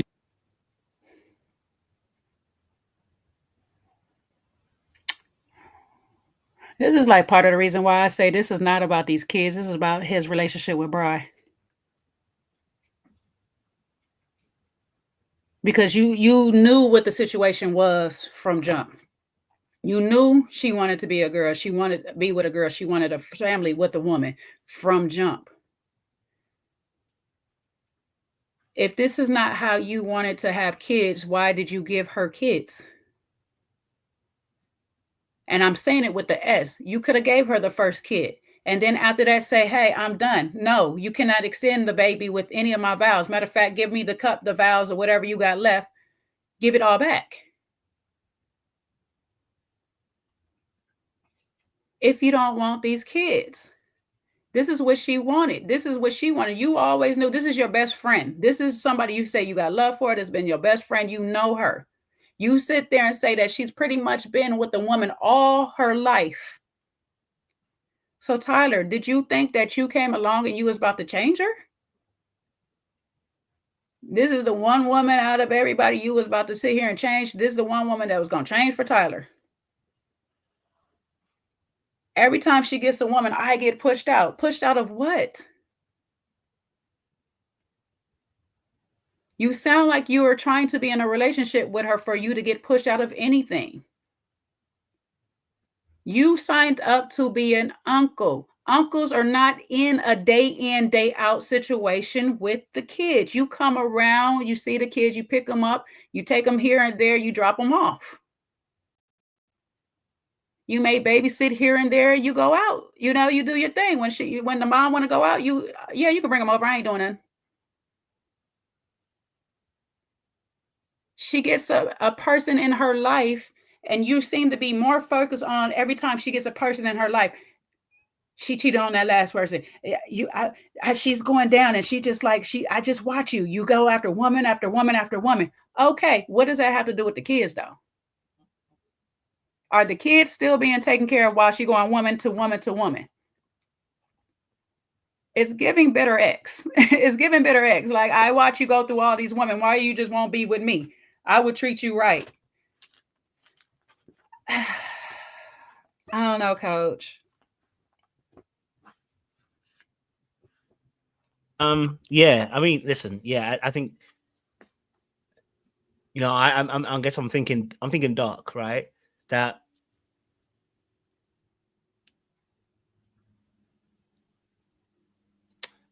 the game that's played here, I think there's some feelings involved. I think there's some shame, there's some embarrassment, there's some guilt in here. But I also think there's a game of power here. You know, when we play some of these games where we're trying to manipulate, right? Okay, so for instance, for the man, you're trying to get the poussoir, right? Maybe Bry's trying to get your attention, get your resources, get a little bit of D. Okay. This is the game. That's the game, right? And in the game, we're sizing each other up, right? As we're, you know, hunching, we're sizing each other up. Who's gonna fall first? Like, you know, because sometimes the game is, I want you to fall first. I don't want you. I just want to be the pleasure that you felt. And part of that game is that you are, you know, supposed to be a lesbian, but you out here messing with me. I'm the kind of guy that can make you turn straight, and it's a power play, right? But the game gets caught up, right? In a sense of y'all are hunching, and then two kids are now present. This wasn't the game. This was not the game, right? And I want to be very fair and say, listen, as a man, when that happens, you now no longer have the power, and that's a scary place to be. Because now she has a decision to make. Does she keep him or she get rid of him?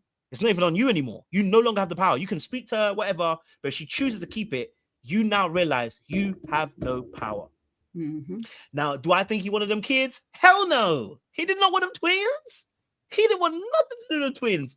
But he probably didn't want to be like the bad guy, quote unquote, that's gonna say, you know what? I don't want it, and make it a big scene. So Robert, what's gonna do? He's gonna friend her and be like, you know, it's cool. If you wanted to keep it, you can keep it. It's not a problem. Like, yaga, yaga, yaga. But in reality, he didn't want them kids. You know how we know that? Because of what he's doing right now. Right?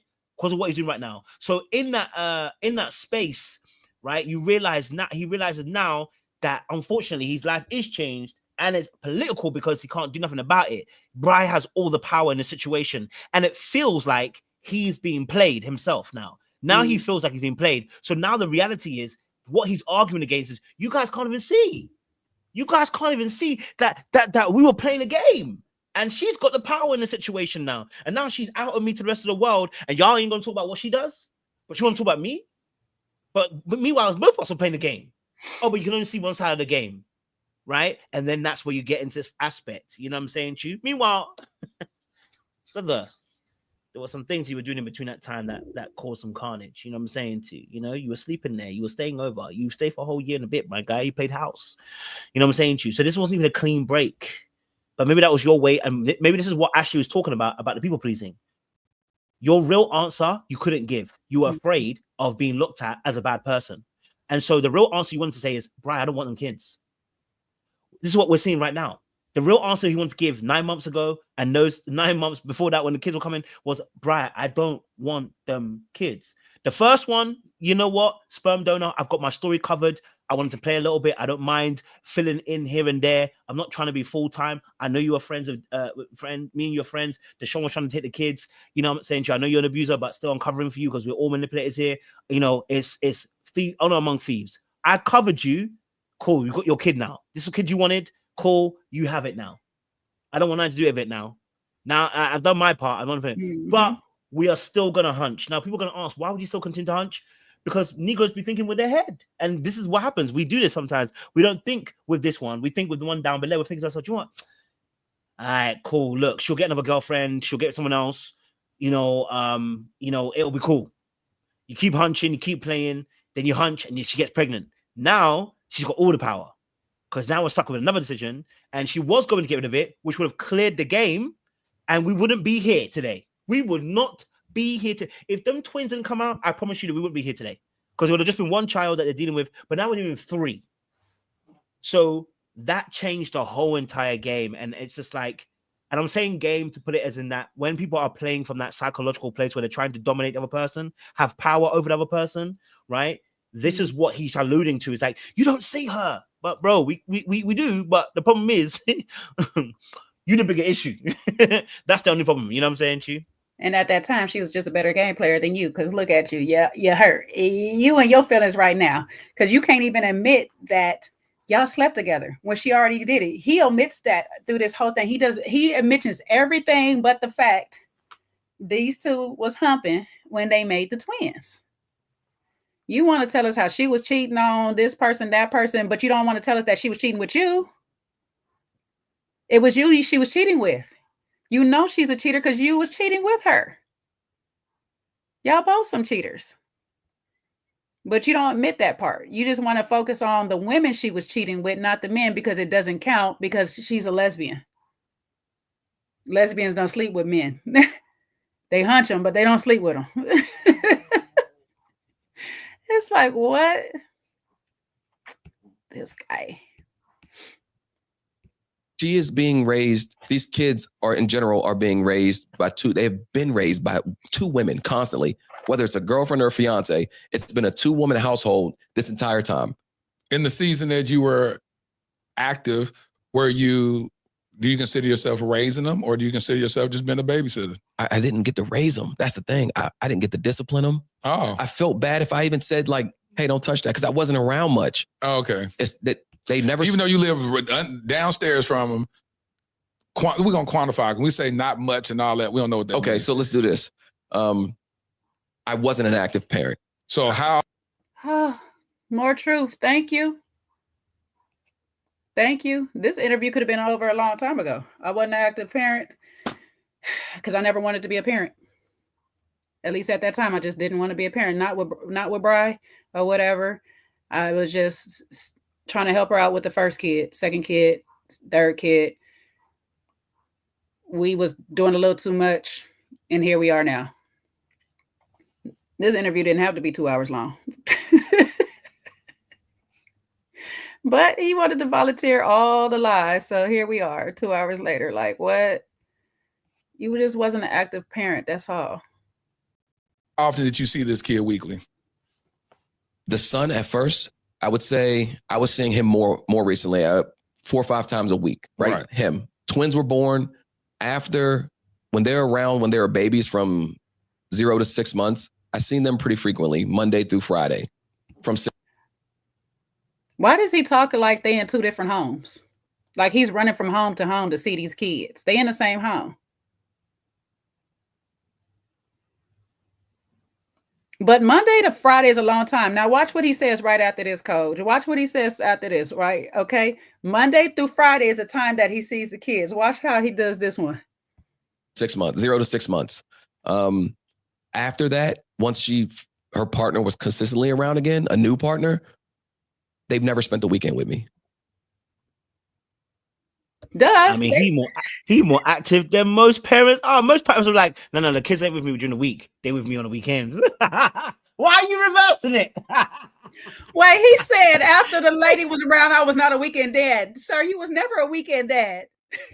So you were full time because, bro, you were doing 9 to 5. You full time work. But the fact that he gonna stay when the twins was around, I had them from Monday through Friday, and then when the girl came around, they never spent the weekend with me. Monday through Friday is not the weekend, bro. So yeah, they weren't spending the weekend before the girl came around. But I'm confused because which girl are we talking about? Because you said it was about 4 or 5 different girls in between. So which girl that took away your weekends? Well, like someone said, he was living there. But that's a problem. He hasn't defined it to us that, you know what, I was living with her for a year and a bit. This is why I saw the kids so much. He never defined that. We only know that because Bri did. And Deshaun has let us know also by confirming that. But we know that because Bri did. So this is exactly what the problem is with Tyler. It's the omission of that information is important. So when he lived in the same building, he didn't have to see the kids 4 to 5 times a week. He still didn't have to. There are deadbeats out there that live down the road that won't see you. Okay, so the fact that he saw the kid 4 to 5 times a week by staying in the same building, and then he went to live there, right? He still hasn't made that clear to us and gone, do you know what? The reason why I saw this kid so much is because at one point I too was kicked out of my home. I was evicted. I couldn't afford my rent. I went to stay with Bri because I knew that obviously first and foremost we have a good relationship, good friendship, and I was still playing the uncle role. He hasn't even said that to say at least let us know, to see a consistency of story. That's how we know he's lying, because there's no consistency of the story. It breaks, it goes, it breaks, it goes again. There's no consistency of that, and getting ahead of that, say, hey, you know what, my particular thing, my particular thing here. All right, listen, I did go into stay with her because I was homeless. Okay, I had been evicted. I couldn't pay my rent. I lost my job. I thought to myself, who else could I go to? I knew that Bri would take me in because we have a good friendship. And I knew that obviously I had already had a bit of a relationship with the kids already. Again, I'm the uncle. So I didn't see anything wrong with this. That would have been somebody who's actually telling the truth about the fact that this was never an arrangement that was actually about me being father of these kids. But that's not his truth. His truth is, 45 times a week. So why would you see them 45 times a week? Especially if y'all not living in the same facility or whatever and stuff like that. That's a lot of time to keep going over there. That's a lot of time to keep going over there. But that's why I said this interview was good. It's just the fact that if you watch it straight through, you feel like you don't get nothing because you got to literally kind of bounce back from like, wait a minute, you said this earlier.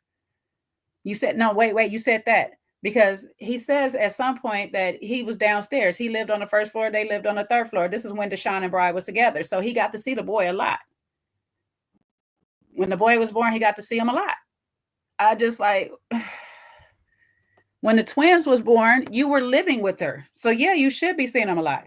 And if you got them from Monday through Friday, guess it sounds like the arrangement is while Bri is at work, you have the kids. And when she's off on the weekends, you get to be free. So yeah, don't matter if a girl is there or not there, you just get your free time. You get your 2 days because you were the babysitter from Monday to Friday while Bri is at work. While Bri is making the check to make sure y'all got a place to stay, you are watching the kids and she's going to work. And on the weekend, you have your 2 days off. It's a job. The kids is still a job. You were just the daycare during the week.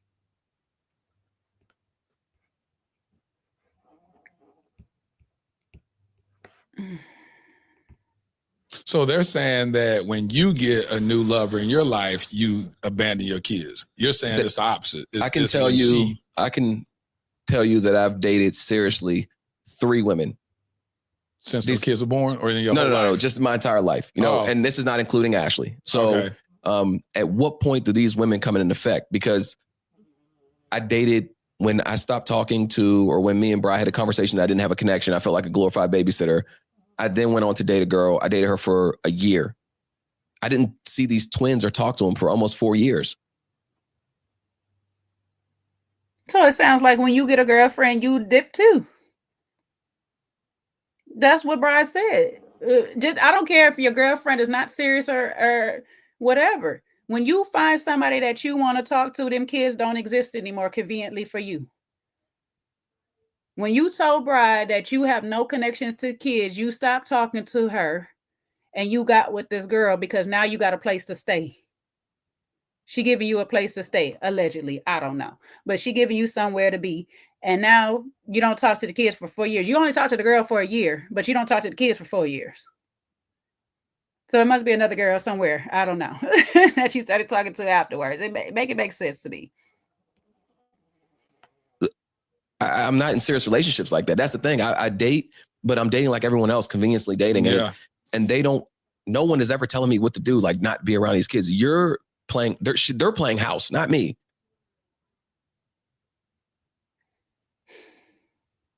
So you're telling me you're making a conscious choice not to be around the kids. Nobody's telling you not to be there.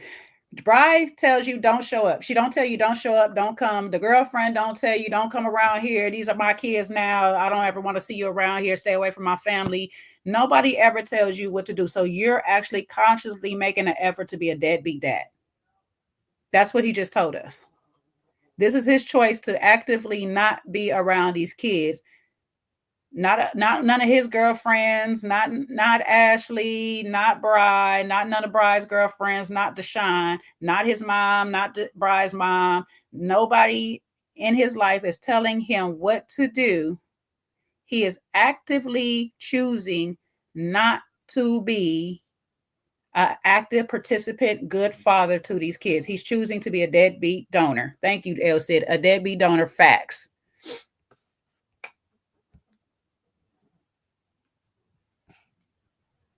I don't know. You got anything?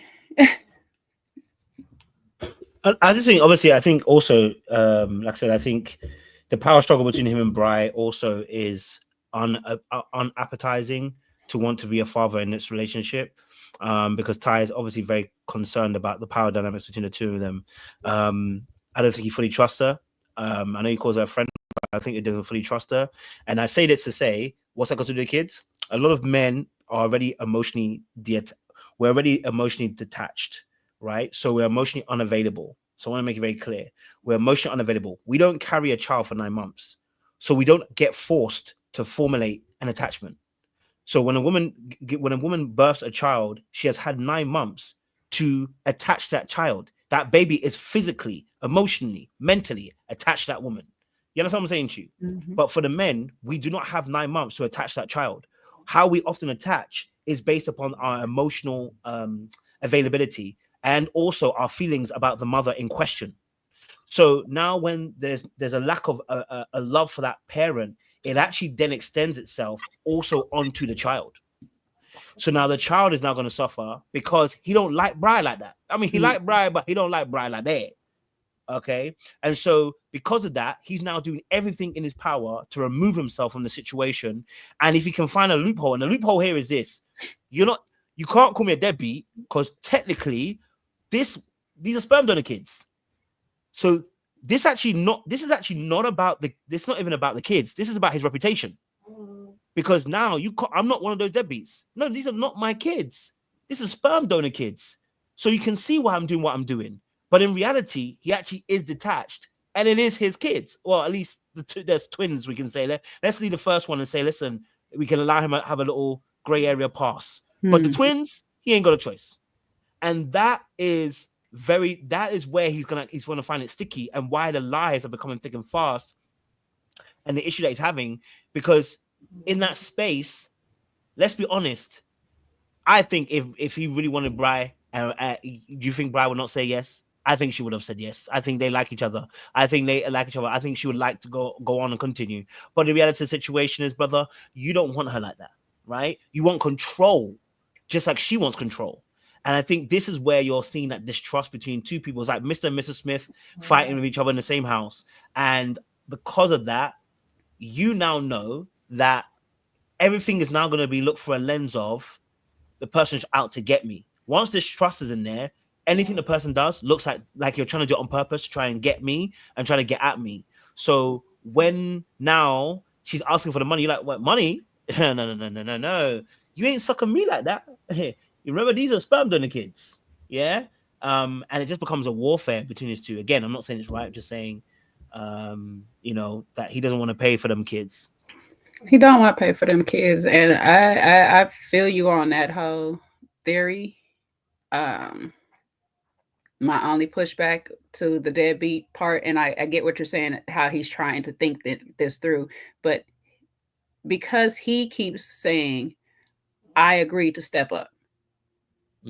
I agreed to help you out. I agreed to be the father figure. I agreed to be a father to these kids. I agreed to be a parent or whatever and stuff. Because he did this is where I have my pushback on him.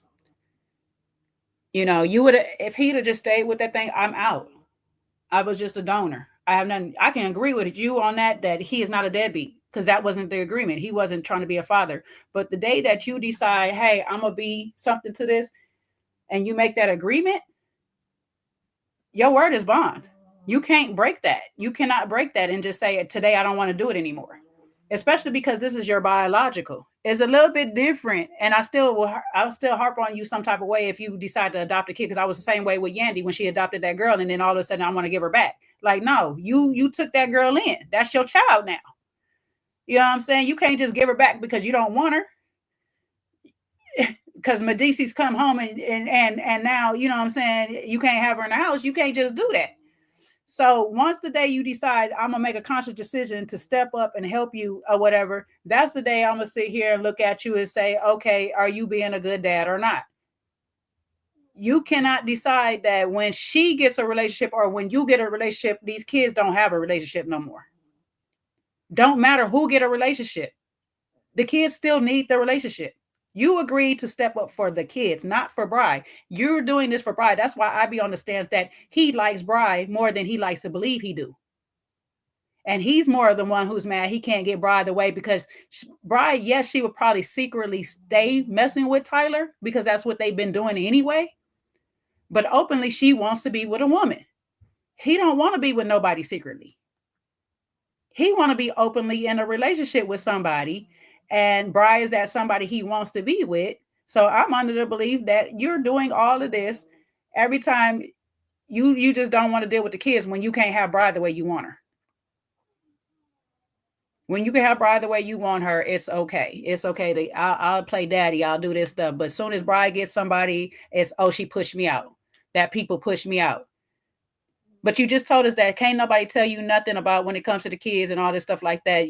Nobody's telling you and holding you back from the kids. You're holding yourself back from the kids. Why? Because you can't have Bri the way you want her? You can't have Bri or her girl? I don't know. And I'm not saying it to disagree. This is my belief or whatever. So y'all disagree, that's fine. Kojo's on one side as I'm on the other. We seeing it two different things. But at the end of the day, these are two people that secretly do want each other. To what capacity, we don't know. But they secretly want each other.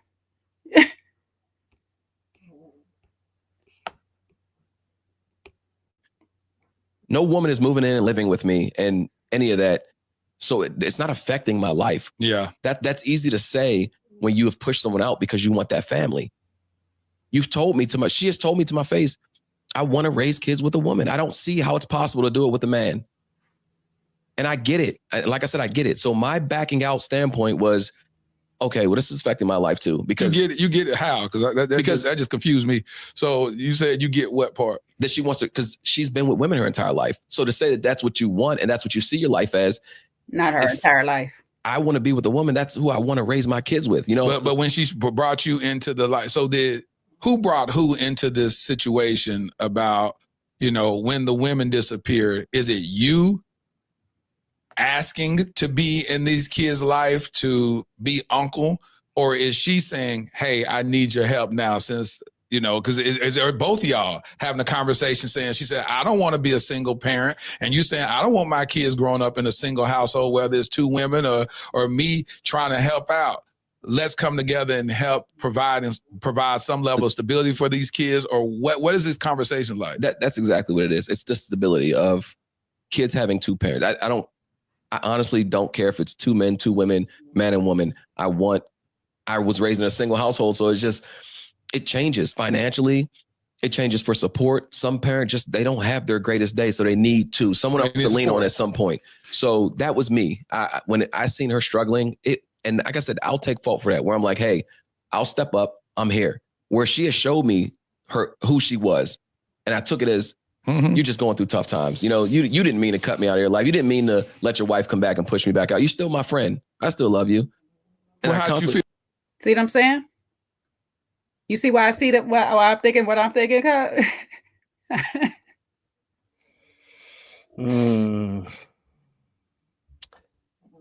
That's a very interesting, very interesting wording he used in terms of being pushed out again.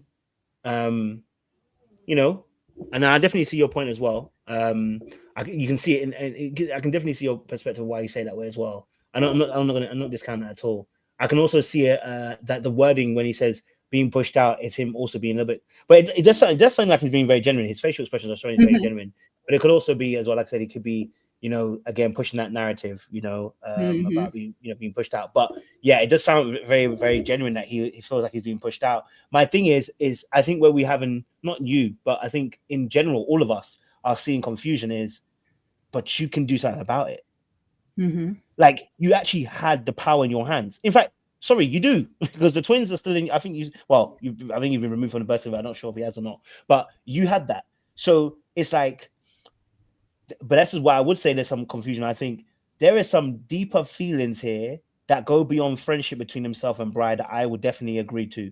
I think there's something deeper here that we're not fully privy to, that we're not fully seeing. Mm-hmm. And this is causing more of the fight between the two of them that doesn't really make sense, especially on Tyler's end, right? Because like I said, I said this before. I said Raj should have taken his ass to court. And if he's in contempt, he gets caught. Like this didn't need to come out. This is why I thought it was confusing. I was like, did it need to come out? Because whether he calls them sperm donors or not, you're gonna take his ass to court and you're gonna nail him. Yeah, and once he nails him, it's legal.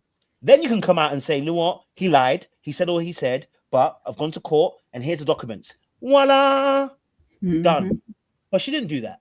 So somebody who's very calculating and very much somebody who is very much manipulative, which I do believe there's some manipulation in there because Deshaun is suffering from it. But somehow, some way, we know what happens when we're manipulators. That you get caught with the emotions. That there is always someone that catches you off guard with emotions, and you don't realize they're happening to you, and you start acting what I call erratic. You know what I'm saying to you? And so, I feel like that has hampered maybe some of the procession as to why, Bride's also coming the way she's coming. And it's not to say that she's bad for coming out. I'm saying I'm now looking at her reasoning for why she came out. And now I'm looking at his reason, which is not making sense because, bro, do you want them kids or not? Because you're confusing me. Because if you don't want them kids and they weren't your kids, you just got to be straight up. She lied on me. She knew that. But Ravo is almost giving, like I said earlier on, why are you telling them this information? Like, we agree. Like, whatever beef we have has to happen underneath the surface. Don't break my stuff I've got going on here. You know what I'm saying to you? When we beef, it's like when the family feuds, nobody wins. But when the family feuds, the family must feud inside the house, and no one should have information outside. That's what it's given right now. You know what I mean? I think that's why it's getting a bit convoluted as well. And here's where I definitely agree with you on the power dynamic of it all. And this is a dark arts play on Bride's part. I think she enjoys the secret relationship. I think she enjoys having them as secret or whatnot. And that she would thought no matter who he's married to, I could still get him to come over. Because he kind of alludes to that she has a certain way of getting me to do things or whatever and stuff. She had that power, that control over him. And so, like, with Ashley coming into play, is that power stopped. That control she once had over him stopped because she's now cut off. She can't just run in the thing and just be like, hey, come through, the kids need you. Hey, come see the kids tonight or whatever and stuff like that. She can't do that little thing and get her little rocks off real quick and then he go back home. They can't cheat together like they once were before. Now she's mad because I said it when her video came out and you made me remember just now. She sounds bitter too. Why are you out here like this? You're giving bitter X too. Just like he's giving bitter X, she's giving bitter X. That's why I say these two actually like each other more than they want. They just can't. They know overall they can't be together because she will never be fulfilled and happy because she really deep down inside prefers women overall.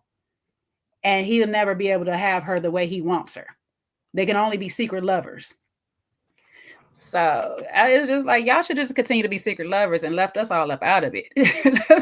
The group chat and leave us alone and raise them kids in secrecy. Like, we could have just moved on from all of this. But y'all being bitter exes want to out each other and not out each other, but still say, I really do love him though. I still got love for him and she's still my best friend. And I'm gonna always have love for her. Why do I always have love for somebody that's discrediting my character? Tell me, why would I still love you and still hold a space of protection for you? And you're sitting here discrediting my character. You're calling me a deadbeat dad. You telling me I ain't never did this. You stole my sperm, whatever the case may be, but I still love you.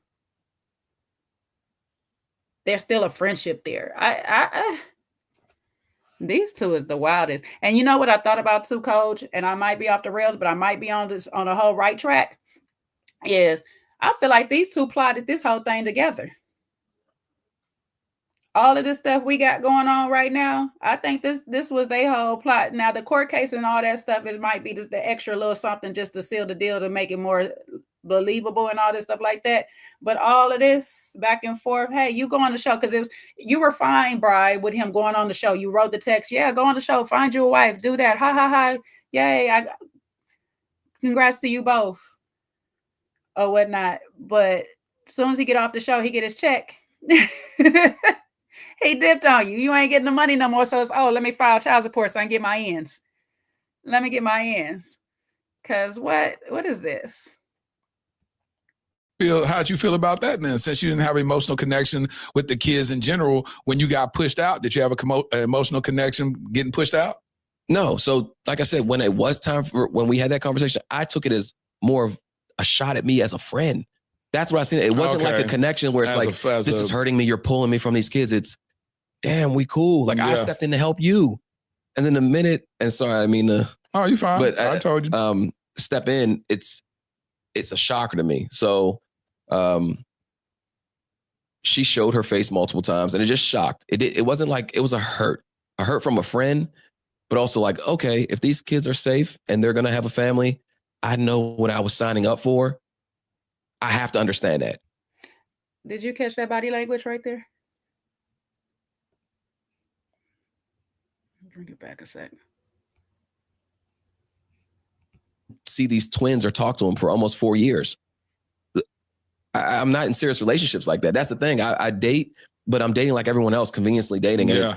And no one is ever telling me what to do, like not be around these kids. You're playing, they're playing house, not me.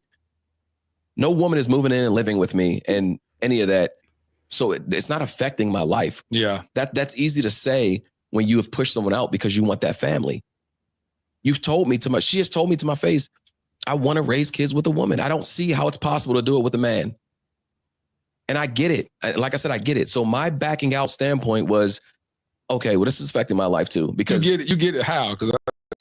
Because that just confused me. So you said you get what part? That she wants to, because she's been with women her entire life. So to say that that's what you want and that's what you see your life as, if I want to be with a woman, that's who I want to raise my kids with, you know? But when she brought you into the life, so who brought who into this situation about, when the women disappear? Is it you asking to be in these kids' life to be uncle? Or is she saying, hey, I need your help now since, because is there both of y'all having a conversation saying, she said, I don't want to be a single parent. And you saying, I don't want my kids growing up in a single household, whether it's two women or me trying to help out. Let's come together and help provide some level of stability for these kids. Or what is this conversation like? That's exactly what it is. It's the stability of kids having two parents. I honestly don't care if it's two men, two women, man and woman. I was raised in a single household, so it changes financially. It changes for support. Some parents they don't have their greatest day, so they need someone else to lean on at some point. So that was me. When I seen her struggling, and like I said, I'll take fault for that, where I'm like, hey, I'll step up. I'm here. Where she has showed me who she was, and I took it as, you're just going through tough times. You didn't mean to cut me out of your life. You didn't mean to let your wife come back and push me back out. You're still my friend. I still love you. Well, how'd you feel about that then? Since you didn't have an emotional connection with the kids in general, when you got pushed out, did you have an emotional connection getting pushed out? No. So like I said, when it was time when we had that conversation, I took it as more of a shot at me as a friend. That's what I seen. It wasn't like a connection where it's this is hurting me. You're pulling me from these kids. It's, damn, we cool. Like I stepped in to help you. And then the minute, and sorry, I mean, oh, you're fine. But I told you. Step in, it's a shocker to me. So she showed her face multiple times and it just shocked. It wasn't like, it was a hurt from a friend, but also like, okay, if these kids are safe and they're going to have a family, I know what I was signing up for. I have to understand that. And the only thing with me is I don't want to be a tiptoe dad, right? Because that's what my dad was to me. And that's more hurting. And I would feel better if I didn't know my dad. Right. I would be able to live life rather than thinking, why didn't he pick me? And at some point I had to make that decision. And again, this is a rough take, but I have to accept this in my life as well. And I don't want people to think like, he's just saying, forget them kids. It's not that easy for me. It's not. Just because I say I don't have a connection, I don't want you to think that I don't love them, that I don't care for them. It's not that. It's just, I feel like that's the situation that they're going to have. And I'll be fighting that for a very long time. Wait, pause it up. You know, I can't lie to you. We need a therapist in this room because it's so. You know what? Someone did a video of me today and called me an abuse apologist. But I'm gonna be real with you. Something about this is so much deeper, and of course, we really call him diabolical. But there's something deeper that we're not seeing because it doesn't make sense. Now he's talking from a perspective where, at first, I understood it. Where he said, because I could see what he was aiming at. He wasn't talking about the kids. The pain was actually from Bri. And the fact that Bri pushed him out. Like, we had a connection, we had our thing going on, and you pushed me out, right? It was never about them kids. Then it switched now, and he's saying, about the kids, about being in their lives and tiptoeing. You don't want to be a tiptoe dad. It's almost as if like you want to be in their lives. So now I'm getting confused because I'm like, bro, if you want the kids, and he looks very genuine again. This doesn't sound like he's lying. So something isn't quite right. You know what I'm saying to you? That we're not getting a full story of what's happened here. And I feel like he's also covering certain.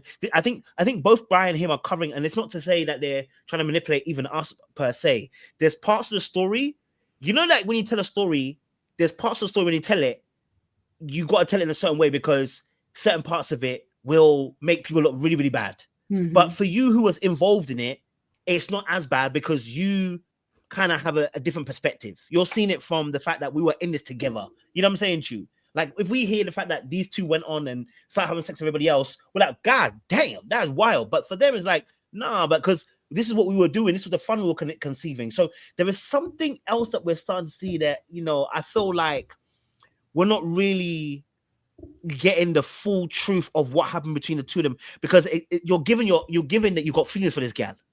Like, you got deep-seated feelings for this girl, and you're covering something up that we're not fully getting the full truth over.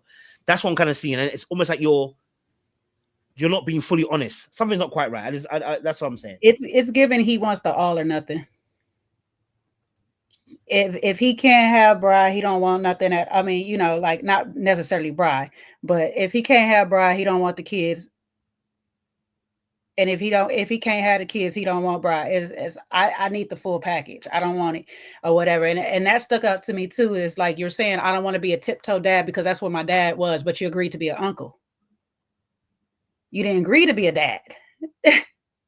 Even if you agreed to step up and help with the twins, you could have still agreed under the guise of an uncle. Hey, I'm still here as an uncle because that's what the first one knows me as.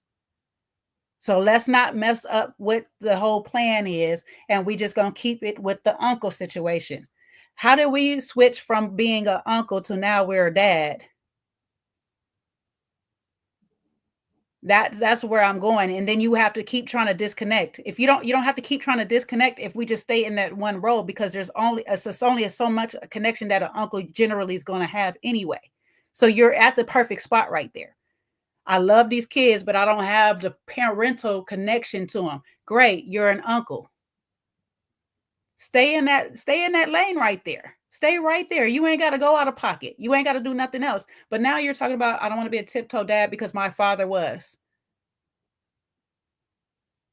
So tiptoe your butt back over there and stay over there then. If you want to give them the full treatment of what you didn't have, just stay there and give them the full treatment. You and Bri can co-parent. This is what co-parenting looks like. They get into another relationship. You work it out on what days you have the kids. You have your relationship over here. They have theirs over there. Y'all alternate time between the two families. That's co-parenting. A lot of us do it. I don't know how many relationships that your mom went through or whatever, how many different siblings that, how many different dads that your siblings and you have, y'all share the same dad. I don't know if the situation is, but if you grew up and your one of your siblings got a different dad, they co-parented. Get your rights. Go to court. Get your rights. Go to custody. He's making it more complicated than it has to be, in my eyes. Her wanting to be with a woman and raise those kids with a woman. There's even times where, right before or last summer, actually, Brad told me in confidence, and I'm only saying this because it gets you a more understanding of people. Yeah. They pray every Sunday, right? Which is great. Love that for them. Their entire family, her fiance, and all their kids. There's 5 of them. They pray. Why she told me this, I don't know, but it even threw me for a loop. They say what they're grateful for, what they're not grateful for. Her fiance said, I'm not grateful for Tyler. In front of the kids? In front of the kids. So how can I fight that? You're going to be feeding them false information on me constantly and bashing me. So let me just back out. If you listen to the argument, right, he is connected. Mm-hmm. Because in this moment, he's arguing about, he's not, so okay, it's just the way the argument is framed. The way he's framing the argument is saying, how can I fight them? How can I have custody? How can I be involved when that group over there is influencing the kids in such a way that even if I was there, it wouldn't be a great environment? Rather than saying, do you know what? It's not my kids. So it doesn't even matter. It's not my kids. Whatever she does over there doesn't matter. So it sounds like there's something very much connected. So there is, I don't know if he wants it on his terms. I don't know if he wants the relationship on his terms, whatever, and wants it on his time or whatever. But you are connected, right? Something is causing him an issue, and we need a psyche valve or something, because something is causing him an issue, because he is sounding very much connected when he's arguing this point in that particular space. And I said that earlier in this live when it kind of started, that he's purposely disconnecting himself from these kids. Now, I'm not saying that he doesn't have a disposition that he can detach real easily, because he obviously must have one to be able to do it, but he's intentionally disconnecting himself from these kids. Because how do you go to the birth of the first child, look at it, and just be like, no, I don't feel nothing? Just because I wasn't there through the whole 9-month process of putting a casting on, rubbing the belly, being at the appointments and all this stuff like that. Most of the time, a lot of men may not be at all of that stuff. They might be at 1 or 2 things or whatnot. Sometimes they got to work, so they can't make some of the appointments. You know, they might try or whatever and stuff like that, but it doesn't negate that they may still feel something as soon as that baby is born. And I don't want to take away that you're ever supposed to feel something, because some moms don't feel nothing. They go through the whole process and they don't feel anything at all. But you clearly felt something, but you had it in your head, I have to detach from this because I'm just supposed to be an uncle. That's fine. But when the twins were born, why you just didn't detach again? You said, I'm going to step up. I'm going to do these things. And then when somebody comes around, it's like, oh, okay, let me detach. You're right. He needs some type of psyche, because I don't know how you can just keep attaching and detaching, attach and detach to the same thing. To the same things. That's crazy to me. It looks bad, but that's not the life I see for myself when I see kids or wanting to raise kids or be around kids. When this woman is actively showing me that her family is with a woman and that they have that. And I want to be clear, these kids have been raised by women for the past 4 years. They go to her mom's house. They go on vacations together. That's not shown on the internet, because people say I cleared my Instagram. Bri cleared her Instagram. Go look. Go try to find her fiance. No, don't worry. I'll show you. Yeah, let me see her fiance. Because you're saying, and while you're pulling that up, I want you to answer this, because she made the comment where she talked about the kids, the twins were conceived naturally. What do you say about that?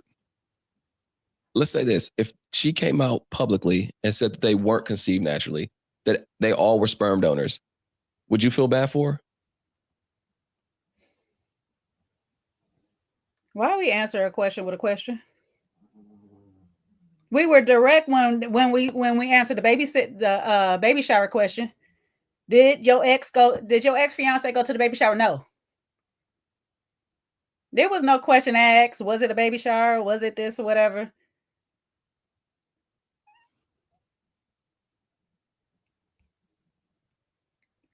Would I feel bad? Would I give her sympathy?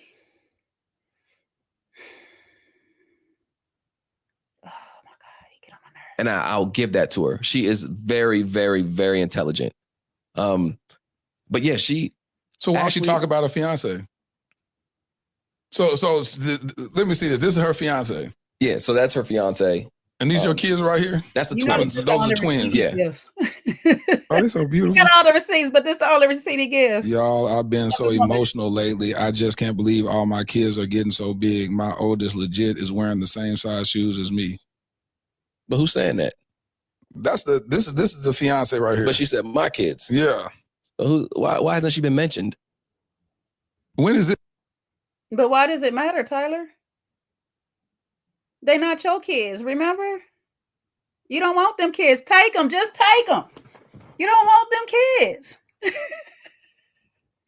They ain't mine. I thought that's the lane he was going down, but he keeps like kind of going back on himself. So I'm like, bro, stick to that lane then if you're saying that, but he doesn't. But yeah, they ain't You mine. just a See, daughter. I told you. What I tell you? They ain't my kids. She said it's my kids. That's why I thought he was going with it the whole entire time, but he's not. Why is she saying that? Why is she saying it's my kids when they my kid? Like When was this? Look at the twins. They're older. That's recently. How old are they right now? I believe 5. Oh, they look about 4 or 5 right now. Yeah. So she's been in their life for how long? Since they were born. She's been around since they were 1. So Bri went from the wife to girlfriend, which I will leave her name out as well. But I was another person. Yeah, there's an in between. So she went from that's who named the girls. So it wasn't her ex-wife. It was a girl she dated after. She named the kids. She was there for the appointments. She was there doing plastic stuff on her stomach. They took all the pregnancy pictures. And then there's this girl. So when the kids are born, the wife is not in the picture no more. Is the girlfriend in the picture? Yes, the girlfriend is not involved at all anymore. God dog it. Hold on, let me go back. Jesus, your life is jacked up. Listen to this. I know it's supposed to be I'm just trying to get people to understand. No, because like, it's so confusing. Hold on. So when the kids are conceived, the wife is in the picture. She comes back and say, we want to expand our family. These kids are born. Before they're born, the wife is gone, and now she has a girlfriend that says, I'm going to name the kids. Yeah. So within that 9-month period or whatever it was, because it didn't mean it had to happen immediately when they said, I want to expand it. When they say I want to expand it, did it happen immediately or did it happen a year later? It couldn't have been that long. No, it wasn't. Yeah, I was going to say it was probably a few months later. It wasn't because the age difference is almost 2 years between the son and the twins. It's almost 2 years. And then when her wife left, I want to say within months, she was with a new person. So Deshauna said that whatever she said based on the timeline of the pregnancy, she said based on the timeline of the pregnancy, the kid was a month old or so 6 months. It was 6 months. The original, the son. Yes, there's the son. Yeah. So they done a lot.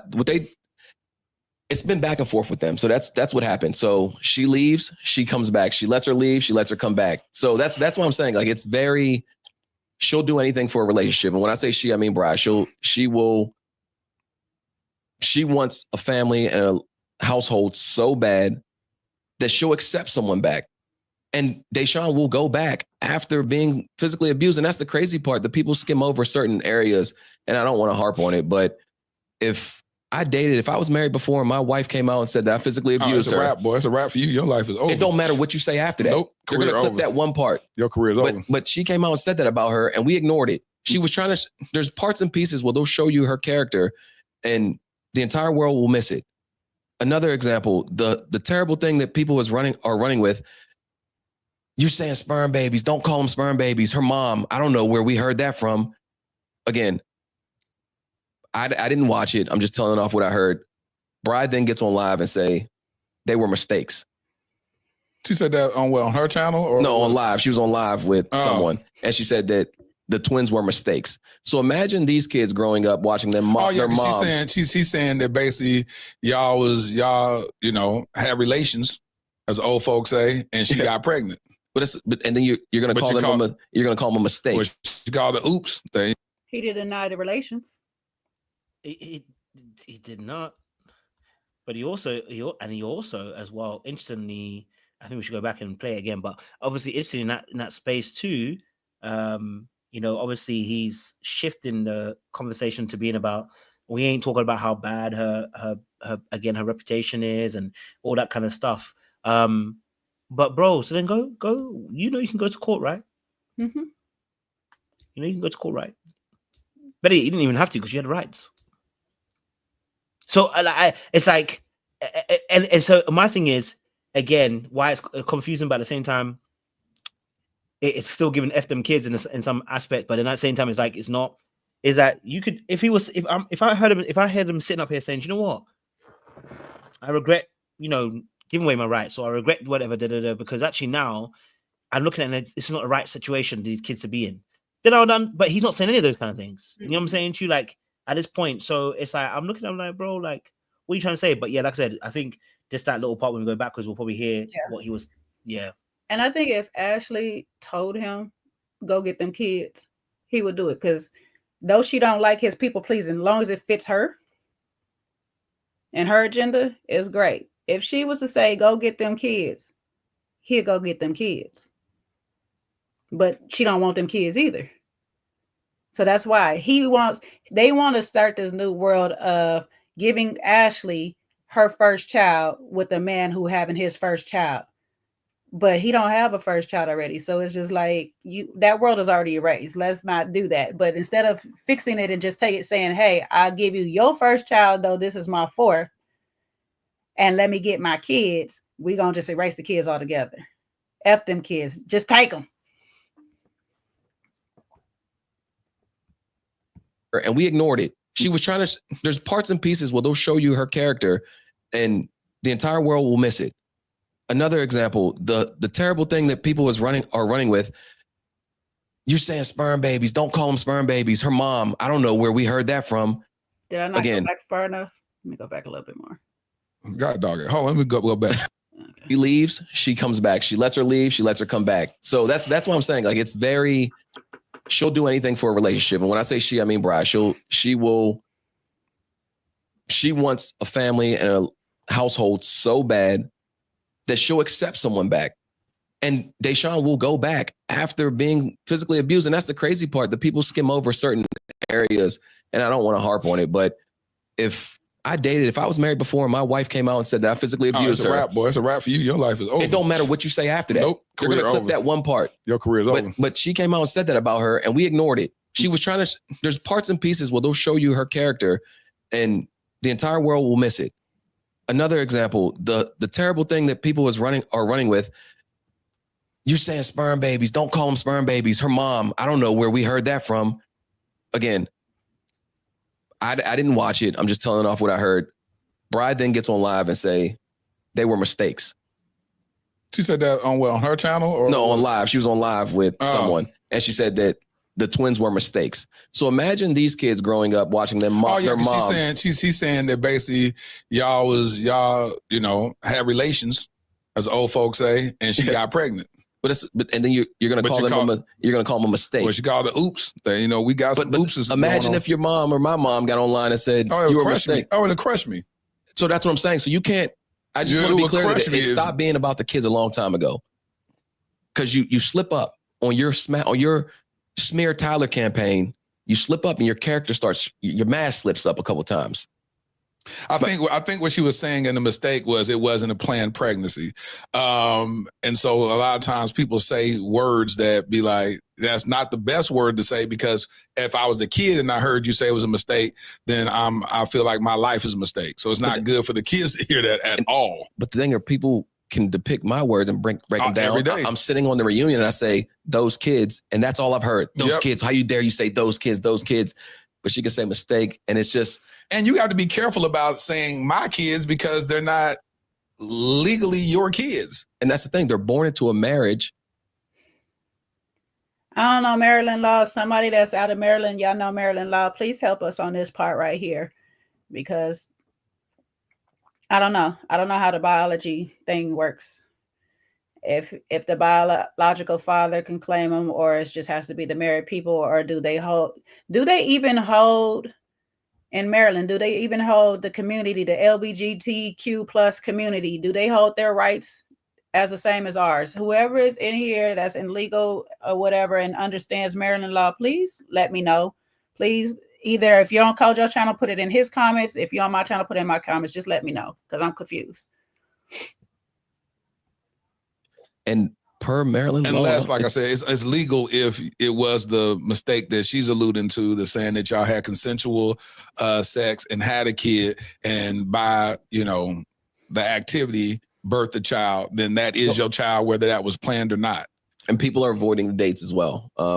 Go see when the kids were born, and it'll show you when she was divorced as well. People avoid dates. He done avoided about 50 dates through this whole interview. What? Because your dates for Bride's pregnancy and your ex being your fiance is confusing. I'm sorry. I didn't mean to stop it. Let me continue. Is it okay if I put on 1.5? Okay, because this speed going a little rough for me. No, tell us. I ain't gonna go research. No, I'm just saying I don't know the exact dates, but it's her divorce was after the twins were born. So her divorce was after the twins were born. Yes, and that's what people don't realize is this. I just can't harp on it enough. So you're saying that to say what? That this isn't black and white, and the conversations of let's clear this up as well. The text message of Ashley's not my type. Oh, so you sent the text message. Who sent it? Wait, before he try to jump on that Ashley is not my type, this is not black and white because you was having an affair, sir. You was having an affair with a married woman, sir. That's why it's not black and white. It don't matter. It's not about if the kids were born in the marriage. It's how they were conceived. These two gay women, Lateriza told you, these two gay women can't have a baby on their own. So one of y'all was having an affair. If nobody went to the clinic, let's just own that part. Can we just own that part, Tyler? That's why I just want him to own that. I was having an affair with Bride, and these twins was conceived out of that affair. To who? That I sent to Bride. So they were saying that she's not my type and all these other things. And I'm gonna go through what led up to last year because people are blaming the show that I left the kids for the show and those other things. Yes. I just want to make sure I touch on these certain points. Ashley, being my type, part of going on the show was to date somebody outside the type. So, and I've told everyone knows that I've had a type, right? What is your type? Little light skin? That's who I used to date all the time. Yep. But what I want to be clear is Ashley's beauty, and you'll watch it. I've never not told Ashley that she's beautiful. She's gorgeous, drop dead gorgeous. So I lucked out. As a man, am I supposed to agree with you on this or not? No, I mean, I'm saying y'all say yes, she is. You're like bad enough. She fine. No. I'm trying to see how do I participate? How do I give you a safe space? No. I'm safe. All right, cool. I just want to be clear that she's gorgeous. So my thing was saying not my type was she's not someone I usually dated. Right. But her personality 10 times better than anyone I ever dated. Her soul, the way she brings God out of me, all these things. Good.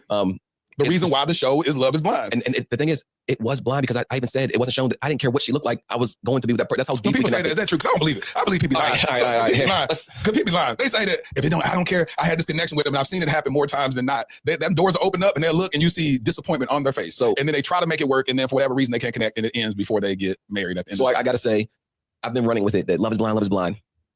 You have to be physically attracted at some point to someone because it does become intimate. So I get that. I don't know. I can't. He gonna start fidgeting with this ring a lot too, by the way, all of a sudden during this segment. Let's speak on it. If Ashley wasn't who she was, this beautiful woman, would the interaction been different? I don't know. But what I can say is I have my wife and she's beautiful. And, and it did come out, it played in my favor. Right. I say love is blind, but like ain't. That's true. There you go. Because if you look, I like the way she looks. You know what I'm saying? Yeah. But you may love it, be like, man, I just love the way she makes me feel. I love, how she covers me. I love that she brings out the God in me that we're praying together. And I like the way she looks. And I like all the benefits that come along with it. She is the total package. I feel like I wouldn't have met her in any other circumstance, right? Because I had my mind so programmed on the type of women that I did date, or like. But you're saying, but did a text message exist where you sent it to Bride saying she's not your type? Even if you did, it's fine. No. It was a text message that did exist. I didn't say she wasn't my type. I said it's not someone I usually date, but she's nice. I kept it very brief. Okay, I didn't give her any detail, but the whole world's like, how dare you? No, she's not nice. She's an extremely kind soul. And the other thing that people are saying is that I'm hiding behind God, and they're just mad that I'm standing on a strong foundation now. They say you pray too much. You was praying too much on the show, and they knew something was wrong with you. That's Ashley, and it wasn't shown. You gotta understand, it has so much hours of film. This is an edited show. Of course. Ashley made me feel safe. I told her in the pause that I always wanted to pray out loud, and how her deep relationship with God is, it makes me comfortable. The same way that I'm able to sit here and you make this space comfortable, she makes a space with God comfortable. So me praying out loud was probably the first time in years that I can ever remember praying out loud. Now I'm doing it not just in front of my new fiance, I'm doing it in front of cameras. So we didn't see the prep coming up. You just see me sitting there praying because I said I want to pray with us every night. If you're telling me I'm safe and I can talk, because I don't know, I feel like I didn't know how to pray. If you're saying that's okay, she made me so comfortable and so safe that I did it. And we just didn't see that. No, you just see me like, I don't know. Ashley bring out a lot of this man because he don't cry. He said earlier he don't cry, but up until the show he was crying all over the daggone place. Child. Ashley is God sent, baby. Y'all better get y'all Ashley. Y'all men's out there better get y'all an Ashley, okay? She is doing God's work. She's bringing God out of men. She's bringing the tears out of men. Ashley is the one, baby. I pray in my head all the time. So she gave me this comfortable safe space to be able to pray. She's changed me in better ways. You know, how Garrett says that his fashion, he always had it in him, but Taylor brought that out of me. Yeah. I've always had this love for God. Yeah. Now I have a partner that brings it out of me.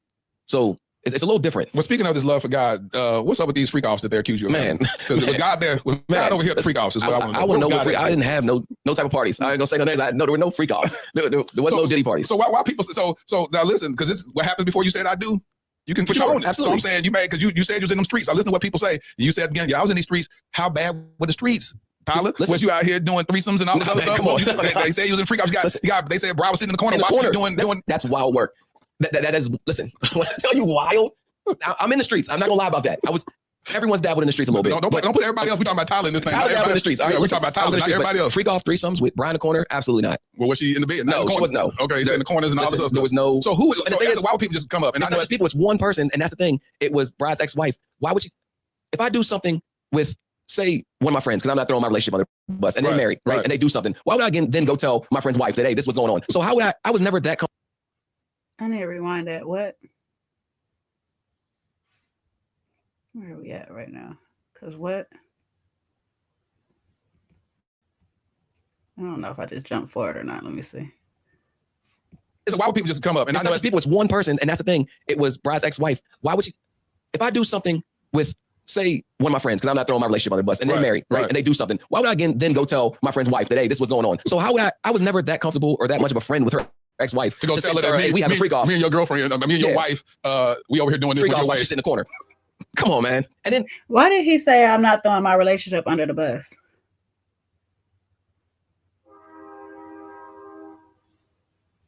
Great timing. Giving that train over there, just great timing. You heard about buses. You're running need a train at this point. He playing too much. What does that have to do? Huh? No, sorry, you're good. I said he playing too much. And even if it was, and it's not, just to be clear, it's not. But even if it was, why is that even important to go tell when the subject is everything else?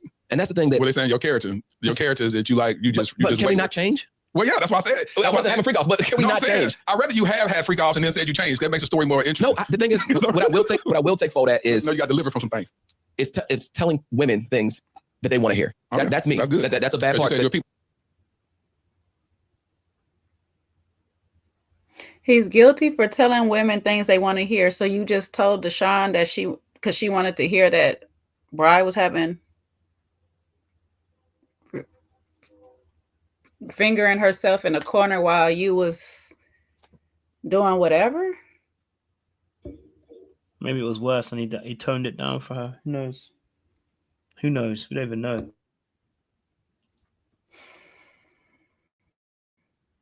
People please. And my character is, if a woman likes me, or I can tell her like, oh yeah, I love you, or anything. Yeah. I have a bad way of doing those things, and it's not okay. Or I haven't done it, but I'm changing on those things. So when I say like, oh, I don't want to say like I have the best character, I don't. I've done messed up things to women. But which is that man is because people saying you owe all these different women money, like you're fleecing these women, like you the Tinder swindler. Was you over here fleecing women out of money? What you can do, this is America. Anyone can sue anyone. That doesn't make them guilty. Right. I've never been in a courthouse, not once. They're saying that people won lawsuits against me. I have never stepped foot in a single courtroom until recently with all this nonsense. I still haven't stepped. It was a Zoom call. I've tried to stay out of courthouse because contempt of court is not stepping foot in the courthouse. That's the whole point. A Negro, you physically stepping in the courthouse up and you're not getting sued. You're still getting sued. You don't have to turn up if you don't want to turn up. What? You ain't the smartest cookie in the box. Oh, my man, period. This is why I actually didn't want you coming out and speaking, man. At this point, I've had family friends go down that route. In the relationship. Oh, for sure. For sure. That's why she clenched that leg every so often when he got to speaking like, shut. Shush your mouth. Shush your mouth. Shush your mouth. I've got it sorted. Shush your mouth. So I've never stepped foot in a courtroom. It has turned into a smear campaign where everyone feels like they can get a jab. And the worst part is these people, these YouTubers or Instagrammers or TikTokers, they're giving people a platform to speak. But if you're going to be a journalist, ask them these hard questions that you're hearing about them as well. Yeah. You're giving these people platforms, but you don't want to disrespect them because they stepped on your platform. Right. Ask them the hard questions, because I was never reached out to by any of these people smearing my name. No one reached out to ask for my side. They took it, ran with it, and you got the clicks. You did your job. And at a certain status, like, cool, you get your coin. You're chasing the bag. Well, I'm sorry, Lateris. He talking to you at this point, boo. Ask him the hard questions. Sorry, boo. Love you. You did a good job. Enough to get this much. We got to still ask the hard questions, okay? Because Tyler, the people that you talk about did the same. Lateris did the same for you. He didn't really give you the hard questions, just the same as Jesse and Ricky didn't give Briar Deshaun the hard questions. That's it. It's disrespectful because you never asked for one side, and then you're giving people platform to constantly just trash my name. Right. You're not asking them questions about, well, Dejan, why did you leave? Why did you walk out? Why did you come back again? If she was beating you, what made you come? Right. Ask the mom, like, why aren't you talking about her fiance? What's up with this other woman we're hearing about? Well, they don't know about it until you just they know. So they knew she was engaged with somebody. People are ignoring it. I've had friends tell me that they've commented on these lives and then they get blocked when these comments are against these people that are on live. So they're seeing it. You're stopping it because anything other than smear Tyler don't get you paid. Yeah, that's true. So my question is, so when they're making up all this stuff about you owe some women and this money or whatever, is that true or false? False. Okay. Because when you're talking about court, being in court, there's people that owe me money and I ain't took them to court. Yeah. So I was like, but there's a court case. That's the thing. It's online court case. Who said they said that? Yeah. So it's if you go online, it says that I went to court.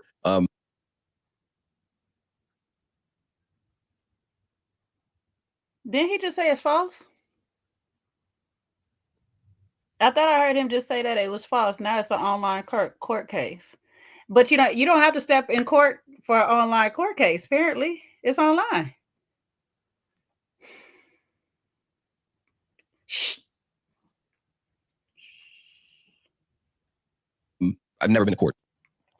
So you tell me, it's not saying online. It's not saying that I went on court. It's saying that someone filed for something. But I never, and I'm leaving people's names out because I'm trying. It's not important enough to like drag certain people. Yeah, delete it. But no, I've never stepped foot in a courtroom. I've never been in a courthouse. So they're saying there's a court record showing that somebody sued you for some money. This is the other thing. Let's clear this up as well. Sunglasses. I stole sunglasses, right? You probably didn't see that. That was the thing running around. A girl that I talked to, she had sunglasses. She came and stayed with me. She was like, hey, can you send me my sunglasses back? Yes. We're not talking money. We're talking, and this is a girl I seen one time. She came and visited once. She said, so she was on here claiming like, I'm his ex. I forget the year. This was years ago. And she's like, I was his ex, all these things. I stole sunglasses. Not the case. The sunglasses, so I randomly got a package, my notification on my phone, go downstairs, look at the package. I'm like, what did I get? Ray-Bans. I have those. I wish I brought the Ray-Bans. She engraved the inside of them and they say, I love you. So now people are commenting on my picture. Give that girl her glasses back. She bought them glasses. You want them back? Take them. You can have the glasses back. How do people be knowing about this stuff? So she made it. When my name started getting ran around, people were out there. I'm telling you, people were running up, kicking me and running back. Just take them. The beef is not about Ray-Bans. If it really was just about Ray-Bans, you wouldn't be able to quote the fact that you're seeing these lives that your apparent friends keep watching, that keep telling you stuff, but they're not telling you the fact that there was other things that were on the court aspects of what you were facing. The suing was for 10K. That was nothing to do with Ray-Bans, my guy. So you can answer that, bro. You intentionally strayed from that. And this is the only part that I wish maybe would have been a bit more pushback. But like I said, he's trying to give me a platform to be able to speak. This is probably where me and him, where my interview starts to get very techie. You know what I'm saying to you, right? Because now I've listened for a good 2 hours. I'm probably gonna have to start asking some questions like, well, didn't you say? So what happened with the 10K situation? Did that go that way? Did it not go that way? I'm just trying to wonder. Do you know what I'm saying to you? This is why I would start asking those questions. But again, this is why I also won't get the interview. Right. Let me keep my mouth shut. What I'm laughing about this whole thing is you want to clear the air on everything except for the immaculate exception. You skip a skirt around how these twins was conceived, but you want to clear the air on everything else because we've been talking, for the most part, majority of the people have been talking about how these twins have been conceived. I didn't know about these Ray-Bans until this interview. Same here. I didn't even know about this stuff either. You know what I'm saying? The 10K wasn't of importance because it's like, okay, but she might have gifted you. I don't know. That's something, whatever. But my whole concern, and most of the people that I've seen been concerned of how these twins was conceived. You don't want to clear that up. None of that part. Okay. All right, Tyler Francis. We hear you, boo. And she was the one running rampant. Like, I have horror stories about him. No, like I said. She said you stole some glasses from her. Some sunglasses. We're talking $140 Ray-Bans that she sent me, and they're engraved. And they're engraved on the inside. So for that to even come out, I'm like, all right, come on. That's pretty wild. That's a very wild move. That's what you're running with. And then saying you have horror stories. No, I have a way of, like I said, talking to people for what they want to hear. And back then when I was dating women, it was very casual. So yeah, you came and stayed with me for a couple of days and you left. And maybe it was more to you than it was to me. And I do apologize for that. That's one thing that, again, I owned is I'm sorry for being that type of person and making you believe that it was more than what it was. But you bought me sunglasses and they're still engraved. I had to show Ashley. She was like, you're lying. I was like, look at the comments I'm getting. Return that girl's glasses. How dare you, glasses thief? I'll say, girl, what's your address? I'm sending you glasses. I'll send you 2 pair. But I don't want to talk to no one. So it's like, I don't want to talk with people trying to take them. Take them. Just like smear my name. And then there's another person who they're saying that I'm this terrible person. But I have text messages where they're like, hey, come put a baby in me. Come do all these things to me. Well, if I'm such a terrible person, why do you keep coming back to me? But when I get public and I'm on TV, it's okay to smash my name because they know that I'm not going to. But I also don't do this public drama. Right. I get up with people are gonna say you put yourself on TV. But you play on TV for drama. Yeah, I'm gonna go find love. Yeah, because when I did this podcast, I had, I get some negative stuff here and there when I find somebody that wants to knock me off my throne and they'll say something. And I was like, I didn't do this to get this. It just dawned on me. I was like, oh, and then, my pastor ended up telling me that's the cost you pay for being the biggest relationship podcast in the world. And I was like, man, I didn't ask for this. He said, it comes with territory. It comes with the territory. Yeah. And so it allowed me to put things in perspective. Bishop Jakes once said, when people are throwing rocks at me, 9 times out of 10, I got to look down to see where the rocks are coming from. And so it gave me perspective to let me know that once you get on a certain level, people want to get on that level, but they don't know what comes along with it. And so it allowed me to put things in perspective to be like, oh, okay, now I can endure hardship like a good soldier. Yes. I can't be swayed by what somebody else says, especially total strangers. You can't be swayed by somebody that can't even pick up the phone and call you. That's the thing. Yeah, these people that say stuff about you. You ain't got my number. So my thing is, I've been telling people, I'm trying to avoid people who are throwing harsh words that wouldn't visit me if I was in the hospital. That part. Because if you're not going to, why should it matter? If you wouldn't even step up when something happened, if something was to happen to me, these people be like, man, sucks for Tyler. What's on tomorrow's reality TV? Exactly. No one really cares. So they're throwing these hates and they're like, you're a terrible person. I hear you. That's your personal opinion. And it does suck. It sucks hearing. Yeah, because nobody wants to be the muse of everybody's negativity or people watching their quote unquote favorite show, them picking you apart and just tearing you apart. And now you got to go home and say, hey, babe, listen, I know they said this, but this ain't true. And this right here, this is where they're taking this from. This did happen, but it didn't quite happen like that. And you're just explaining all this stuff in the first year of marriage. And marriage is difficult enough. It's mad. And so now you got to carry all the weight of everybody else's opinion while you're still trying to establish a foundation and a knowledge of each other. Yes. And so it's just, it's bad on all fronts. And this has affected our marriage. I want to be very clear that this has like drastically changed our dynamic. Not that we don't love each other and we're still not best friends, but these, like you said, marriage in general, we just touched 1 year yesterday. Right. So we just had our 1 year anniversary. We had to set our phones down. We didn't want to post about our anniversary because we don't want people to taint that experience. Or you've already tainted our love story. Yeah. But I don't want you to taint our sacred day now. So we didn't even post about our anniversary, and we're trying to navigate this the best way we know how. And your anniversary date is what? The 16th. The 16th of November. Yeah. Child, they taking my baby birthday. Y'all listen, the November 16th is no longer Ashley and Tyler's anniversary. That is my child's birthday. Okay, she was born before them, so she come first. Y'all don't have to taint it. Don't taint their birthday. Don't worry about it. Lit fam, I want y'all to leave a comment and say, congratulations on your anniversary. I want to see, he only know that. 16.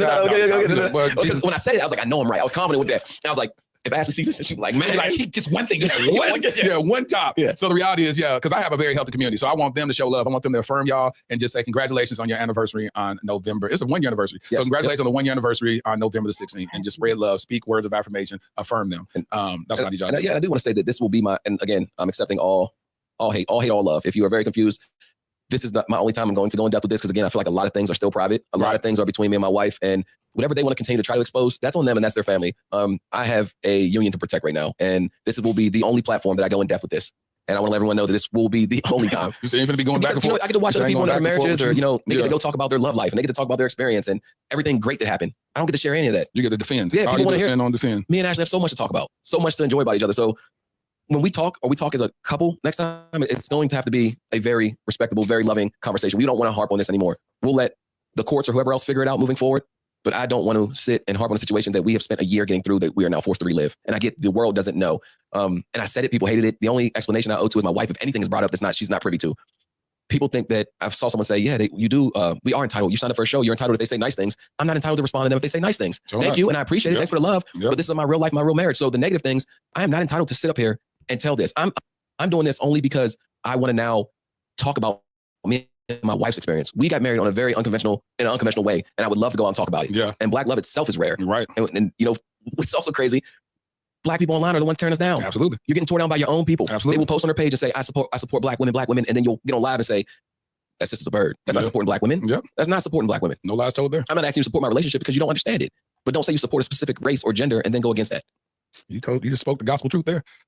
My question is this: hindsight 2020. And I know you said you don't like to live in regret, but when you look back over this whole situation, what do you think you could have done better? The entire experience I'm overall. talking about from the day you donated sperm all the way to the moment that you released this information to your fiance at the time, all the way to the time of this reunion show. You know, when you look back at that, you go, dang it, man, if I had a magic wand, I would have did this, I would have did that, I would have did this. I would have been more upfront with Ashley at first, so we can have time to figure out throughout filming how to navigate. I feel like the way I threw it on her, she had no choice but to be like, it's on camera. And that's how tough she is. People, you know, again, say that she's not this tough person. She made me talk about it on camera. I know it. I heard. So I wish I did that differently. I would never wish that those kids weren't born, because these are, again, these are innocent kids and they are a blessing. So I can't take that. I wish I had more in-depth conversations with me, so I could told you this is foolishness. No, that's honestly, like I said, I grew up without a father. My father figure was my uncle, my mom's brother, and he's tough, rugged, love him to death. I have a cousin that's my age. He's like my best friend, but that was my father figure. But he was still, you know, he wasn't my father. So I wish I had a mentor. I wish I had someone to speak to. And by all means, I believe in donating. I believe in all that, whatever it takes. He's a father figure. He's a mentor. What you mean? You wish you had somebody to talk to. You clearly have a male cousin that's your age. You have people to talk to. You're just choosing not to. You're choosing not to because you already know what they're going to tell you. Especially if you say that the uncle is tough and rugged or whatever. You already know he was going to tell you you in some foolishness. You don't need a daddy for that. There's a bunch of male role models out here. You don't need a daddy for that. He likes to frustrate me. To help people bring a life into this world and all that. I just believe that there should be clear expectations. And that's with anything. If you're not clear about it and all that, then it gets real this. Yeah, and that's the thing. Like, I will say what Ashley said in private, where she's like, you should have moved completely different. You moved like a fool at that time. And that's what she did say to me. And like I said, I will never disclose our private conversation, but that's one thing where she's like, I don't like how you moved in your 20s at all. And I don't like it either, because I thought in my late 20s that I had figured out. I was like, man, I'm old. I got it all figured out. There's nothing anyone can tell me. And now being 35, I live 3 lives. I live 4 lives. I feel like I'm in a whole different era of my life. And I know people want to judge me based off what people are telling you in the past. But I can sit here and say I'm not that same person. So you mentioned about court. You just went to court last week. You said it was a Zoom meeting, and y'all have another court date in the future. What is trying to be established in these hearings? Money. That's the only thing they want is money. So put you on child support? That's exactly what it is. They're just trying to get money, and that's another. What it is, trying to put you on child support? Yes, and that's trying to get money for child support. And they're okay with me not being in their lives. So they're not trying to fight for visitation. They're not saying there has never been a custody battle. When I've had conversations with Bride, it's never, until recently, she's like, hey, don't do this again. But it's only don't do this again because you're arguing with your wife or your fiance. So whenever you're in cahoots with your person, then it's like, Tyler, come around, like be around. I don't like how Latarius framed that, because it's not about what they're fighting for. It's about what Tyler's fighting for. What are you fighting for, Tyler? What do you want to happen with the court case? If it's about just money for them, what do you want it to be about? That's the question. The question is directed to Tyler. It's not about what Bri, whoever she with, want. What do you want out of this court case to happen? Do you want to be relieved from these kids? Just take them, let them go. She got them. Do you want to just pay financially or whatever? You don't want to pay financially. What is it that Tyler wants out of the court case? Not what Bri wants. We don't care what Bri wants. We know what Bri wants. Bri put you on child support. It's clear what she wants. Child support.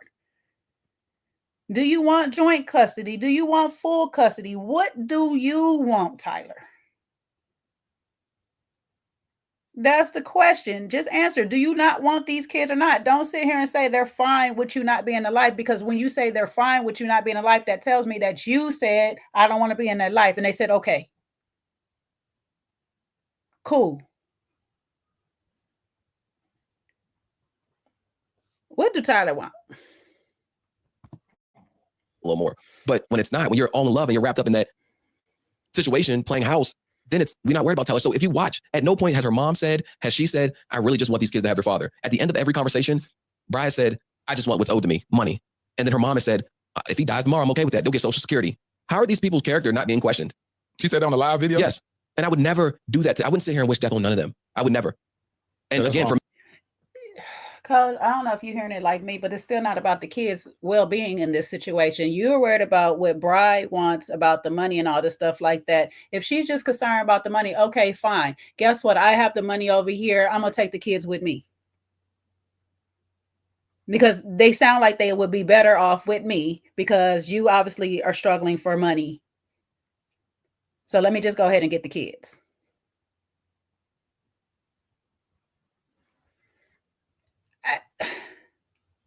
You on mute. I was saying it's not about the kids at all. He hasn't got the kids on his mind at all. Again, it's gone back to the beef between himself and Bri. It's again, that's where he's placed himself. It's the beef between himself and Bri. That is obviously where most of his concern actually lies. It doesn't lie with the kids at all. Kids ain't an issue. Kids ain't an issue. For me to even help you have a family, protect your family at certain points, for you to get on live and try to trash me, you were never a friend. No, I was just a come up and you were waiting to figure out how to cash out. Yeah. Because there was no plans for me ever to be on TV and for you to say I'm a private person, but now your Instagram's public and now you're verified and now you're getting on lives. When were you private? Before I went on the show? Does she have a good job? Oh yeah, she works. The crazy thing is she's in a top secret clearance job in the military where she shouldn't even be putting her business out there like that. It's a very secret top job. Really? Trust me, it's called the dark side. You can't, it's not, I can't even give you content on what she does because it's so top secret. So for her blast her life out there, she wouldn't have been able to go do a show like this. Well, is that her real name? Briada. Oh, okay. Yeah. I'm like, Not you gonna dox her whole life right now though. She work at a top secret dark side. He said, since she came out, let me tell her a little bit more. I won't tell you all, but let me tell you a little bit more. She shouldn't even be coming out. You know what I mean? He's basically saying what we're saying, but in a different context. Where he's saying basically, you shouldn't be coming out. Like you know, you got a top secret job. Why are you coming out? Which is why I think he's questioning her motive. But again, it's still going to be about the kids because you can't deflect from the fact that you're involved, Tyler. So you're still deflecting. I do believe it's true for what you're saying. I'm asking the same question. If she has got a top secret job, I don't know why she's coming out. Again, it further enhances why I don't think she'll be coming out. But like I said, when you're emotional and you're tied in emotionally to people, you do say you come out and do some stuff that you don't need to do. Because she didn't need to come out because she could have still nailed you without it. But the reality of the situation is it doesn't make a difference to your situation. You are still missing. And the twin situation, we have not discussed as to whether you slept with her consensually, not consensually, but whether it was you guys slept together and been hunching and had the twins. So it doesn't make a difference. And it don't help the case that you want to sit here and claim that they came to you because they didn't have money for a donor. She has a top secret job. That is a lot of money, it sounds like, to do what she needs to do. She got a good paying job. So I don't know how we got into this in the first place when you didn't look at her and just be like, hey, sis, you got money. You got money, go get a donor. It sounded like she had one.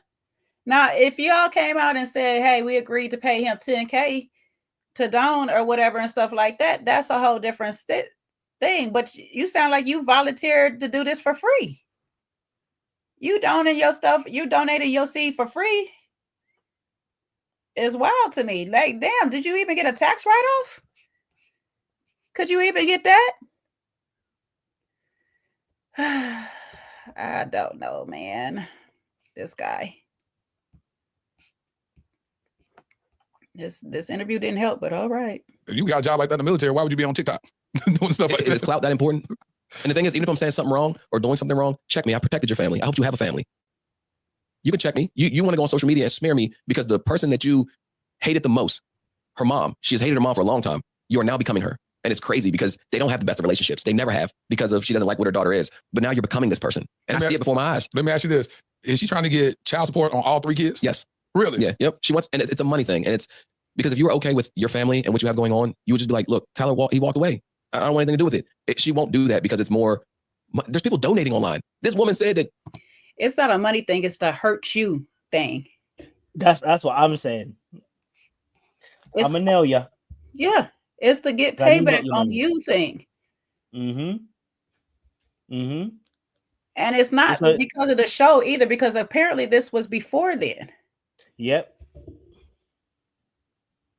She decided, because this is the second time she's filing for this child support. She did it once before and she dropped it, she said, because you said you will step up and you lost your job and all this stuff. So you will help out emotionally and mentally and being present in the child's life, but you just couldn't do it financially. So she said, okay, I'll take you off of child support. So you manipulated her then to take you off of child support. And then when you disappeared again, or she pushed you out, whichever way it go, she put you back on child support. So it's not about the money. It's about hurting you. A lot of times child support ain't even about the money for some people. And if she has a good paying job that is doing all this stuff, it's not about the money. Stop saying that, Tyler. It's not about the money. It's about hurting you. I would prefer him just to own that part. Like it's about hurting me. She just want to get back at me. She want to get back at me for whatever reason. Then I'll definitely be on that bandwagon of Bride wants Tyler and whatnot. But she want to hurt you. She want to hurt you. Because if they don't want you in the life, they just want the money. She just wants to hurt you. That's how I just look at it. Like, her ex-wife said she beat her. So now we just created domestic violence GoFundMe. What are we talking about here? Like, that, if I was to do that, if a woman came out and said that I beat her, I would be crucified. There's no way that gets blown over. That shows you a person's character. So when these kids were born, in summation, even though nothing wasn't written and agreed upon, it was understood explicitly that you were not supposed to be an active participant financially or due to time and visitation in these kids' life. When the twins were born, I was. We had agreed that I would be in their lives. I would help financially. I would do these things. And at what point was that? Before they were born? After they were born? When did Before they were born. Before they were born. Yep. I said that I would step in. I would help. And then that's when the situation gets sticky, where I'm being pushed out for her relationships, because she like I said, goes and. Sometimes the wife comes back, wants to expand their family. When did the conversation say you're going to be involved? I want to say a month, 2 months after figuring out she was pregnant, her wife was already gone. And came and expand, then she leaves, then the kid, now she's pregnant. Yeah, she tried to get an abortion. She couldn't. So when she couldn't get an abortion, I was like, look, I'm here. I'll be here for you. These are still biologically my kids. And I've never denied any of that.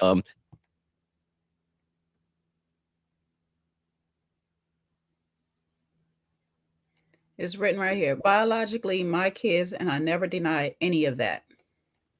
And I did step up. I was around. You made an agreement. You broke the agreement. She's now taking you to court. That's how contracts work. You should have omitted all of this part right here. I know Ashley says she don't like omitted, but it would have worked in their favor. He should have omitted all of this part right here. He should have never said any of this part right here, because all this part right here can be used against him, because you're now saying these kids, this is the second time he actually say my kids. This is the first time he says it as literally, these are my kids. The twins are yours because they were conceived. The wife was gone.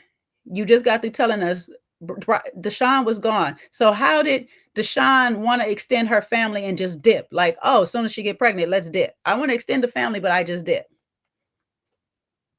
We got to go back to that lie right there. Then you want to sit here and be like, I stepped up. I promised her I would be here for these kids. I would be here. But you disappeared.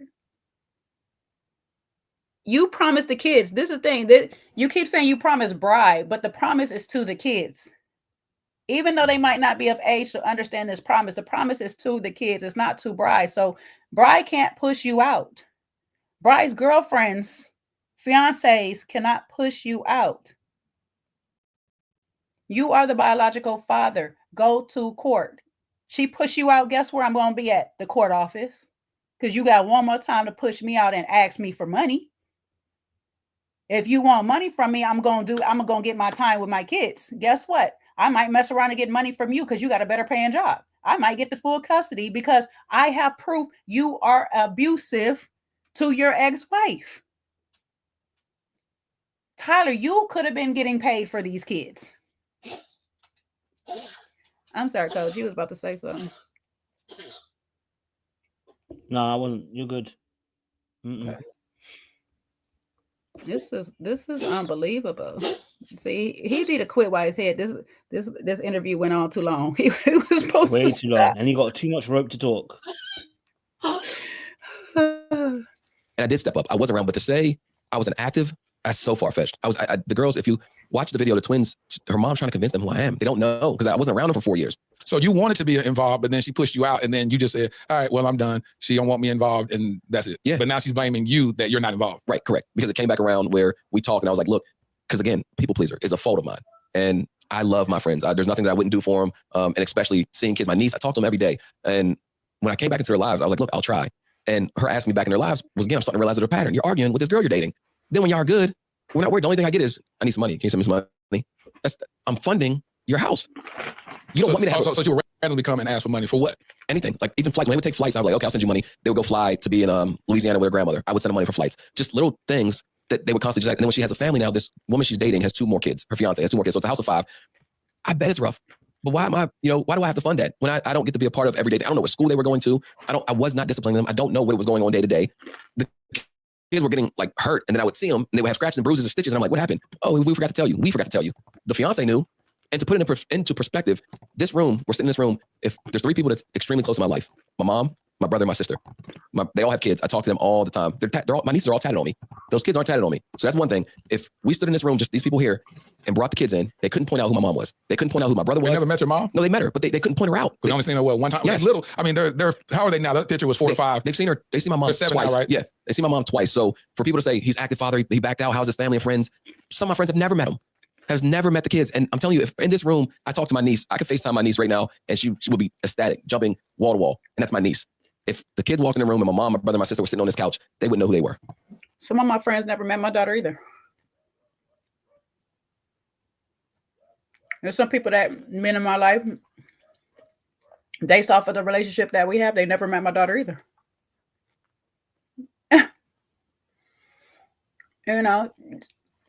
There was a lot of people that was in my life at one time that didn't even know I had a kid because I don't post her and stuff to keep my privacy of my kid, to protect my kid in that certain rate. But not all of my people in my life know my daughter. That's how I keep my child protected. That means nothing. But you're telling me that your mom only seen these kids once or twice? Why? Because did you keep the lie of the uncle, or did your mom just agree to keep the lie of the uncle with you? So she just said, I'm going to keep the distance from the kids. I need the full truth on that. When you decided that you was going to go to court and help Bri get these kids back, and you going to claim them and all this stuff like that, your mom didn't say, hey, okay, bring the kids around? I don't think he has a very close relationship with his mom like he want to pretend he does too. He might just not have a close relationship with her. Mm-hmm. How is that an active parent? That's not how I see my life. Would they say you were active at a certain point, or were they saying they were active up until the way they're making it seem? Her mom was saying I was there every weekend. I had them I kept them on weekends. At what age, babies? I never kept them for weekends. I never had them for weekends. When I lived in one specific apartment, they stayed with me one time, and then in Arlington, they visited. Why does he just keep bringing up, I never had them for weekends? We know that. You had them Monday through Friday.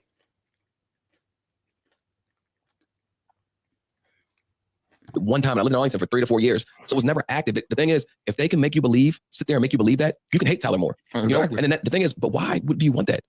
Someone tell me, what is the point of this? What is the point? If you want money, there's a court for that. Yeah. If you want something else, there's something for that. But why get on here and trash a person who's done nothing but try to help?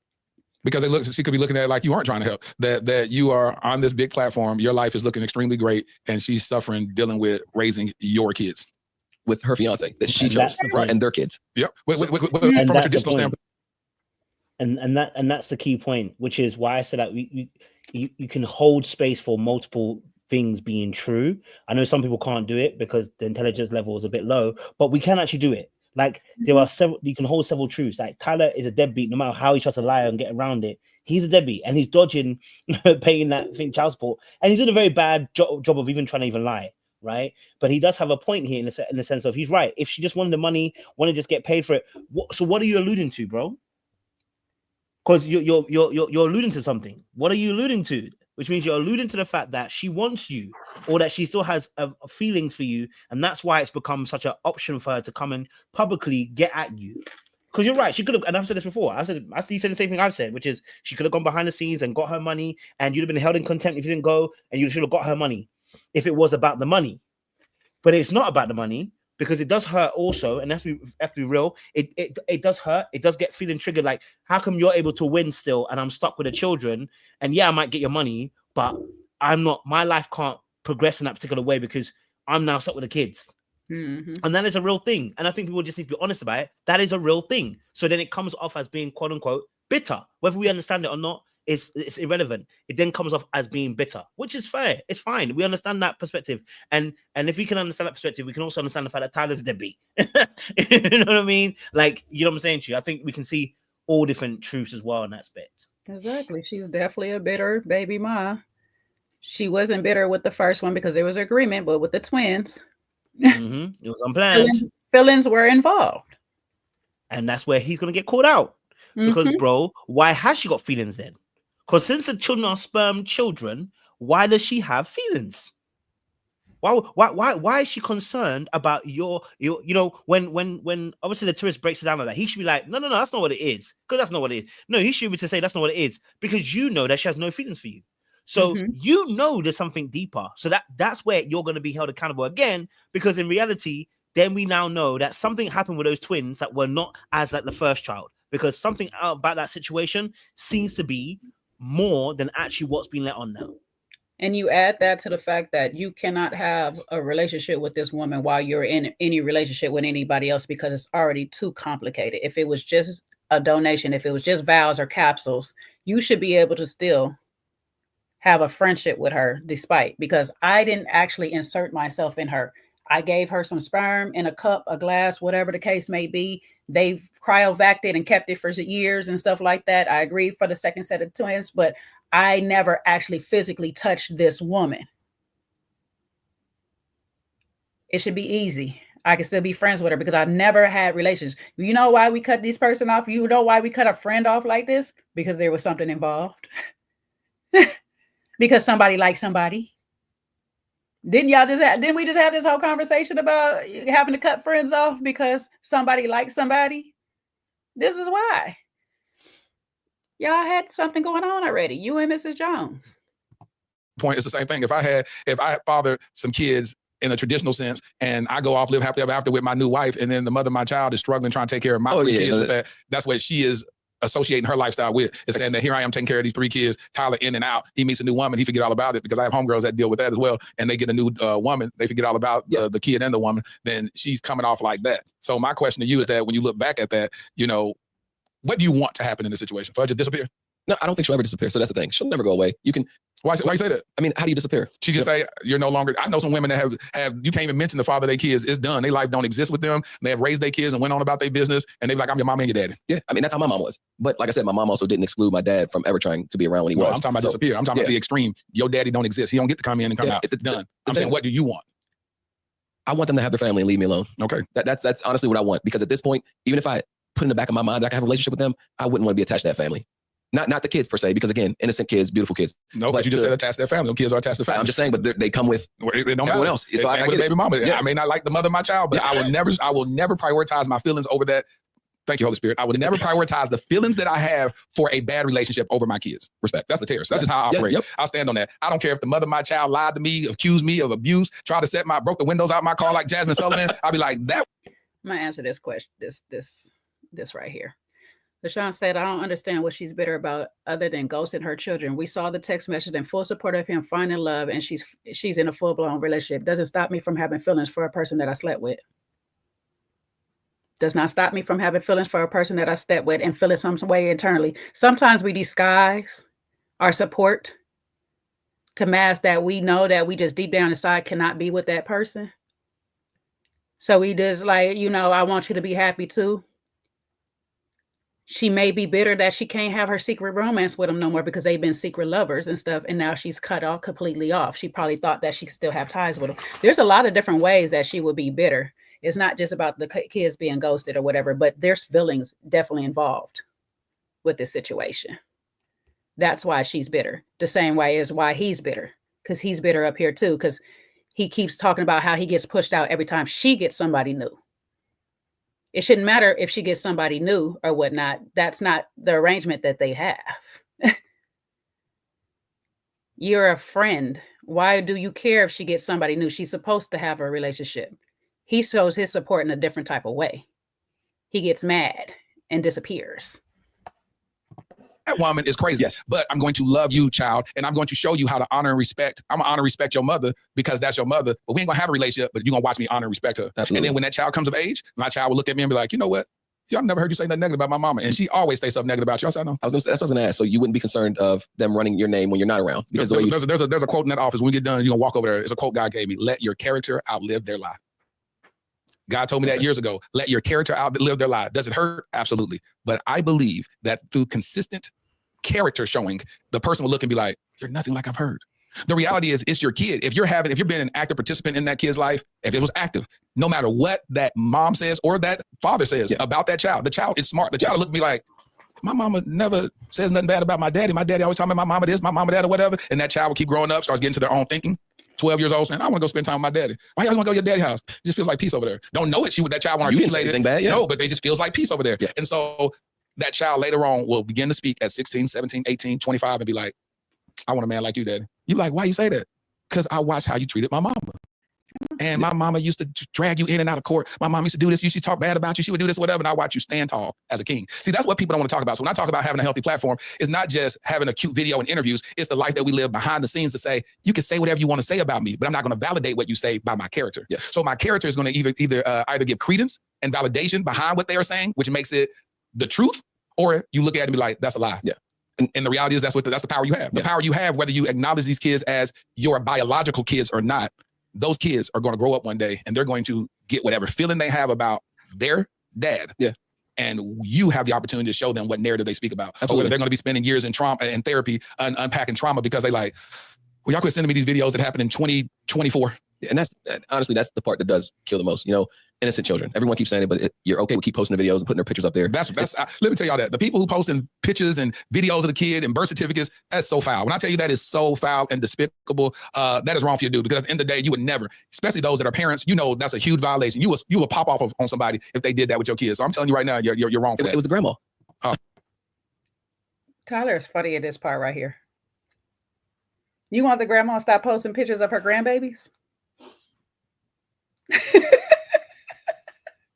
Latarius was right. Yeah, y'all should not be doxing these kids out here, putting their face all on your thing or whatever. You know, there's creeps out here. Y'all shouldn't be doing that part. But the grandma, you want the grandma Tyler to stop posting her grandbabies? Tyler is hilarious. Oh, that's even worse.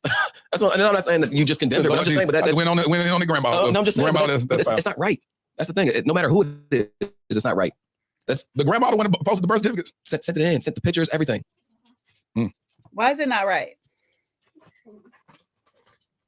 Why is it not right for the grandma to send her baby's pictures in or whatever, stuff like that? Is she signing them up on some electric bill and making it come out their social security number or something like that? Like, is she getting an account in their name or something? Like,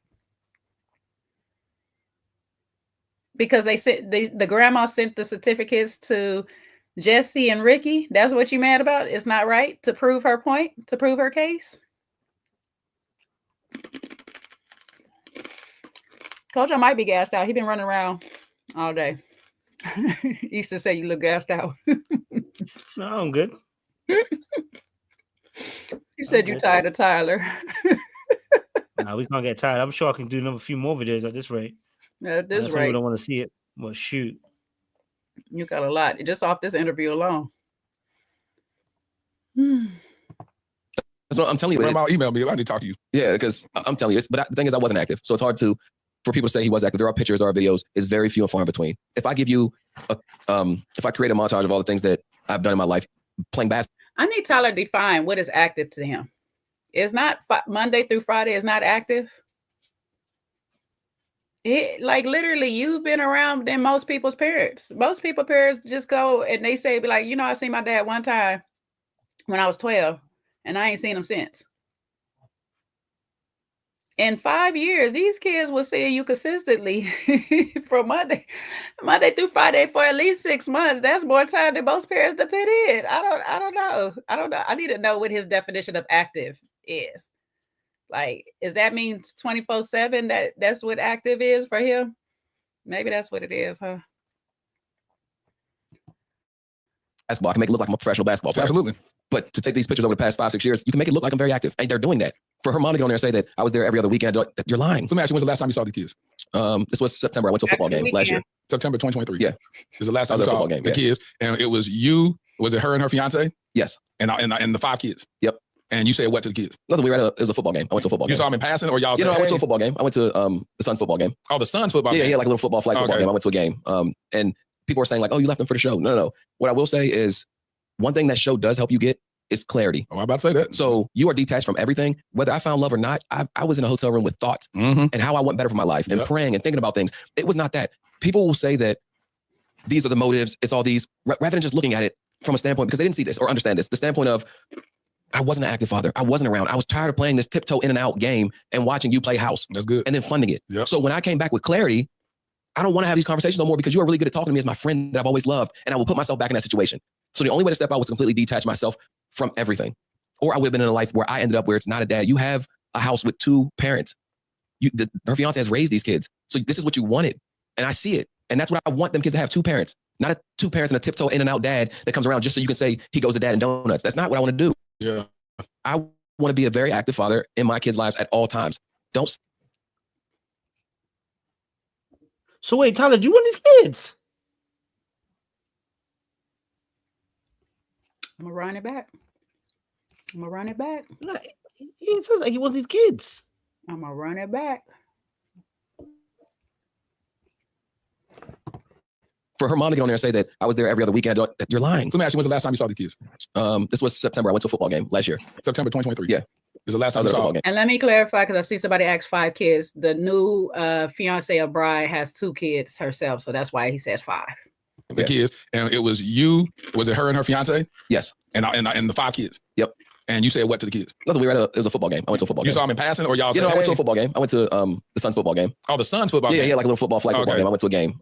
And people are saying like, oh, you left them for the show. No. What I will say is one thing that show does help you get is clarity. Oh, I'm about to say that. So you are detached from everything. Whether I found love or not, I was in a hotel room with thoughts and how I want better for my life and praying and thinking about things. It was not that. People will say that these are the motives. It's all these, rather than just looking at it from a standpoint, because they didn't see this or understand this, the standpoint of, I wasn't an active father. I wasn't around. I was tired of playing this tiptoe in and out game and watching you play house. That's good. And then funding it. Yep. So when I came back with clarity, I don't want to have these conversations no more because you are really good at talking to me as my friend that I've always loved. And I will put myself back in that situation.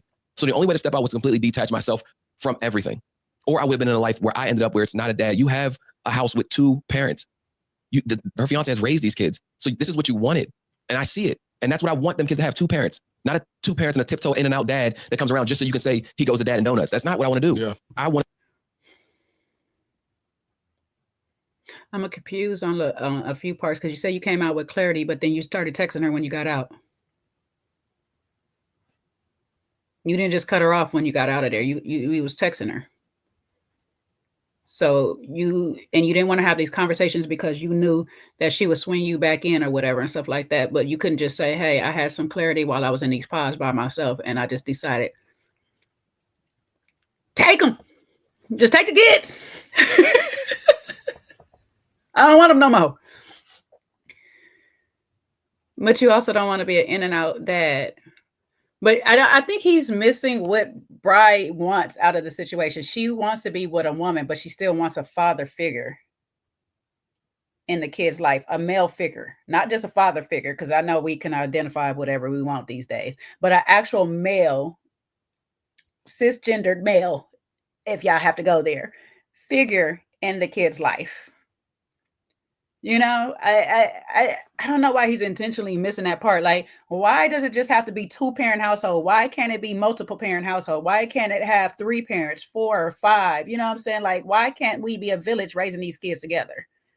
I just don't get it.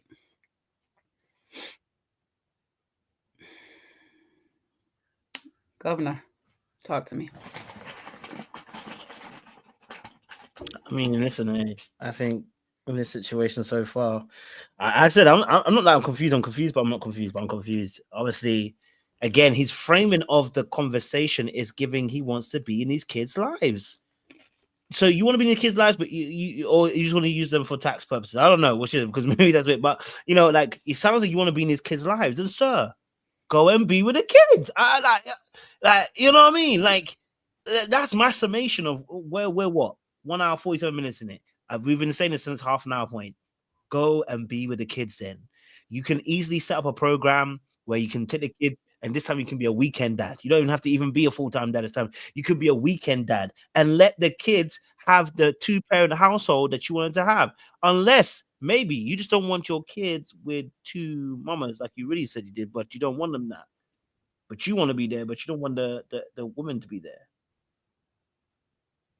Because I don't see this.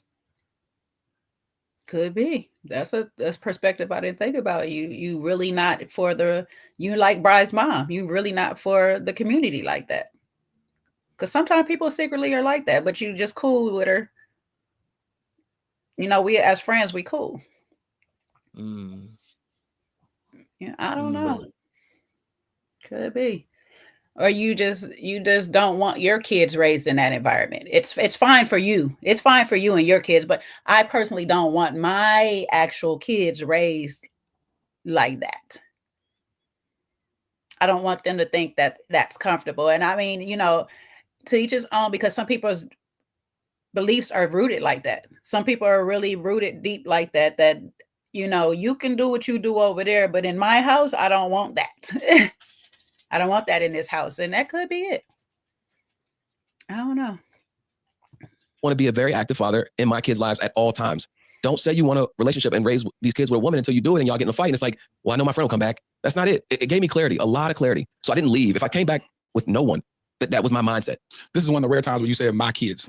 In my kid's life. Are you talking about proverbial, saying that if this wasn't a traditional situation, I want to be involved in my kid's life? Are you saying these kids I want to be involved in? If you're going to allow me to be involved in my kid's life, are you saying that? Yeah, I'm saying like if I was to have my kids, like my own kids, how I would want to raise my family. Yes, how I would want to raise my family with. But I get what you're saying. Yeah, because you say my kids, and so I just wanted to make sure that if she gave you the opportunity right now and said, "Hey, listen, man, listen, I saw this episode of Dear Future Wifey. Let's fix this. What does fixing it look like to you?" She said, I ain't gonna be making no more videos talking crazy. We're not gonna do this. And I realize we do need healing in this family. However this looks, let's sit down and fix this. First thing is I wouldn't believe her. I'm gonna be honest. Second thing is I think it's past fixing. You know, where your mom is saying that they wish I died. Take the mom out of it. Forget the mom. Her. Don't make her accountable to nobody else. She's talking to you, man to woman, and says, let's fix this. I do not want my kids to suffer emotional damage throughout life. I'm asking you, as the donor, as the bio father of these kids, I want you to weigh in on this. How can we fix this?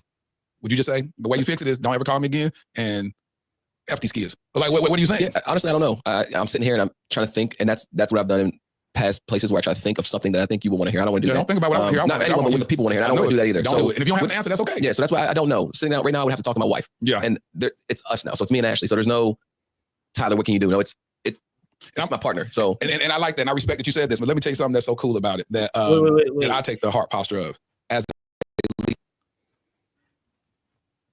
So that goes back to what we're saying. First and foremost, why does he have to consult Ashley? Ashley has nothing to do this, right? Again, he can actually this has nothing to do with Ashley, and I think, like I said, there's multiple things happening at once for him. So you know, I can understand that. But one of the things that we're now highlighting, again, going back to what we said in the very beginning, is Ashley is a big part of his decision making. You know, I can put it on Ashley, but let me just put it as him first, as solely just him. For him, if he is a people pleaser, like Ashley said that he is a people pleaser, and he said then he's people pleasing right now. That doesn't have to include Ashley even saying anything.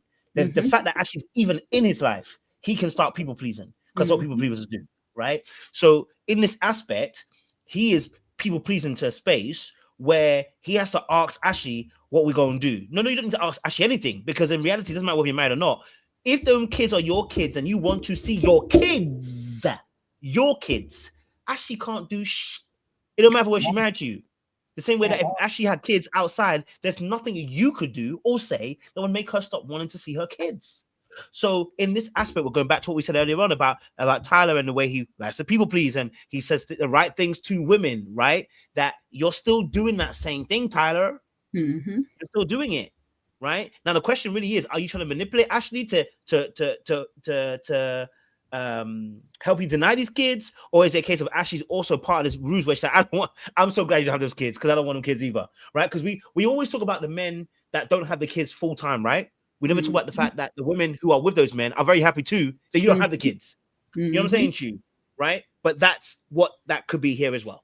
Yep. I agree with you on that. The kids could be a reminder that the child I have for him is not the first.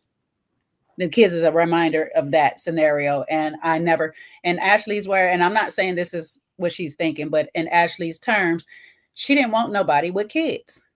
She wanted that to be a first experience for them both. Now, there's a plus to it, Ashley, if this is what you're on. He's saying he never did all the other things with Bri. So that still would be a first experience with you. Now, it won't be the first time in the hospital room because we clearly seen the picture of him in scrubs and stuff like that in the delivery room. But all the rest of the things, the casting that he keeps mentioning over and over, the taking the family photos, the, planning of the things and that and all that, it'll be a first for you both at the end of the day. The fact that he's trying to answer in what Latarius wants, what he thinks we want, now he got to check with Ashley. But he told us earlier, nobody tells him what to do.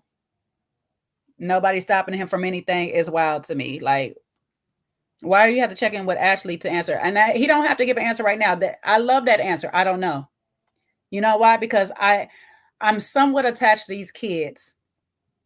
I am somewhat attached to these kids, but I'm not fully attached to these kids. So I don't know what would have been the best answer. Just leave it right there. Not I'm trying to figure out what you want me to answer, what you want me to say. I don't know right now. I have to sit on that. I have to think about that because I got to figure out what all that's going to come with. If it's going to be, if Bri gives me the best case scenario and she doesn't give me a hard time and I could just get the kids on the weekend and stuff, yes, I'll be with my kids' life. But if she gonna give me a hard time and whatever, honestly, no, I don't want to do it. I've heard people say that. I've heard men literally say that. If the woman is gonna give me a hard time, I don't want to do it. I don't want to deal with it. And I will be okay. If you want to answer for me, that would be the answer for me. I'll be okay. Leader, as the foundation of your household, you can cultivate whatever that is based on what you want, and your wife will fall in line and say, not saying the wife just got to do everything. No, trust me. I know, but it's a leadership standpoint. Say, listen, you know what? You trust me, right? You follow me as I follow Christ, right? Absolutely. This is what I want to do. Now, what would you like? Or do you agree with that? So the reality is, I don't want, because you operate from a place of a people pleaser mentality, what I want, if anything, that you walk away from this conversation. Funny enough, this godly man didn't say, let me consult God. I'm going to see what God would do. Such a godly man. He didn't say that, though. I want to impart leadership, full masculinity, where you're not doing stuff based upon somebody else's approval. Yes. It's based upon, this is what I see right for my life, and I'm getting this direction from God. And this is not the easy road. It don't feel comfortable, but this is what I'm going to do. Yeah. Because at the end of the day, as a leader, I can look down the road and say, legacy. What is my legacy? If I take my last breath today, how would I be remembered? And every man should take that moment in their life where they say, if I were to take my last breath today, how are people going to remember me? If you took your last breath today, God forbid, but your legacy right now would be, Tyler never owned up. He got these kids, don't do this, blah, blah, blah, blah. That's what it would be. And your kids grow up trying to understand that. They're like, now, why would he? I do understand that's kind of difficult, but did not matter enough for this and this. They don't care about it. All they want is whoever's going to be daddy. And I have to be careful in this new generation with, like you said, 2 women being parents and 2 fathers being 2 men being parents. I don't know all these pronoun stuff. So I'm trying to just figure this out. But the child would be like, I want my bio parent and some level of understanding with said parent.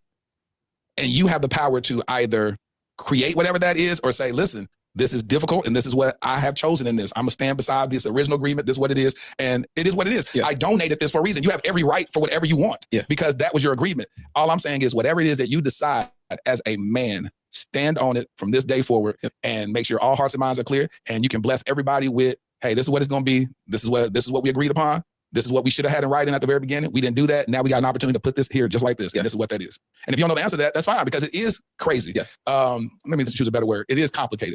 Yeah. And no, I definitely get it. And that's what I want to be clear is I'm sitting here taking accountability. I want to be clear on that. Me walking out of kids' lives or the in and out, I don't enjoy just as much as anyone else doesn't like hearing about it. I'm taking the accountability on not being straightforward with Ashley at the beginning. I want to sit here and say that I'm not better than, I want to sit here and say that I don't have the answer. If she was to reach out and say, let's figure this, how can we figure it out? I don't know. I feel like I'm so hurt by a lot of things that it would take a lot. And that's what the mediator, you get mediators there and they converse and get down to it. So something because it's going to take a lot to rebuild whatever it is, but everything is possible. I'm an optimist. So I just believe in healthy relationships, healthy family. I just believe that. And as ugly as it is, it's still not out of control. Yeah. No, I don't think, like you said, I don't think anything's out of control. You can fix a lot with prayer. And it's like, I would have to talk again with Ashley. I would have to talk to God. I would have to figure out a way that benefits all parties. Exactly.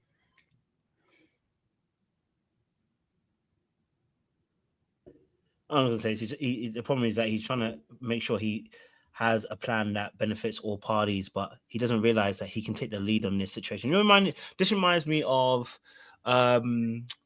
this situation that happened with Lonzo and what is her name? I interviewed them a couple of seasons back on OWN Network. What was their show? Put a ring on it. Put a ring on it, yeah.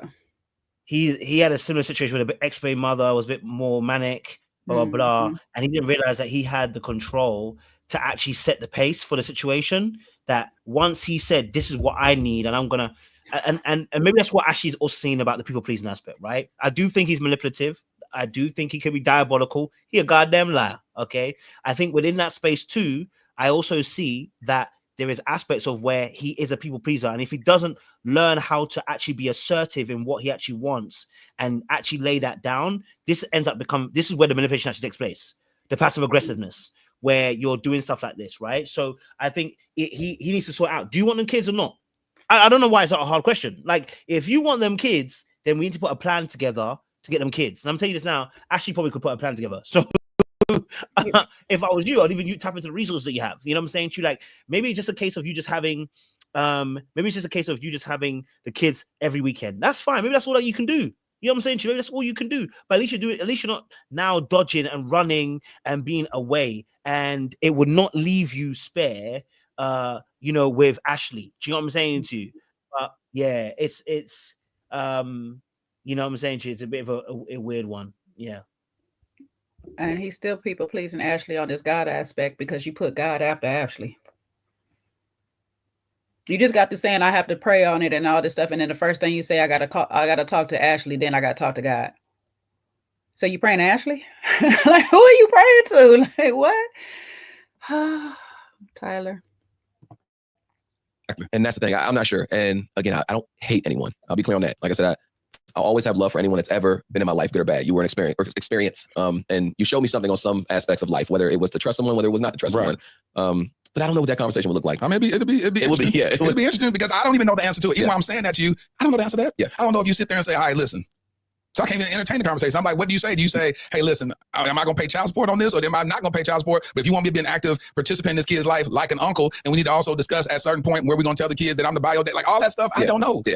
Listen, it's a lot. It's very complex. But again, I know that you possess the capacity because you're the one that made the decision. Yeah, absolutely. So you possess the capacity to come up with the answer. So what I'm empowering you with is solution. See, a lot of men don't want to come up with a solution. We can go make a whole lot of mistakes. We can make a lot of bad decisions. I don't even like to use the word mistakes. So I'm gonna say we can make a lot of bad decisions, but we don't want to take the work to create the solution for the bad decision. Absolutely. So what I'm telling you, King, is I'm empowering you with the power to come up with a solution to it ain't a bad decision that you made. They just wasn't fully thought out. Because the decision, your initial thing of saying, I want to go ahead and bless you so y'all can have a kid, if that came with good intentions and desires and that, and you want to do that, you have all the right in the world because that was a well-intended thing that you did. The way that you handled it, the way all that took place is where that decision was handled poorly. Gotcha. And so now you have the power to look back and go, okay, when I was a child, I spoke as a child. When I became a man, I put childish things away. That's Bible. So now what do I do? How do I put these childish things away? I got to put these emotions away because I'm responding out of emotion because I've heard all these lies. I've heard people stick daggers in my back that I tried to help. I understand that. Jesus, you did the same thing. You said, Father, forgive them for they know not what they do. So I got to exercise the heart posture of Jesus. Gosh, that hurts. Dang, that bothers me. But this is the crown that's placed on my head because you called me a king. So now this is what I'm going to do. I'm looking at this offspring. Either I identify with this as my kid or I don't. And I make a decision based on both ways, whether I see him as my kid or I don't. And then I handle that decision accordingly. I come up with that solution. Then I talk to my wife and say, this is what I'm presenting you. And this is what I want to do. And she says, okay, or not. And then you talk to wise counsel, attorneys, or whoever, say, this is what I want to do. How do we make this work? And they go, yeah, this can work right here. Well, this is going to be a problem based on state law. That's not doable, but we can do this. And then they carve it and shape it up. And then you present it with the other party and say, hey, this is what we come up with. What do you think about that? No, honestly, that's king stuff. No, it's great advice. And that's stuff that I've never gotten, to be honest. It's easy for your friends to back you up and say, make a decision, do it. Rather than someone say, figure out a solution. But whatever solution you figure out, stick on it. Yep. Whether it's in the kids' lives, out the kids' lives, being friends, make a solution. Because it's easy to avoid it. Yes. And it will go on being a problem. Just because you're avoiding it doesn't mean it's no longer a problem. So no, I definitely appreciate that insight because it's not something that I come across. There's never been any type of manly figure in my life. I think that is essentially the truth of what we're seeing. Like, he doesn't have a plan. Mm-hmm. And so because he doesn't have a plan, the easiest thing to do is to, and I know this might sound like I'm mansplaining, and I'm not trying to mansplain. I want to make it very, very clear. Men and women have different roles in society because of the way that society places expectations on them. So a lot of times men can actually get away with a lot of stuff because society allows us to get away with a lot of stuff. So, for instance, in this instance, where a woman would not be socially allowed to get away with just abandoning the kids, she has to figure out a plan. She hasn't got a choice. And that puts you, when you have to figure out a plan, it puts you in a certain mindset where you start problem solving. It's what we call, it's what happens to children when they become hyper independent and very quick problem solvers in their childhood, that they can't actually be as interdependent in adult relationships because all they've ever known is to problem solve for themselves. So what we're seeing here is somebody who's unable to come up with a solution, one, because there is no pressure to do, because in reality, there is no societal norms where you are shamed completely for abandoning your kids. Number two, it can be hidden, so you can actually get away with it for a long time. Number three, you know, in this instance, yes, there are some factors within that relationship in terms of the family that he doesn't like, and he has no plan for them. He has no plan how to handle the mum. He has no plan how to handle Bri. He has no plan how to handle the Deshaun situation. He has no plan how to handle the fact there's another woman in the situation, and there probably might be another few women if that comes in, if Bri doesn't get it right in terms of who she's dating. He has no plan for that. He doesn't like that, but he doesn't know how to handle that. Doesn't know how to communicate that. Doesn't know how to talk about it. So what he's done is what a lot of people do is when they don't know what to do, is we quit. Mm-hmm. Right? Same thing that he was trying to say about Deshaun did. He quit. Right? And, you know, I know some people might be saying he's a coward or whatever. Yes, call him whatever you want to call him. But I'm just explaining the behavior, which is that, you know, in that instance, he saw no, like when you see no hope, that's how you quit. You don't see a hope because you don't have the resources and the mental resources. And someone might say, just get together. No. And I understand what you're saying. I'm not saying that you're not right. What I'm saying to you is until he's pushed against the wall, which is what that's happening now, he won't come up with a plan. Mm-hmm. Because it's just easier to dodge. And actually that he's telling a story of a lot of deadbeat fathers who were afraid of being fathers, and instead of figuring it out and sitting there and going, look, let me figure this out. I'm not sure how I'm going to do it, but I'm going to figure it out. He ran instead because it's easier. And then it's easier to run away and start again on a brand new piece of paper than it is to start to fix some of the problems that you see in a relationship. In fact, some men actually get to a point where they're like, I've made too many mistakes here. They will never allow me to be the man that I think I want to be. And so because I've made so many mistakes here, I'll just start again, where at least somebody can see me as a better person. I don't want to be looked at as a bad person, because a lot of men's fear, which they don't talk about oftentimes, is, in fact, not men, it's a human being thing. Two things: we want to be liked and we want to be right. And this is something that psychology taught me. People want to be liked and we want to be right. So take the right part out because we can see that he's trying to be right, but the other aspect is to want to be liked. So once you realize that, you know, that you're not going to be liked in a certain area, sometimes for that person, it can be easy for them just to quit that area and go and start all over again. Almost like going to a new school and going, you know what, it didn't work out in our previous school. Scrunch that piece of paper, throw it away, go to a new school. I'm going to reinvent myself. I'm going to come brand new. And that new piece of paper, I'm going to start all over again. Now, that doesn't stop us calling him a deadbeat. That doesn't stop us talking about how he's abandoned the kids. It doesn't stop us saying the absolute truth about what the actions and connotations of those actions actually are. All we're doing is explaining the behavior. It does not remove the labels we're applying to him to say that you're being cowardly for doing that. That doesn't remove that. Do you know what I'm saying to you? Mm-hmm. With wisdom that can give me insight on decisions that I made in my life. I'm gonna tell you this. I try not to be emotional when I start thinking about my childhood. I was 18 years old. I put myself on child support. Put myself on child support when I was 18 because the mother of my child she was preventing me from seeing my daughter. I was spending all the time in the world with my daughter. I was there when my daughter was born.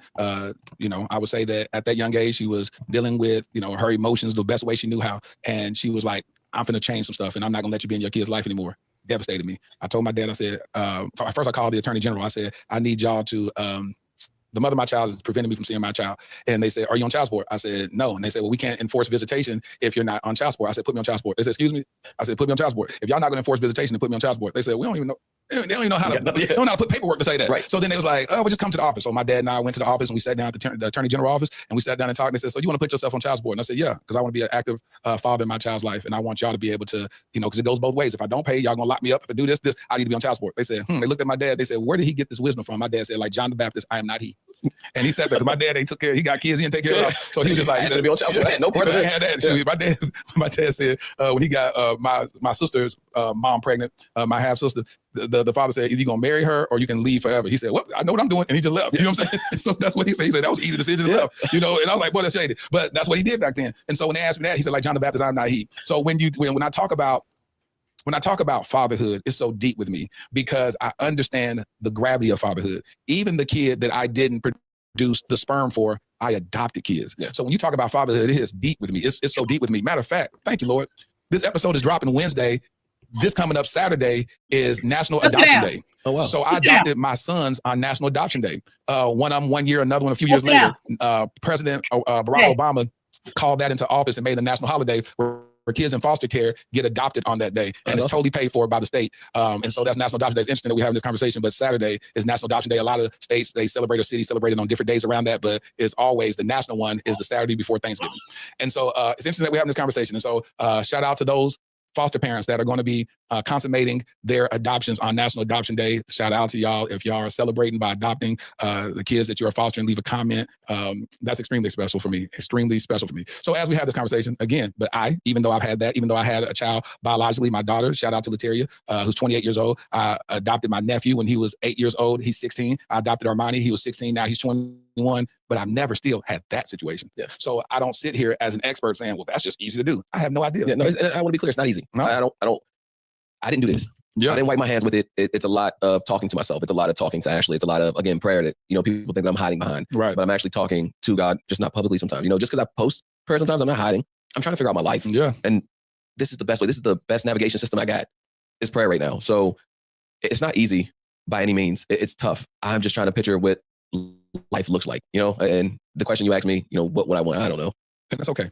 That's okay right now for today in this conversation. But if I call you a couple of weeks from now and I say, what do you want? You still say, I know. I will challenge you and say, you haven't put in the work, because while it's a difficult situation, nothing is too difficult for God. And if you are truly rooted and grounded in God, he's going to provide a solution. He said, if you call me, I will show up. He says, behold, I stand at the door and knock. Whosoever hears my voice and opens the door, I will come in and sup with thee. Meaning that the minute that he is knocking, this is that knocking moment right now where you're having a conversation with me and I'm challenging you to rise up to a certain level of manhood. And now that's the knocking at the door. And then you say, all right, God, this little bald-headed man done told me some stuff. And I don't know who this man is. Why did I even go do this episode to begin with?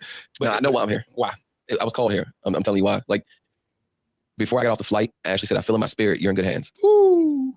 And one thing I can speak on Ashley, I don't know how long she's been building that relationship with God. That woman is good. When she says she feels something, don't question it. I learned to navigate around stuff and not want to talk about it. And she'll sit there and say, I feel it. I feel like I'm going against God. You need to tell me. When I tell you, I was like, it was one night I was crying to her because I was like, I don't know what relationship you have, but I want that. It's scary good. And when she told me on the plane, you coming here, I feel in my spirit is like the best thing that you can do.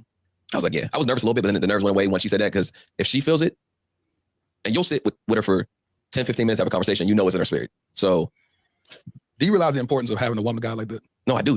Trust me, I'm well aware. That's why I want to defend her on every platform. And people are saying that as well, where it's like, you're letting her fight. No, I had to sit back. I didn't have anything lined up. I wasn't jumping at the first thing smoking. I honestly wasn't aware of your podcast. So if I jumped at the first thing, I wouldn't be here. Right. My name would have been ran through the mud for going with someone else where they don't have a good back history, or they can't speak on anything. They don't give anyone a positive platform. Right. So the fact that I did wait, it does suck. It looks like Ashley was in the front line fighting. I was in the front line fighting at home. So to come here. Good. Hold on. I heard you say it, King. You were sitting at home trying to keep her staying, trying to preserve this, trying to cover her at home, and said, they can fight all out here, but I got a secure home base. Yeah, trying to make sure that the rocks they're throwing aren't affecting the house. Now the foundation is getting shaky, so that's good. Yeah, so it's just a weird position to be in. But had I not waited, I wouldn't be here. Right. And this is the only time, like I said, that I'm going to go in depth on this. This is the only place that I feel safe. And I don't think there's another. I don't know. I don't want to throw anyone else out there, but I just don't know. I just know when my wife says that in her spirit, this is it. Anything else you need to clear up before we get ready to wrap up? Anything else that you like to relate to the audience? Where are these receipts? What receipts? You got something else you want to show me? Yeah, well, I'm gonna hold off on the other ones. I'll let you see them, and I just want you to read it to yourself, and then just your face. Because I know almost done at the point. It's interesting. I think also and this is maybe me just trying to see some good. That I think I said this. I've said this before. Previously, I said, what? The interesting thing is that there is a self-destruction button that can get pressed by Tyler, right? Later on in the relationship. Mm-hmm. I think he wants to make this work with Ashley. I genuinely do. I think he genuinely wants to make it work. And I'll tell you why. His wound is that he was never wanted. Mm-hmm. When you're not wanted, also the other thing that happens is that you're also not covered or protected.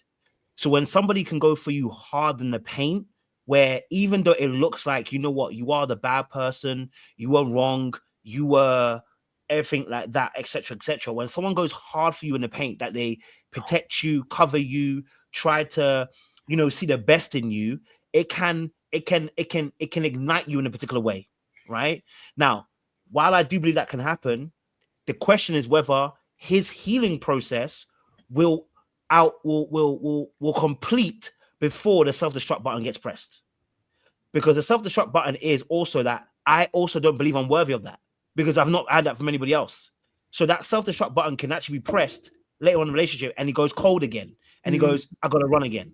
So the question really is going to be that this could actually work. It's a risk. It's a major risk. It's a big risk. Yeah, it's not a risk I would ask anybody to be taken lightly. In fact, I wouldn't want you to take it, right? Because he should be doing this work without you. But it could potentially work. It just is a very slim number, and it's not a number that I like. You know what I'm saying to you? I don't think it's even 10%. You know what I'm saying to you? It is what we call the exception to the rule. And so if it does work, it's an exception to a rule and not the rule. It is an anomaly within the space of rule. So for me personally, I can see how Ashley covering him, protecting him, wanting to go out back for him, because remember, she too is doing the very thing that she wished was done for her, because her father didn't do that for her. You know what I'm saying to you? So she also is behaving in a way. So I'm talking about he can press the button, but she can also press a button too that can make him press the button. So this is where the difficulties is. If they don't get the healing quickly enough, someone will press the button that begins to ignite everything, and it will turn into a very disgusting, toxic, wild adventure where people are going to come out and say, well, I know this about you. Did it? You will realize how quickly that person who says they were protecting you will uncover you, because they felt like they were covering you for so long. Or the same thing that he's feeling with Bri is actually the same thing that Ashley's doing for him right now. It's that with him and Bri, they covered each other in everything. Now that Bri's uncovering him, it's like, how could you do this to me? You're the very thing that, you know, we were friends for so long, is that you were covering me and I covered you. I didn't expose your dirty deeds. Look how I even told your ex-wife that you sat in a corner and didn't do nothing. Meanwhile, we probably know you were doing something, but I didn't say nothing. I covered you. You know what I'm saying to you? Now you've uncovered me the same way that my parents have also done. That's a very painful thing. That's why it's been so hurtful probably with him and Brian, the situation that she brought it to the public. And so now Ashley's playing that covering role. Will he do the healing? It's a big question. And will her own wounds of not having a father figure, not without, because she's going to get tired of leading, because she is leading. When she gets tired, that's where we're going to start to see what's going to happen. That can take 2, 3, 4, can even take up to a decade before that really comes to pass, if it doesn't shift and change. Right. So before you know it, you got Monique saying, you know, I tried all my best for 10 years and da-da-da-da-da-da. Now we graduated. I didn't know myself. I was going to say that same thing. The day that Ashley's love is low, or like you said, she's not able to lead, she's, you know, reached her capacity or whatever, and somebody else come along. Is he going to be healed or fixed by then too? Like, you know, I know this at the end of this. I do hope that he is entering some type of counseling, some type of therapy, you know, because there's a lot that he need to unpack. Ashley need to go to her own too. They need to go to their own individual therapy. But he definitely got a lot, because that attached, detached thing he got going on with him, that's scary for a relationship. That's hot and cold. That's that same thing we was talking about, Marissa. You can turn on, turn off. So once it's not going your way, once he feels pushed out with Ashley, is he going to detach from her? You know, so I don't know. It ain't much more left up on this. I guess we can just ride this out for a little bit. You can have it, right? But it's some stuff that I'll take to court. I don't have what the future's going to hold, but just some things. And who wrote this right here? That's from Brian. And this is 2019, Yeah. July 22nd, 2019. Yeah, yep. And that's just something that, again, I have the means to put it out there. I'm going to wait. You know, I'm going to let the courts decide what is good, what's not good about it. Certain things. And was that after all 3 kids? Yeah, that's after all 3 kids are born. It changes little things, doesn't it? You know, it does change a little bit. And I know people are gonna be like, you should have told us, it means nothing. But I get it. But some things aren't for public. You know, not when I'm going. Latarius laughed just now, was like, no, they didn't change. So I didn't say anything. He said, he didn't change anything, brother. It's come on, brother. I've had that done to me before on shows. If I'm like, look at it going, what did this prove? I remember who you got it from too. yeah. Everybody. I was like, this doesn't prove anything. So what is it? It's not helping the case that you got here. It's definitely helping the other party's case, but it ain't helping you. We've been there too many times. Yeah, you already know. Like, Going through stuff.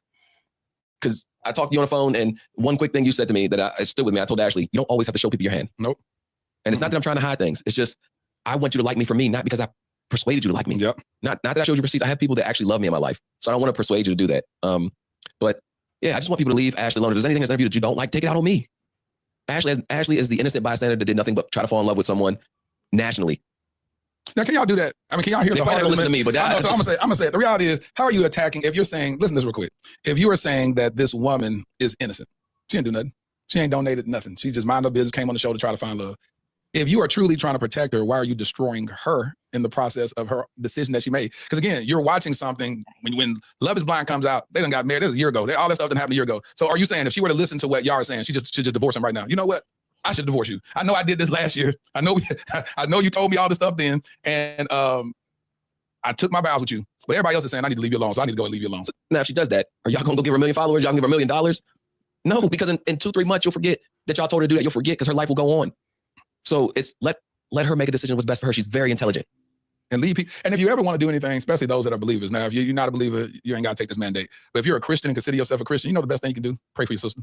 Say, Lord, I ask that you cover her. I ask that you give her clarity, God. You said you'll never put more on her than she can bear.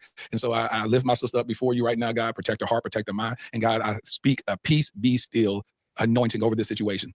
Quiet the naysayers, let the lies dissipate, and let your truth reign in the name of Jesus. That's what you should be saying. And Amen. I'm saying that right now to you, Ashley. Matter of fact, we're going to pray. Heavenly Father, we thank you. We thank you for this couple. We thank you for Tyler and Ashley taking vows before you, God. They took vows before you to honor you, to lift you up, to magnify you, to create legacy in your name. And God, I ask that you strengthen their relationship. I bind up every demonic imp that tries to come against their relationship and destroy it. You said, what you have joined together, let no man put us under. And God, they are saying that you joined them together in an unconventional way. But God, you are in the midst. He's saying that he can hear the heart posture of his wife when she speaks to him. She has clarity of thought to be able to discern right decisions from bad decisions. And he's saying that he is submitted to that counsel from her, which says a lot about him as a man. So God, I just thank you right now for what you're doing. God, I ask that you fortify their relationship, strengthen them. And God, I ask that the people that are coming against them, that you just quiet the noise, that you silence the noise. In the name of Jesus. And if they decide to take this episode and make videos, give them a different heart posture as they are creating their content from it. Give them a different vantage point, God, in the name of Jesus. And God, will be so careful to give you the praise, the glory, and the adoration. God, we lift those kids up before you right now, God. And all parties that are included in this thing, God, peace be still. Quiet the storm. Quiet the storm. Peace be still. Let these kids grow up to be a mighty man of valor, to be Proverbs 31 women. And Lord, let them do great exploits in your name. Cover them from the crown of their heads to the soles of their feet. You said it's not by power nor by might, but by thy spirit, said the Lord. So let your spirit overtake them right now in the name of Jesus. In Jesus' name we pray. Amen. So if you like to pray, newsflash, I like to pray too. Nah, I love it. Nah, that's why I said this is the place to be. This is the place to be. And I can't wait for Ashley to watch because she's going to say, I knew it. She's going to say, I knew it. You better listen to me. It's scary. It's honestly, it's scary in a good way. Yeah. That spirit flows through her in that way. So, and I see where she gets to her mom. Amazing, strong woman. Same way, spirit flows through her. She's privy to everything. She prays. Love them both. So what is her father in life? So I won't speak on that situation too much. Let me ask you, have you met the father? Yeah, I've been around a few times. Okay. Definitely a fun person. But I know some stuff came out that I won't speak on because that's Ashley and her dad's relationship. Right. I just know that they're not that close. If anyone's going to know anything, her mom.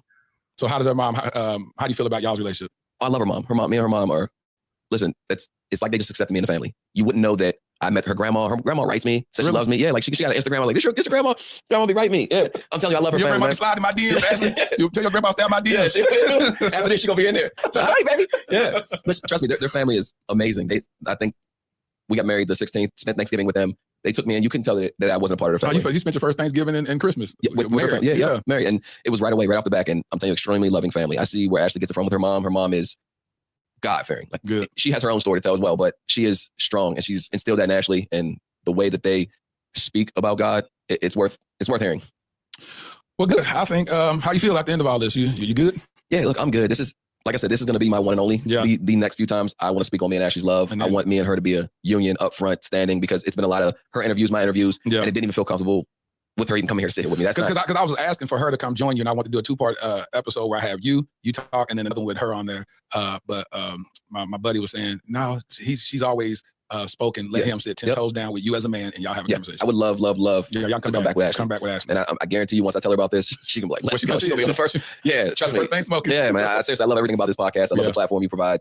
I love how you speak into me rather than at me. Yeah, that's powerful. Praying, and I truly appreciate it, seriously. And I don't think it will clarify a lot of things for a lot of people. Yeah. But just know everything's not black and white. And I'm trying the best I can with the cards I was dealt or that I dealt myself. And just for clarity, this wasn't for them, this for you. Yeah. I want to talk to you. And so they get blessed by the overflow, or they just have more stuff to talk about. But I said, let's have a conversation. At the end of the day, 10 years down the line, if you sit there and you be like, hey, we celebrating 10 years, you know what I'm saying? I'll be like, man, I remember y'all on my podcast. Yeah, like y'all going through it. Y'all going through it, you know what I'm saying? And y'all having kids together like that. That's what I care about. I just care about these healthy kids. I care about, you know, these other parties that are included to just get healed, because Bride gonna need her healing. Deshauna gonna need her healing. This new woman, she gonna need her healing. Whatever it is, just let everybody be healed and be well. That's because if these kids get a chance to witness healthy parental involvement in their life, then they just become healthy. Yeah, absolutely. That's all I care about. No, I understand that completely. So listen, anything coming up? Well, you ain't got nothing coming up to be telling people to go support her. Don't support nothing. Just send my boy some comments on. Leave some comments, because we'll be doing collaboration posts posts on IG with this. Just stop the negativity. Just please. Just if you can't say nothing good, don't say nothing at all. That's what they tell me when I do. What is it? One of the movies I seen. Nathan.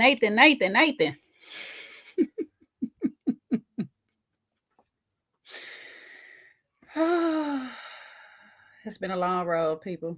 It's been a long road. But at the end of the day, I think we figured out some issues here, a lot of truths here. Between them all, I know Deshaun did her things. I didn't get all the parts because I had to leave yesterday. So was there anything out of there that was further clarified from this or whatever? Mm-mm. No, she just reiterated what she kind of said on the interview anyway with Jesse Wu and that. So yeah. Okay. Well, here we are, people. We finally got Tyler to speak out. That's what we wanted.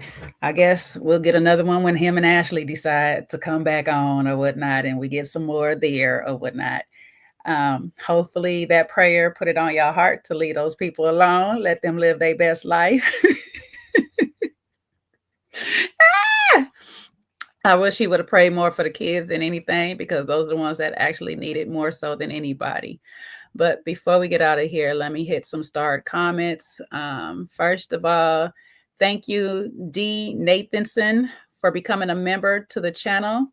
Also, Nola Darling, this is Alpha Kojo's. Thank you for the donation. She said he just want to claim the kids in January, the taxes for the taxes. And Nola Darling hit one more. She said it will help in court. Thank you all for y'all support and love and stuff. Anything before we get up out of here, Coach? You want to tell the people anything? No, I think we handled that quite well. Do you know what I'm saying to you? I think we broke it down. Do you know what I'm saying to you? And I think, like I said, I think we should be open to have a nuanced aspect where there's different thoughts to the situation, because there are different angles we're going to have to come at this, right? And I think that's something I'm learning a lot this year, is that my angle doesn't have to be the only right. Someone else is right as well. We spoke, we had different viewpoints on it, but it's just another angle. You know what I'm saying to you? And I think, I think it's important also, like I said, I've always held to this point, and I still hold to this point. I'm not quick to call anybody a narc, just because I think sometimes when we are in certain situations, we can look like a narc. Like if King David was here and he did what he did with that woman's wife, you call him a narc. Like you'd call Moses when he did what he did in Pharaoh an narc. Narc gets thrown around very, very quickly and very, very easy. And I'm not saying that people aren't narcs. What I'm saying is, I just don't want to go down that route. I'd rather say, hopefully there is some aspects of you which can be salvaged and saved. And actually, these aspects that you're showing, yes, I can also see how there's certain parts of my behavior that are close aligned to that. Like I've always said it. Whenever I'm doing any breakdown of anybody, I always talk about, that part of their behavior. I can understand it because I've done something like that, close to that, or I've done something that's similar to that. So I can understand a bit of that, where it's coming from. So, I'm hoping that Tyler can do what needs to be done. You know what I'm saying to you? I am hoping. I'm hoping that he actually can begin to heal. I'm hoping that he takes his ass to some level of coaching and therapy, because he can see how lost he is. I'm hoping that, you know what I'm saying to you? Because especially after that interview, you said you haven't got no father figure role, whatever, blah, blah, blah. You can take yourself to go and get healed in this moment, because in that process, if you don't realize, you're going to repeat a pattern and potentially lose someone that you quote unquote love, Ashley, who's quote unquote the best thing that's ever happened to you. You could potentially end up losing that woman. And vice versa, obviously, for her too, but I was speaking specifically for him. You know what I'm saying to you? Mm-hmm. And then that can also then translate to the kids, because if you really want a relationship with those kids, then do what you need to do. If you don't want a relationship with them kids, I'll be honest with you, leave them the hell alone. Okay, pay your monies and leave them the hell alone. And I only say that because I know people might want to say, listen, he's being a kid's life. Like he said, it's actually better that he doesn't want to be in a kid's life because he's made a decision. I don't want to be in their lives. I don't want them. I don't want to know them. Let them grow up with a mum, and at least then they have some stability. But if he's coming in and out, it's unstable. It's even worse. So it'd rather he just be away. You know what I'm saying to you? And them kids can find out that he never wanted them in the first place, and they'll have their own journey to go through of healing as well. You know what I'm saying to you? Maybe in 18 years, he might realize that he made the wrong decision. You know what I'm saying to you? And that's a sad thing, but that's just life. You know what I'm saying to you? Yeah, I agree. He needs to just pick a side and stay there. You know, you're either in and out because confusion is just worse on a kid than it is just being gone or whatnot. Well, thank you all who has lasted from the beginning to end of this live with me, because it's been 5 hours. I guess it's been about 4 for Coach. I'm not even sure. We went way longer than we both planned to, but we made it all the way through. We said 2 hours. We said 2 hours max. We're going to do timestamps. We'll go through it. But to be honest, it was actually really good to go through the whole thing. I've got a way different perspective now watching the whole thing again. I've watched it before, but watching it, slowing it down, hearing your perspective, how you're seeing things as well. I'm like, oh, I never even saw it like that. So it was good to break it down like that. Yeah. And let me shout out one more. Thank you, True Love. Thank you for the breakdown and collaboration. This was really good. We appreciate you too. Thank you very, very much. Yeah, no, that's why the timestamps I wanted really, because it was a lot of, I have to jump here to jump back here to go to piece everything together, because there's parts just all over the place. It's like an unedited movie. Like, you know how you film movies, you know how we film movies, we do it out of sync and out of order or whatnot. This is what it was given. So the timestamps was definitely needed in the beginning. But yeah. But I appreciate you all. I hope this brought a lot more clarity to you all. I hope that y'all do understand Lataria's ways. It might not be the best, but I don't think any of us do give the perfect interview style. You know what I'm saying? I think it was perfect for Tyler. Because like he said, if he went on anybody else that would have gave him pushback, we wouldn't have had the interview. We wouldn't have had much. So I appreciate Latarius for getting that interview and securing it and doing what he did. We thank Jesse Wu and Ricky for bringing out everything so the truth can be exposed. You know, we thank Cat Williams for telling us that this year, 2024, all truths will be exposed. Okay. The truth is coming out. And you know what? To be honest with you, this might just be what Tyler needs to start his healing journey. Sometimes we need to just really be honest and open to some degree. I'm not saying he's totally transparent and honest just yet, but to some degree, we need to start that opening to just start the whole healing journey of becoming more of a transparent and honest person, you know. And Ashley might be that woman he needs by his side. It God might just have sent her, you know, since he hears God through her all the time. I really don't know. Anywho, y'all have a great Friday night. Coach, you got anything else that you got coming up so they know? No, not yet. Well, if y'all love Mavs, he just did a Mavs live last night, so y'all go back and rewatch that. He also did a Deshaun breakdown yesterday, so y'all go back and watch that. I did a little breakdown yesterday of part 1 of this. We did me and Seaway, and we also did a little small talk of Deshaun in part 1. Other than that, y'all please like, share, and subscribe to both of our channels. Mine's is Another Round JS. His is not the governor. His is Little Black Book 91. Okay, it's in my description box as well if you're on my platform and you don't know. Okay, but you should already. Anywho, we're going to get up out of here. Y'all have a great night. We love y'all. Bye.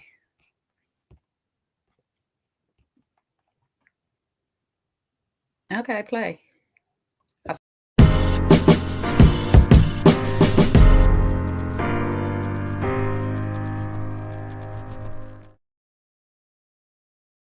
This thing act like it didn't want